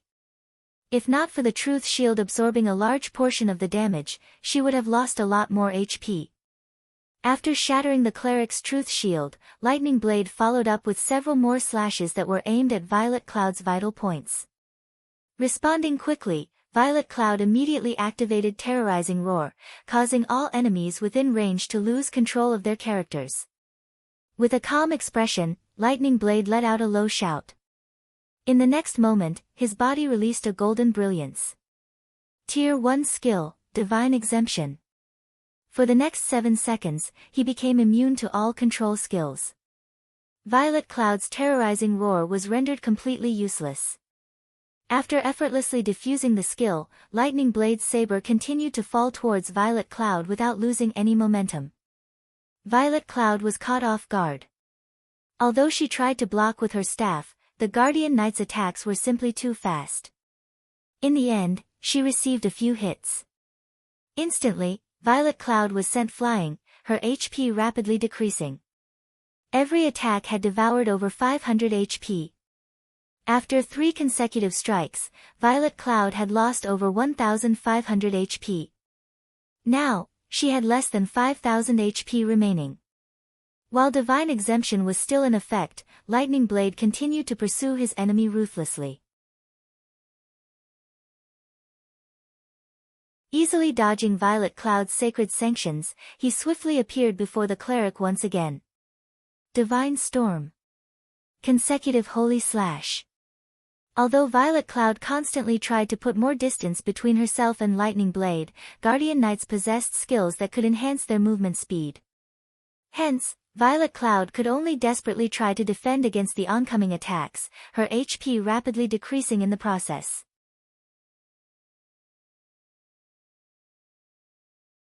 Even though she had activated instant recovery to heal herself, the healing she received could not keep up with the damage Lightning Blade dished out.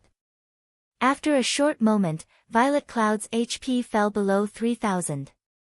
If any other healer class fought Lightning Blade right now, the duel would have long since ended. Lightning Blade's attacks are becoming faster and fiercer. He's not giving that cleric any chances to catch her breath. Although the cleric class does have a few control skills, none of them are effective against Lightning Blade. Smiling faintly, Flame Blood said, however, Violet Cloud really is strong. Even though a cleric is not a combat class, she has still survived against Lightning Blade until now. With her skills, it's no wonder she set foot on the 7th floor. Standing by the side, Ghost Shadow nodded in agreement with Flame Blood's words. At the end of the day, a cleric was not a PvP class. If Fire Dance were the one fighting in this match, Zero Wing might have had a chance of emerging victorious. You're quite good. However, I won't give you any more chances to heal. Grunting, Lightning Blade's body suddenly expanded slightly as he used the Berserk skill, Light Force, increasing his strength and endurance by 30%, and defense by 60% for 20 seconds. Suddenly, Lightning Blade's HP rose to more than 13,000. His damage also increased significantly. Guild Leader Black Flame, it is truly a pity that this battle is going to end so quickly, Flame Blood said as he turned to Shifeng, smiling. The outcome was obvious now. Lightning Blade still had more than 13,000 HP, whereas Violet Cloud had less than 3,000 HP. Though Violet Cloud could technically heal herself, skills such as Healing Light and Greater Healing required one to chant and channel for at least 1 or 2 seconds. Against an expert such as Lightning Blade, Violet Cloud would not have any chance to cast such time-consuming skills. She could only use instant cast skills to heal herself for a small amount of HP. However, now that Lightning Blade had activated a Berserk skill, that small amount of healing was practically negligible.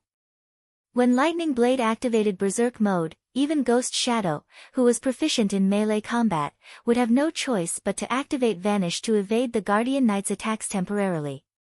Otherwise, he would not survive 3 to 5 moves. Indeed. I had not expected that Lightning Blade would be so impatient, not giving Violet Cloud any extra time. Shifeng nodded. Hearing Shifeng's words, Flame Blood could not help but be surprised. He had not imagined that Shifeng would be so straightforward. With anticipation, he said, "Ha ha ha. Lightning indeed possesses such a personality. However, this is also because he very much looks forward to fighting you, Guild Leader Black Flame." "Fighting me?" Shifeng shook his head. Calmly smiling, he said, "I'm afraid a loser doesn't qualify to challenge me." "Loser?" Confusion appeared on Flame Blood's eyes. Is Guild Leader Black Flame referring to Lightning Blade? Who else would I be referring to? Shifeng rolled his eyes at the cleric. You have an interesting sense of humor. Flame Blood understood that Shifeng was in denial. Let's see who will lose, then.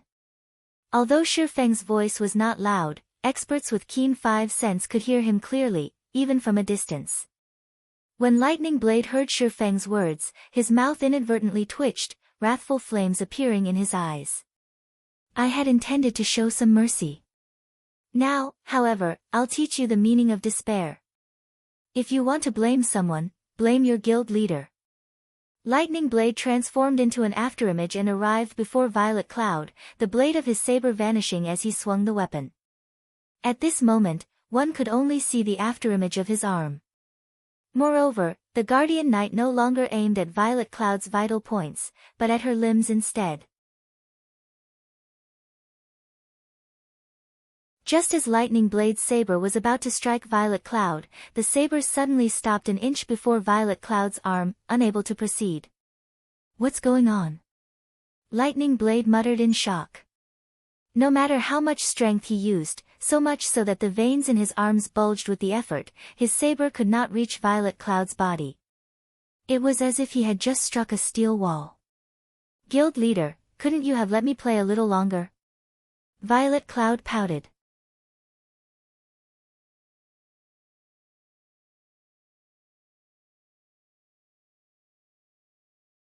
Chapter 670, Difference in Skills. Everyone was stunned when they saw the sudden change between the combatants. After activating his Berserk skill, Lightning Blade was extraordinarily powerful, particularly in terms of strength. Yet, his slash, which was backed up by that powerful strength, could not actually touch Violet Cloud. Lightning Blade's saber was frozen 1 inch before reaching Violet Cloud. It was simply inconceivable. A protection skill? Warwolf reacted quickly. There were many kinds of protection skills in God's domain, such as a swordsman's parry or a berserker's block. Magical classes also had corresponding skills. Only, these skills were extremely rare because magical classes were not melee classes. They faced significantly fewer dangers. Hence, these types of skills were very rare. Everyone suddenly came to a realization. Protection skills were extremely rare. However, with 0 wing strength, it would not be difficult to obtain one such a skill book for Violet Cloud. So, she has a protection skill. However, how many of my attacks do you think your protection skill can withstand? Lightning Blade growled. You are only prolonging your suffering. Saying so, Lightning Blade began brandishing his saber once again. Generally, protection skills could only block a certain number of attacks. Moreover, that number was very low. It was a skill only meant for crucial moments.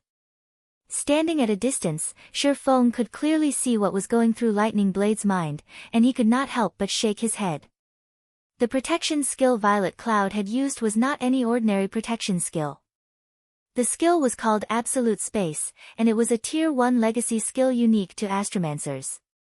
When activated, Absolute Space nullified all attacks the caster received for 5 seconds. During this time, the caster was not allowed to move but could cast spells to attack. It was a near-invincible skill. Despite Lightning Blade's relentless assault, the latter did not receive a single point of damage. In the meantime, Violet Cloud casually used lesser healing and recovery, her HP rising rapidly. In the blink of an eye, her HP recovered to more than 6,000. She also had plenty of time left on Absolute Space. Taking this opportunity, Violet Cloud began to chant an incantation. Her finger traced line after line of runes in the air. Just as the duration of Absolute Space was about to expire, Violet Cloud pointed her finger at Lightning Blade, the tip of her finger releasing a black beam at the Guardian Knight before her. Tier 1 spell, Black Coffin. Realizing that something was amiss, Lightning Blade hurriedly tried to dodge. However, before he could do so, 4 pitch-black walls emerged from the ground around him, sealing him in completely. When Nimble Snake saw this, his teeth ground together. This move was precisely the one that Violet Cloud had used to defeat him in the arena. Now that Lightning Blade had similarly fallen prey to it, the outcome of the battle might change drastically. Black Coffin could trap its target for 3 long seconds. Violet Cloud took the opportunity to create some distance between herself and the trapped Guardian Knight. She then leisurely chanted an incantation. The spell she cast this time created a much bigger commotion. As Violet Cloud began chanting, a black magic array appeared in midair. In the next moment, the mana in the surrounding area frantically gathered at the magic array. Soon, the black coffin began to fade out of existence. Escaping the coffin, Lightning Blade was immediately greeted by the sight of a black magic array spewing numerous black balls of light. 1, 2. Very quickly, the number increased to 36. Every black ball of light was as large as a basketball, and they covered the entire space above the duel venue. Go! Violet Cloud shouted her command. The black balls of light filling the sky then bombarded Lightning Blade. Violet Cloud's attack came from all directions. Even when Lightning Blade tried to defend himself with his shield, many black balls struck him from his flanks and rear. Unable to endure the barrage, Lightning Blade began to move, attempting to evade the balls of light. After taking 4 steps, however, the Guardian Knight no longer dared to move about carelessly. With each step, he discovered that he would lose over 600 HP. Lightning Blade only had over 13,000 HP. If each step destroyed more than 600 HP, he would be finished with his 22nd step. Yet, against the omnidirectional bombardment of the 36 mana balls, even if he had amazing skills, the balls would still devour his HP. Moreover, whenever the mana balls collided with his body, the impact felt like he had been struck by a sledgehammer. Not only did they contain a massive amount of power, but they could also deal over -300 damage. Every time the mana balls attacked him, roughly 5 or 6 would find their way through his defense, causing over -1,500 damage in an instant. Damn it! Seeing as he could neither move nor defend himself properly, Lightning Blade had no choice but to cast Protection Blessing, reducing the damage he received by 50%. However, if this continued, he would not last for long even with Protection Blessing. Everyone was currently stupefied by the duel before them. Is she really a cleric? This question hovered in everyone's mind. This attack method had already surpassed their understanding of the game's skills. In the past, skills had been straightforward. This was the first time they had seen such a flexible and diversified method of combat. Until now, everyone had believed that magical classes stood no chance against physical classes in PvP and that their only advantage was being capable of high damage in dungeons. However, Violet Cloud's strategy had thoroughly changed everyone's minds. Violet Cloud's skill combination was simply too frightening. Not only was Lightning Blade unable to move, but he even faced the attacks of the numerous black balls of lights. If anyone else stood in Lightning Blade's place, the bombardment would have long since turned them into mincemeat. Even highly skilled experts like Flame Blood, Ghost Shadow, and War Wolf felt powerless as they watched Violet Cloud's attacks. At this moment, Flame Blood's expression twisted. He could no longer maintain his previous calm. How was this even a duel? This was a slaughter.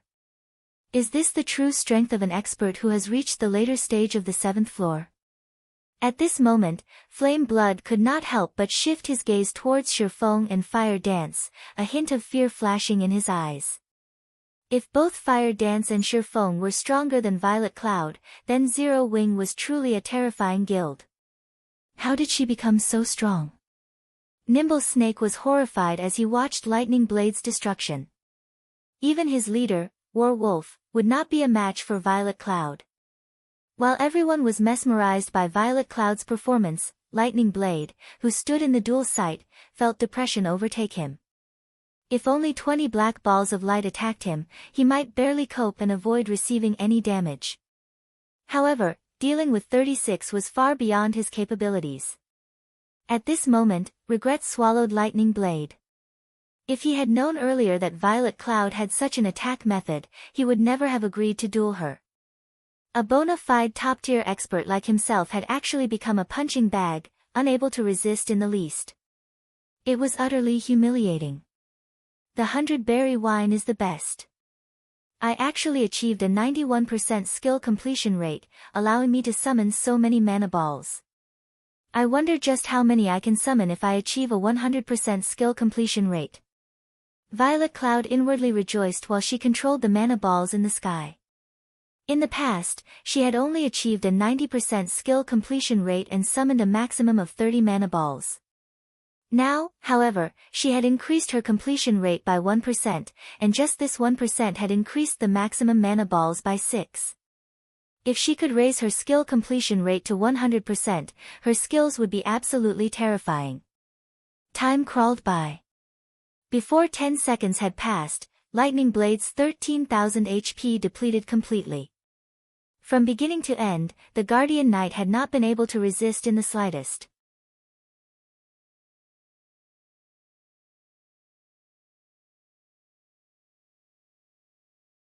Chapter 671, True Form. Defeated. Lightning Blade had been thoroughly defeated. Nobody would have imagined that Zero Wing had such a powerful character as Violet Cloud. The arrogance Heaven's Burial's members had displayed had been utterly extinguished. Others might not realize exactly how strong Lightning Blade was, but they knew. In the entire guild, nobody could win against Lightning Blade in a one-on-one match, let alone obtain victories so effortlessly. Does anybody from Heaven's Burial still dare to challenge our guild leader? Violet Cloud shifted her gaze towards Heaven's Burial's members, a faint smile appearing on her face. Provocatively, she said, I really want to see just who among you qualifies to do so. Nobody from Heaven's Burial dared respond. None of the spectators were weaklings. Through Lightning Blade's battle, they could determine Violet Cloud's standards. They would only be asking for humiliation if they tried to challenge her. Unlike everyone else, however, Ghost Shadow revealed a look of interest. Unfortunately, just as he was about to open his mouth and speak, the woman beside him stopped his words. This woman wore a gorgeous red mage's robe, which failed tremendously to hide her magnificent cleavage. She also wore a white beret on her head, covering her silky blue hair, which scattered around her waist. In her hand, she held an eye-catching, white jade staff that radiated a faint golden glow. Daybreak, why are you stopping me? Ghost Shadow demanded, dissatisfied. Daybreak Fog was in charge of Heaven's Burial's affairs in Starmoon City. Her position in the guild was higher than even Flame Blood's. Her strength could not be underestimated. If not for Daybreak Fog's help, even with Lightning Blade present, Heaven's Burial would not have cleared the frozen prison today. Don't humiliate the guild any further. You are no match for her. There's too much of a difference in strength between your skills. We have already completed our task here. You will have your chance in the future, Daybreak Fog said as she raised an eyebrow at Ghost Shadow. She had not used a persuasive tone, but a commanding one. Flame Blood nodded in agreement. Now that Heaven's Burial had obtained the first clear of the Frost Prison, their reputation flourished. However, if Violet Cloud defeated their several great experts, all of their efforts would go to waste. Zero Wing certainly has many experts. In the future, we will have many opportunities to clash with them. Today, we have other matters to attend to, so we will not keep you any longer. Flame Blood gave Shifeng a cupped fist salute before turning away. After watching Flame Blood and the others leave, Werewolf saluted Shifeng before leaving with his team as well. Guild leader, are we still going to raid the Frost Prison? Fire Dance asked softly. Now that Heaven's Burial had obtained the Frost Prison's first clear, there was no point in raiding the dungeon. Rather than obtaining some materials and equipment, grinding in the Stoneclaw Mountains for magic crystals and high-level equipment would be more effective. After all, the Stoneclaw Mountains was a level 30 to level 49 regional dungeon. Not only did it drop much higher-level equipment, but it also offered higher-quality equipment. By grinding in the Stoneclaw Mountains, they could prepare to raid the next large-scale team dungeon. It was more efficient than grinding for a bunch of level 30 equipment in the Frost Prison. Of course, we're going. They've only obtained the first clear of hard mode, not hell mode. My goal has always been the first clear of hell mode. Even if Heaven's Burial has obtained the first clear of hard mode, it doesn't affect us one bit. Shifeng shook his head and laughed. The materials for constructing a stable were not that easily obtainable. The drop rate for these materials in a 100-man hard mode team dungeon was very low.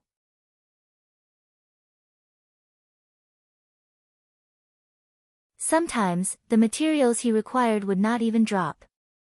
If he wished to obtain the necessary materials to construct a stable as soon as possible, he would have to clear hell mode. By relying only on 100-man hard mode team dungeons, they would not gather all the necessary materials even if they raided the dungeon 100 times. On the other hand, they could obtain what he needed from hell mode. Team dungeons refreshed once every 3 days.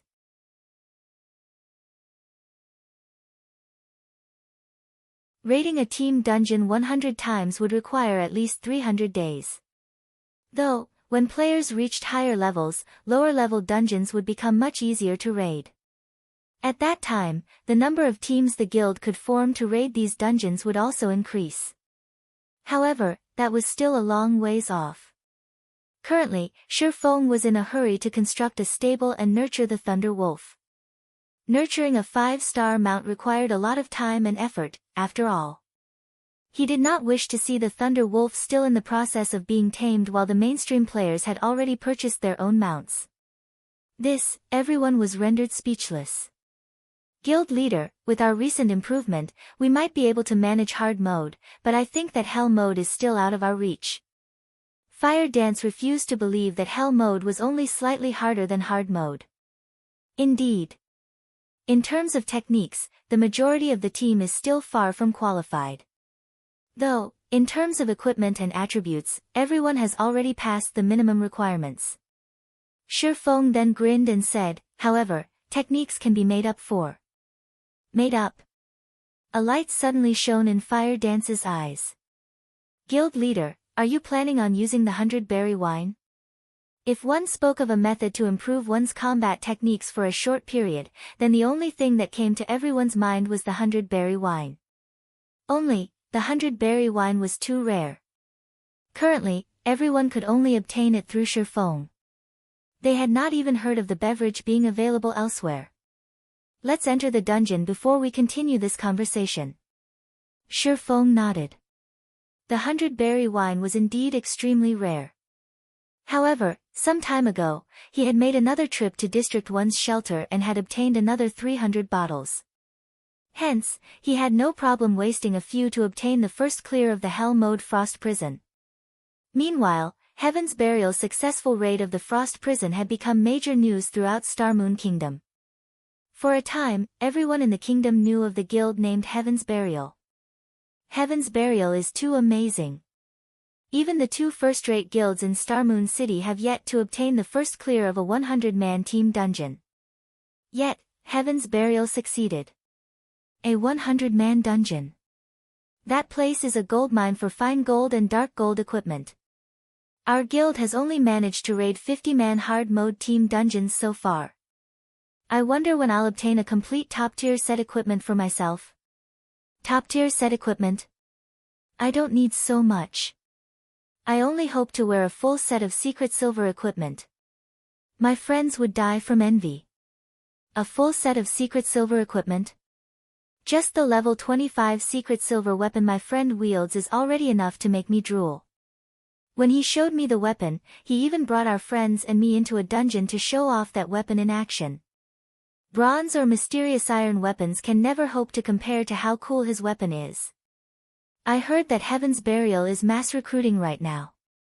The benefits they offer are excellent.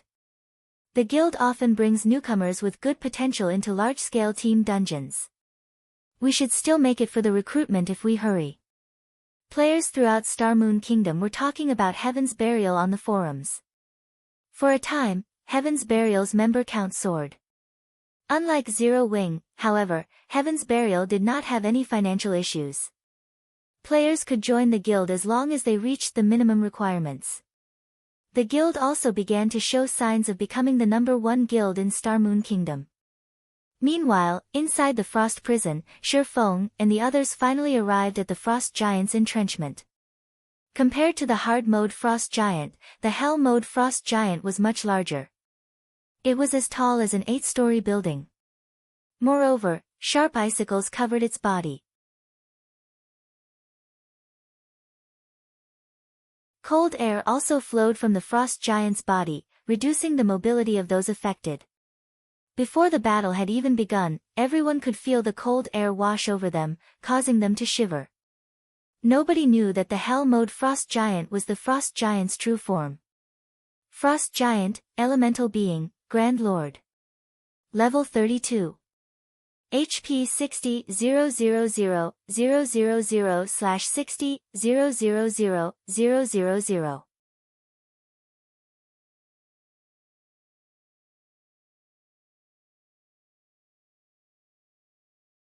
Chapter 672, Terror of a Grand Lord. Shortly after Feng and the others entered the Hell Mode Frost Prison, the various guilds received news of the matter. Black Flame really is interesting. After we've just claimed the first clear of Hard Mode, he immediately leads Zero Wing to raid Hell Mode, Daybreak Fog said, a hint of interest flashing in her eyes. Smirking, she asked, Flame Blood, what do you think of this? They should just be testing the waters. At this point, there isn't any point in raiding the Hard Mode Frost Prison. Aside from challenging Hell Mode, their only other option is to challenge the 100-man team dungeons of other cities. However, the team will have to prepare and familiarize themselves with the other 100-man team dungeons to raid them successfully, Flame Blood said quietly as he read the report from his subordinates. Unfortunately, with Zero Wing's current teams, it is simply impossible to raid the Hell Mode Frost Prison. That is no longer an issue of being strong enough or not. Indeed. Maybe I am just overthinking things. That is, after all, a 100-man Hell Mode dungeon. Daybreak Fog had previously met Feng. Although she had not seen exactly how skilled the man was, judging from his past performances and the various experts around him, he was not someone who would make foolish decisions.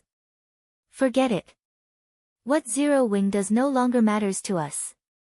I only visited to help you with the dungeon. Guild leader has already declared that our true focus is the Stoneclaw Mountains. As for the matters in White River City, leave them to Elder Seven Treasures. What is it that requires all of us to head there? Aren't the Stoneclaw Mountains just a place to grind for magic crystals? Flame Blood asked, confused. These two were the strongest combatants within the guild. It would not be wise to station them all in the Stoneclaw Mountains. Haven't you ever wondered how the Stoneclaw Mountains activated? Daybreak Fog laughed. I have no clue. Does guild leader know? Flame Blood shook his head and asked.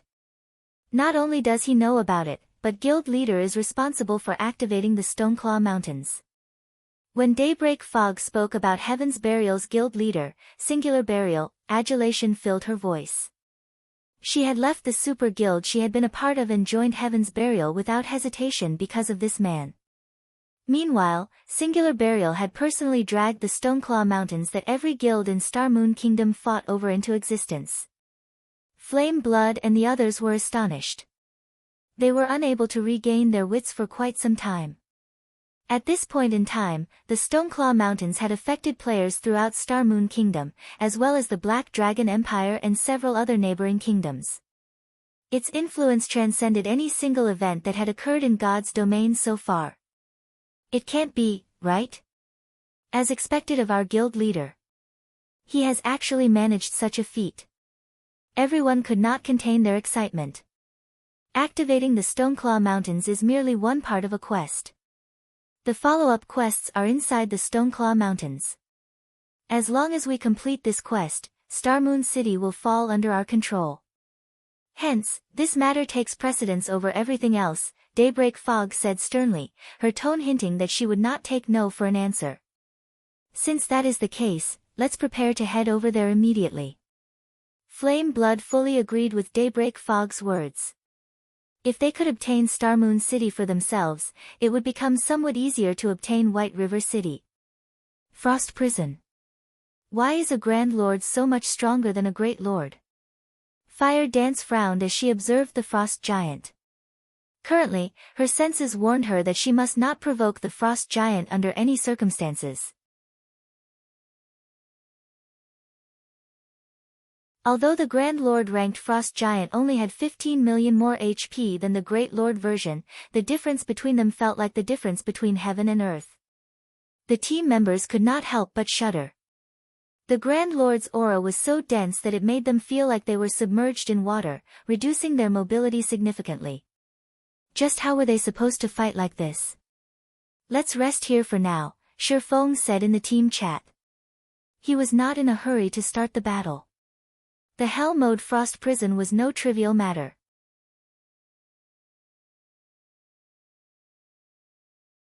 Even with the assistance of the 100-berry wine, there was no guarantee they could clear the dungeon. Contrary to expectations, the greatest difference between a Grand Lord and an ordinary Great Lord was not attributes, but mental suppression. It was one of the reasons that made Grand Lords exceedingly difficult to take down. Aura was intangible. It was more like a form of mental suppression. When people were under immense pressure, they would often lose their ability to perform normally. Some people would even find it difficult to move. It was just like how many people would be petrified when they encountered a life-threatening situation. A Grand Lord possessed such an aura. Even an expert player would find it difficult to cope with such a situation, much less ordinary players. Hence, the 100-man Hell mode dungeons of the various regions were exceedingly hard to clear. It was not a matter of having insufficient strength. Rather, it was because players were unable to exhibit it properly. Only powerful experts with stout hearts would endure the mental suppression and fight normally. To current players, this was asking too much. Fortunately, Shi Feng had a way to combat this problem. Fire, distribute these bottles. Saying so, Shi Feng took out 100 bottles of 100-berry wine from his bag. Not only could the 100-berry wine increase a player's compatibility rate with their weapons and equipment, but it also had the side effect of dulling a player's 5 senses. Normally, this would reduce a player's sensitivity in battle, weakening their perception of danger. In this case, however, it was the best method to reduce the frost giant's mental suppression. Alcohol makes a man braver. However, instead of increasing a person's courage, alcohol would numb a person's mental perception, removing their sense of crisis. Normally, crisis awareness was the foundation of survival for all living beings. Only with a sense of danger could one avoid threats and survive. This sense was indispensable for God's Domain's players. Players normally worked to sharpen their crisis awareness. That way, they could avoid attacks and launch counterattacks in battles. Meanwhile, Grand Lords were so terrifying was precisely because the main god system had specifically designed these monsters to challenge this sense. After receiving the 100-berry wine, everyone promptly emptied their bottles. Sure enough, the suppression everyone experienced lessened significantly. Their bodies no longer felt heavy. At the same time, Shi Feng also used the Bible of Darkness to summon a level 36 Tier 2 evil spirit. Although it was not a support-type evil spirit like the Heart Devourer, it was a magic attack-type evil spirit. It could increase the team's overall DPS significantly. Everyone, focus on dodging and positioning. When attacking, focus on stability above all else. If you know your attacks will miss, don't bother wasting stamina, Shi Feng began to issue commands. Also, MTs, listen up. After you launch a few attacks at the start of the battle, you won't need to continue attacking the boss. Just make sure you stand in front of the boss as much as possible. For damage dealers, do the opposite, do not stand in front of the boss as much as possible. It is best if you attack from the sides. Shi Feng had fought the Hell mode Frost Giant plenty of times in the past. The Frost Giant possessed relatively low intelligence. Even as a Grand Lord, this fact held true. This was fairly common for elemental beings. The Frost Giant's attacks were also quite simple, preferring to attack only the targets in front of it.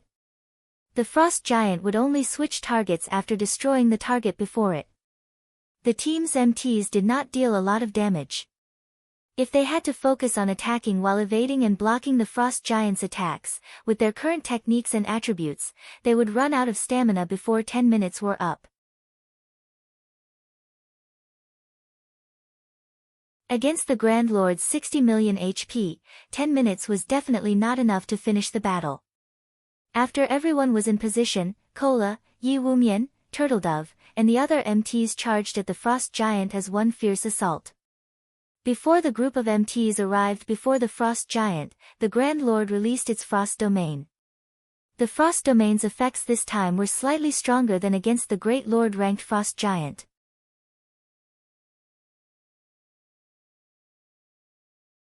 Though the stamina consumption rate was the same, their movement and attack speeds had now decreased by 50%.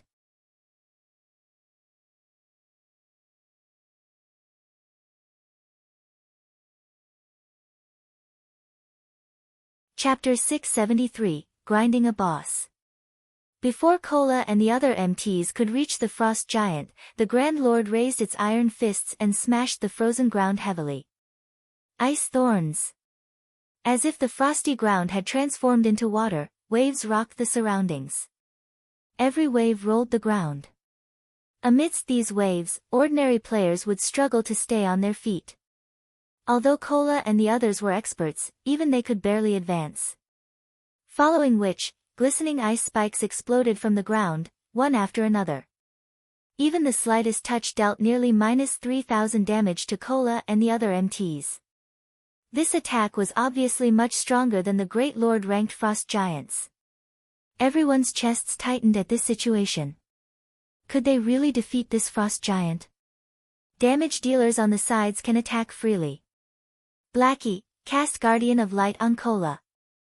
Violet, focus on damage, Shifeng leisurely commanded. Got it. Although Blackie was curious as to why Shifeng wanted him to use Guardian of Light on Kola so soon, he did not question the command. Immediately, he cast Guardian of Light on Kola. Initially, Kola lost nearly 5,000 HP with each hit from the Grand Lord. However, with Guardian of Light, the Frost Giant's attacks dealt less than -1,000 damage to the Guardian Knight. In addition, Guardian of Light healed Kola for roughly 600 HP every second. Against the Frost Giant's damage, Kola could survive quite a while without the healer's assistance. However, shortly after Guardian of Light activated, the Frost Giant abruptly stomped its foot, dealing massive damage to all enemies within 10 yards. Naturally, Kola could not avoid the attack as the giant's foot slammed him to the ground, a damage of over -3,000 points appearing above his head. Everyone sucked in a breath of cold air. This attack was simply too frightening. Shifeng, however, was not surprised. This move was an instant kill move unique to the Hell Mode Frost Giant. The Frost Giant would first use Fatal Blow against one enemy. If that enemy failed to withstand the attack and died, the nearest person would receive damage as well. However, as long as a player withstood the attack, the Frost Giant would not immediately repeat the attack on a new target. Good.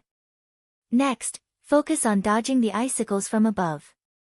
Seeing as there were no major issues, Shifeng activated the Aura of Space and dashed towards the Frost Giant. He had no intentions of saving his stamina. The Frost Domain was a control spell. As long as he activated the Aura of Space, he would be immune to all control effects. In other words, the Frost Domain would not affect him, and he could fight without worrying about his stamina depleting too quickly. With Kola holding the boss's aggro, the other DPS began their relentless assault. Spells and arrows bombarded the Frost Giant. Meanwhile, the melee classes desperately attacked the Grand Lord's joints, thereby disturbing its attack rhythm. The members of Zero Wing's main force wore excellent equipment, and practically all of their skills could deal over -1,000 damage to the Frost Giant. Among the team members, Fire Dance and Rampant Blade were the strongest. The majority of Fire Dance's equipped Tier 3 gemstones were strength attributed. Every one of her normal attacks could deal over -1,000 damage. When she used Absolute Strike, she dealt nearly -6,000 damage or over -10,000 damage with a critical hit. As for Rampant Blade, he possessed the Blue Fire double-edged sword. Each swing dealt over -1,500 damage to the Grand Lord. With a 20% critical rate, he could occasionally deal over -3,000 damage. From time to time, he would also trigger Blue Fire Dance, dealing nearly -5,000 damage. His damage output was only second to Fire Dance's. Following them were Blackie and Violet Cloud. As the Frost Giant was an elemental being, it possessed some magic resistance. Hence, magic attacks were not as effective as physical attacks against the Grand Lord. Meanwhile, activating Silent Steps, Shifeng appeared directly above the Frost Giant. He sent a thunder flame explosion descending on the Grand Lord's head. -10,436.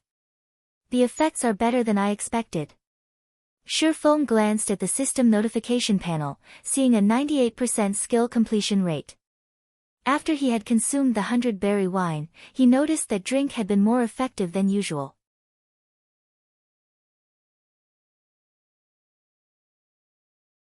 Normally, he could only achieve a 96% completion rate with Thunder Flame Explosion, even with the help of the 100-berry wine. Following which, Shifeng executed Chop. His motions were as smooth as flowing water. In the next moment, the 3 slashes he sent out intertwined into a single silver light, which tore everything in its path as it struck a single point. -12,846. This time, his chop achieved a 99% completion rate. He was only a thread away from reaching 100%. Shifeng's astonishing damage shocked his fellow teammates. Chop was one of a swordsman's basic skills, yet when Shifeng executed his Tier 1 chop, his display was far different from other swordsmen's. Instead of dealing 3 damages, the skill only dealt 1. The skill's overall damage was even more frightening. In the absence of a critical hit, Shifeng had dealt over -10,000 damage with his chop. His damage was on the same level as Fire Dance's and Rampant Blade's critical hits with their most powerful skills. This was simply inconceivable. Immediately after, Shifeng used Flame Burst, launching 15 attacks in quick succession. Every hit forced the Frost Giant to take half a step back. Moreover, each hit dealt over -16,000 damage and over -32,000 damage if it were a critical hit. The sight floored the other Zero-Wing members into a momentary standstill. Don't focus on dealing more damage to the boss. Think about how you can improve your skill completion rates. It isn't often that you get to experience a mental suppression like this. Shifeng finally understood why the 100-berry wine was more effective than usual. The 100-berry wine had a side effect of blurring a player's 5 senses, dulling their perception. However, the Grand Lord's aura could negate much of this side effect, allowing players to maintain a clear state of mind even with the alcoholic effects. With this, players could execute their skills more efficiently. After Shifeng's reminder, everyone became aware of their own conditions. Previously, when they had drunk the 100-berry wine, they had not been able to maintain a clear state of mind. If they could practice their skills while sober, it would definitely help to improve their skill completion rates. Excitement gripped the team. They were no longer afraid of the Grand Lord. On the contrary, they stared at the Frost Giant as if he were nothing more than a mountain of gold, desire gripping their hearts. Using a Grand Lord as target practice was simply unbelievable, yet Zero-Wing's members did just that. The rapid rise of everyone's skill completion rates allowed them to understand more about their respective skills. At the same time, this improvement also allowed them to reduce many of their excess motions, thereby reducing their stamina consumption rate significantly. A short moment later, the Frost Giant's HP fell to the 20% threshold. However, none of these players were satisfied. During this short period, everyone's skill completion rates had improved significantly. For example, Fire Dance and Violet Cloud had managed to raise their skill completion rates by a stable 2%. Everyone else managed to raise theirs by a stable 1%. Originally, when raiding the hard mode Frost Giant, the team would have less than 70 people capable of fighting at this point. Now, however, every member of the team was still up and ready to fight. On the contrary, it was the Frost Giant who looked pitiful right now. You actually dare stand before me, the King of Frost?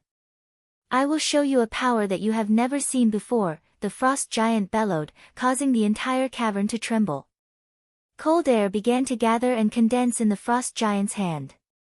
In the dark cavern, it seemed like the Frost Giant held a bright moon that dispelled the darkness.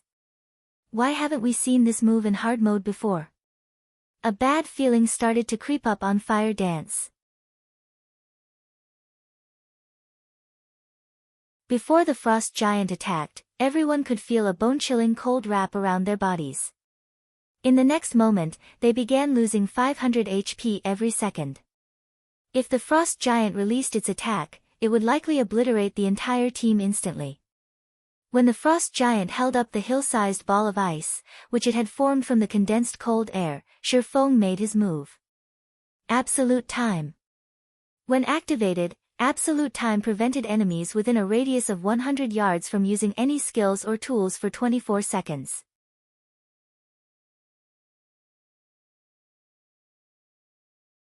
In this case, however, although the skill did affect the boss, it would only last 3 to 5 seconds at most. Even so, that was more than enough. Suddenly, the massive ice ball cracked and shattered. Meanwhile, the frost giant had weakened significantly following the interruption. Go! It's weak. Activate your berserk skills. Shifeng hurriedly shouted. Suddenly, everyone activated the power of darkness, their attributes increasing significantly.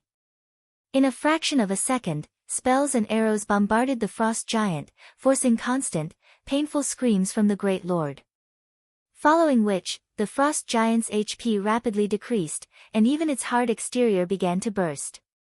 In the end, the frost giant was reduced to a clear puddle of water, leaving behind a massive resplendent gemstone and a mountain of loot.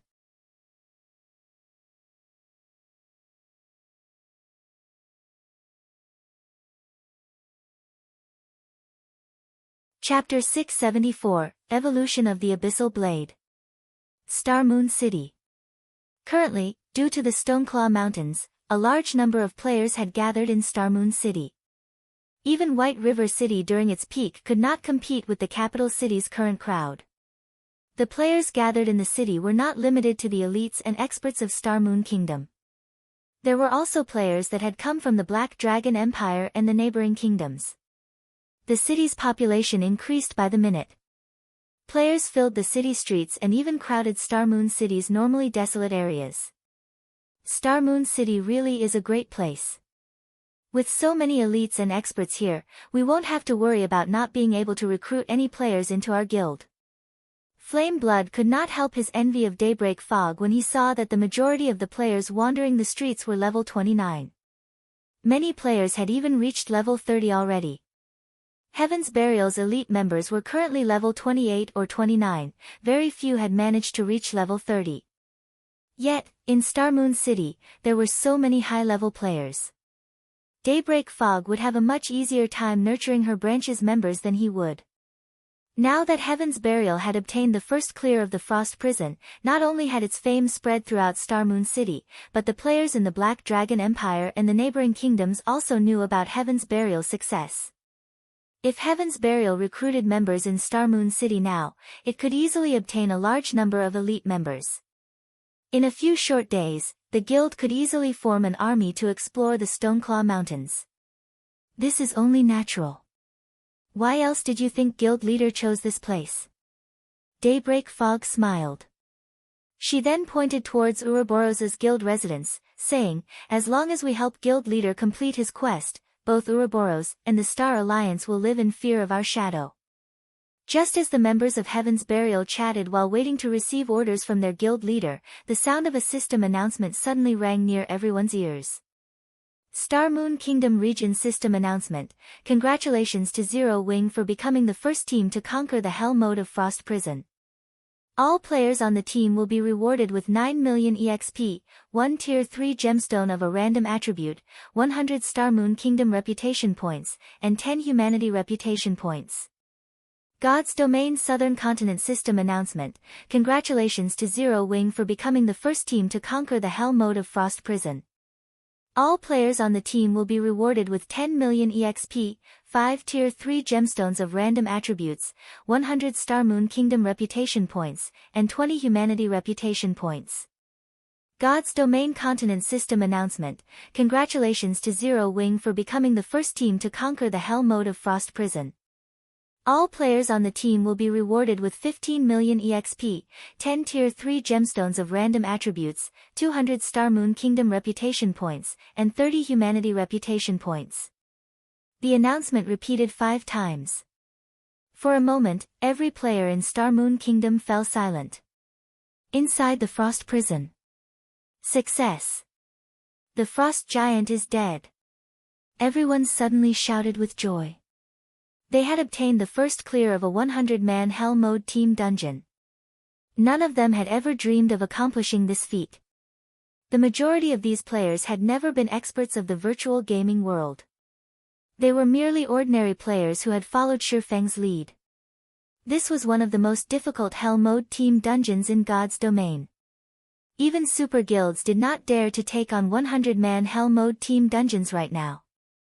They had simply claimed the first clear of hard mode and immediately prepared to raid the next high-level team dungeon. But, Zero Wing had done it. Moreover, not a single player on the team had died. It was simply inconceivable.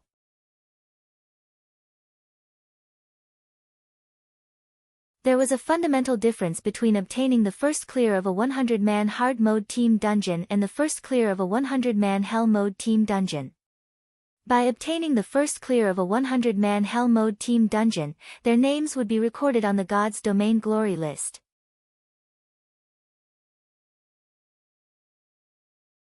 If they claimed the first clear of a 100-man hard mode team dungeon, at most, their names would be recorded on the glory list outside of the dungeon for future players to see. However, by claiming the first clear of a 100-man hell mode team dungeon, not only would they have their names on the dungeon's glory list, but they would also have their names on the God's Domain glory list, which could be found in the glory temple in the various major cities throughout the continent. Players throughout God's domain would see their names, and their fame would soar instantly. How could anyone not grow excited at obtaining such an honor? Of course, everyone understood that this achievement had only been possible due to Shifeng's leadership and guidance. Otherwise, they would never have had such an opportunity. Shifeng did not stop his teammates from celebrating as, inwardly, he was also excited. This was also his first time his name had ever been recorded on the God's Domain glory list. In his previous life, he was only able to gaze with envy at the other names in the glory temple. Now, however, he had become one of those people.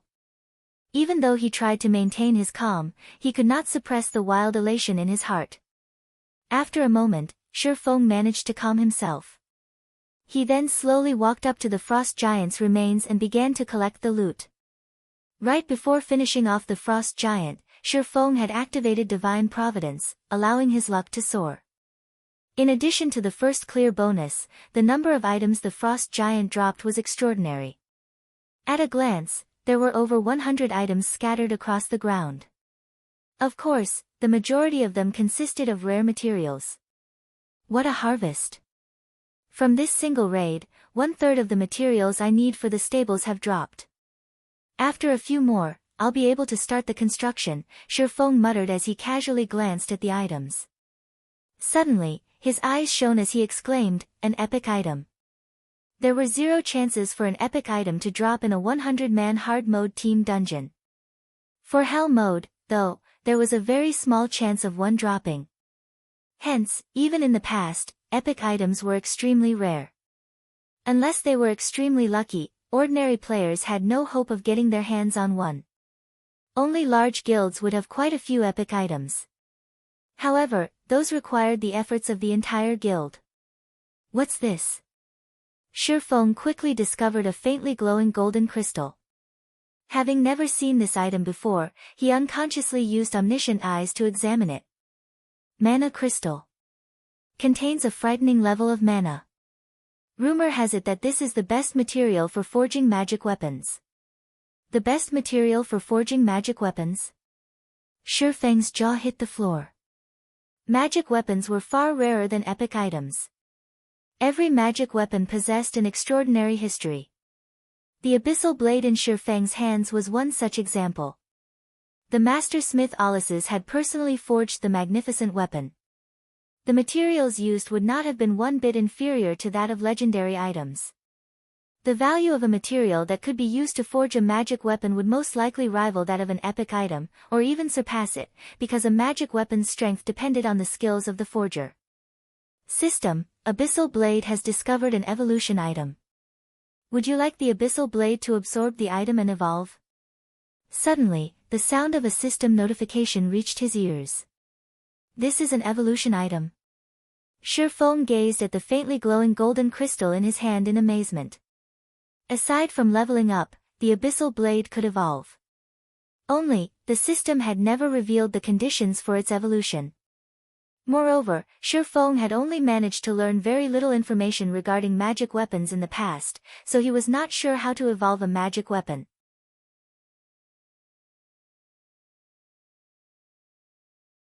Unexpectedly, he had actually obtained the evolution item required after obtaining the first clear of a 100-man team dungeon.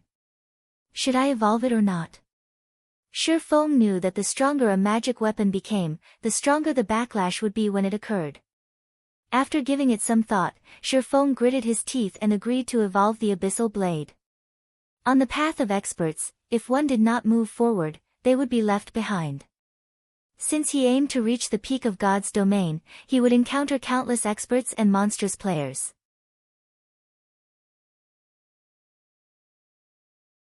If he could not even control a single magic weapon, how was he supposed to face those monsters? You're tuning in to the Blissful Bookshelf YouTube channel. We're so grateful for your support, and don't forget to subscribe to join us on this incredible journey through captivating stories. Your generosity through donations truly makes a world of difference, as it's the primary source of revenue that allows me to expand and enhance this channel for you. Thank you from the bottom of my heart for being a part of this adventure.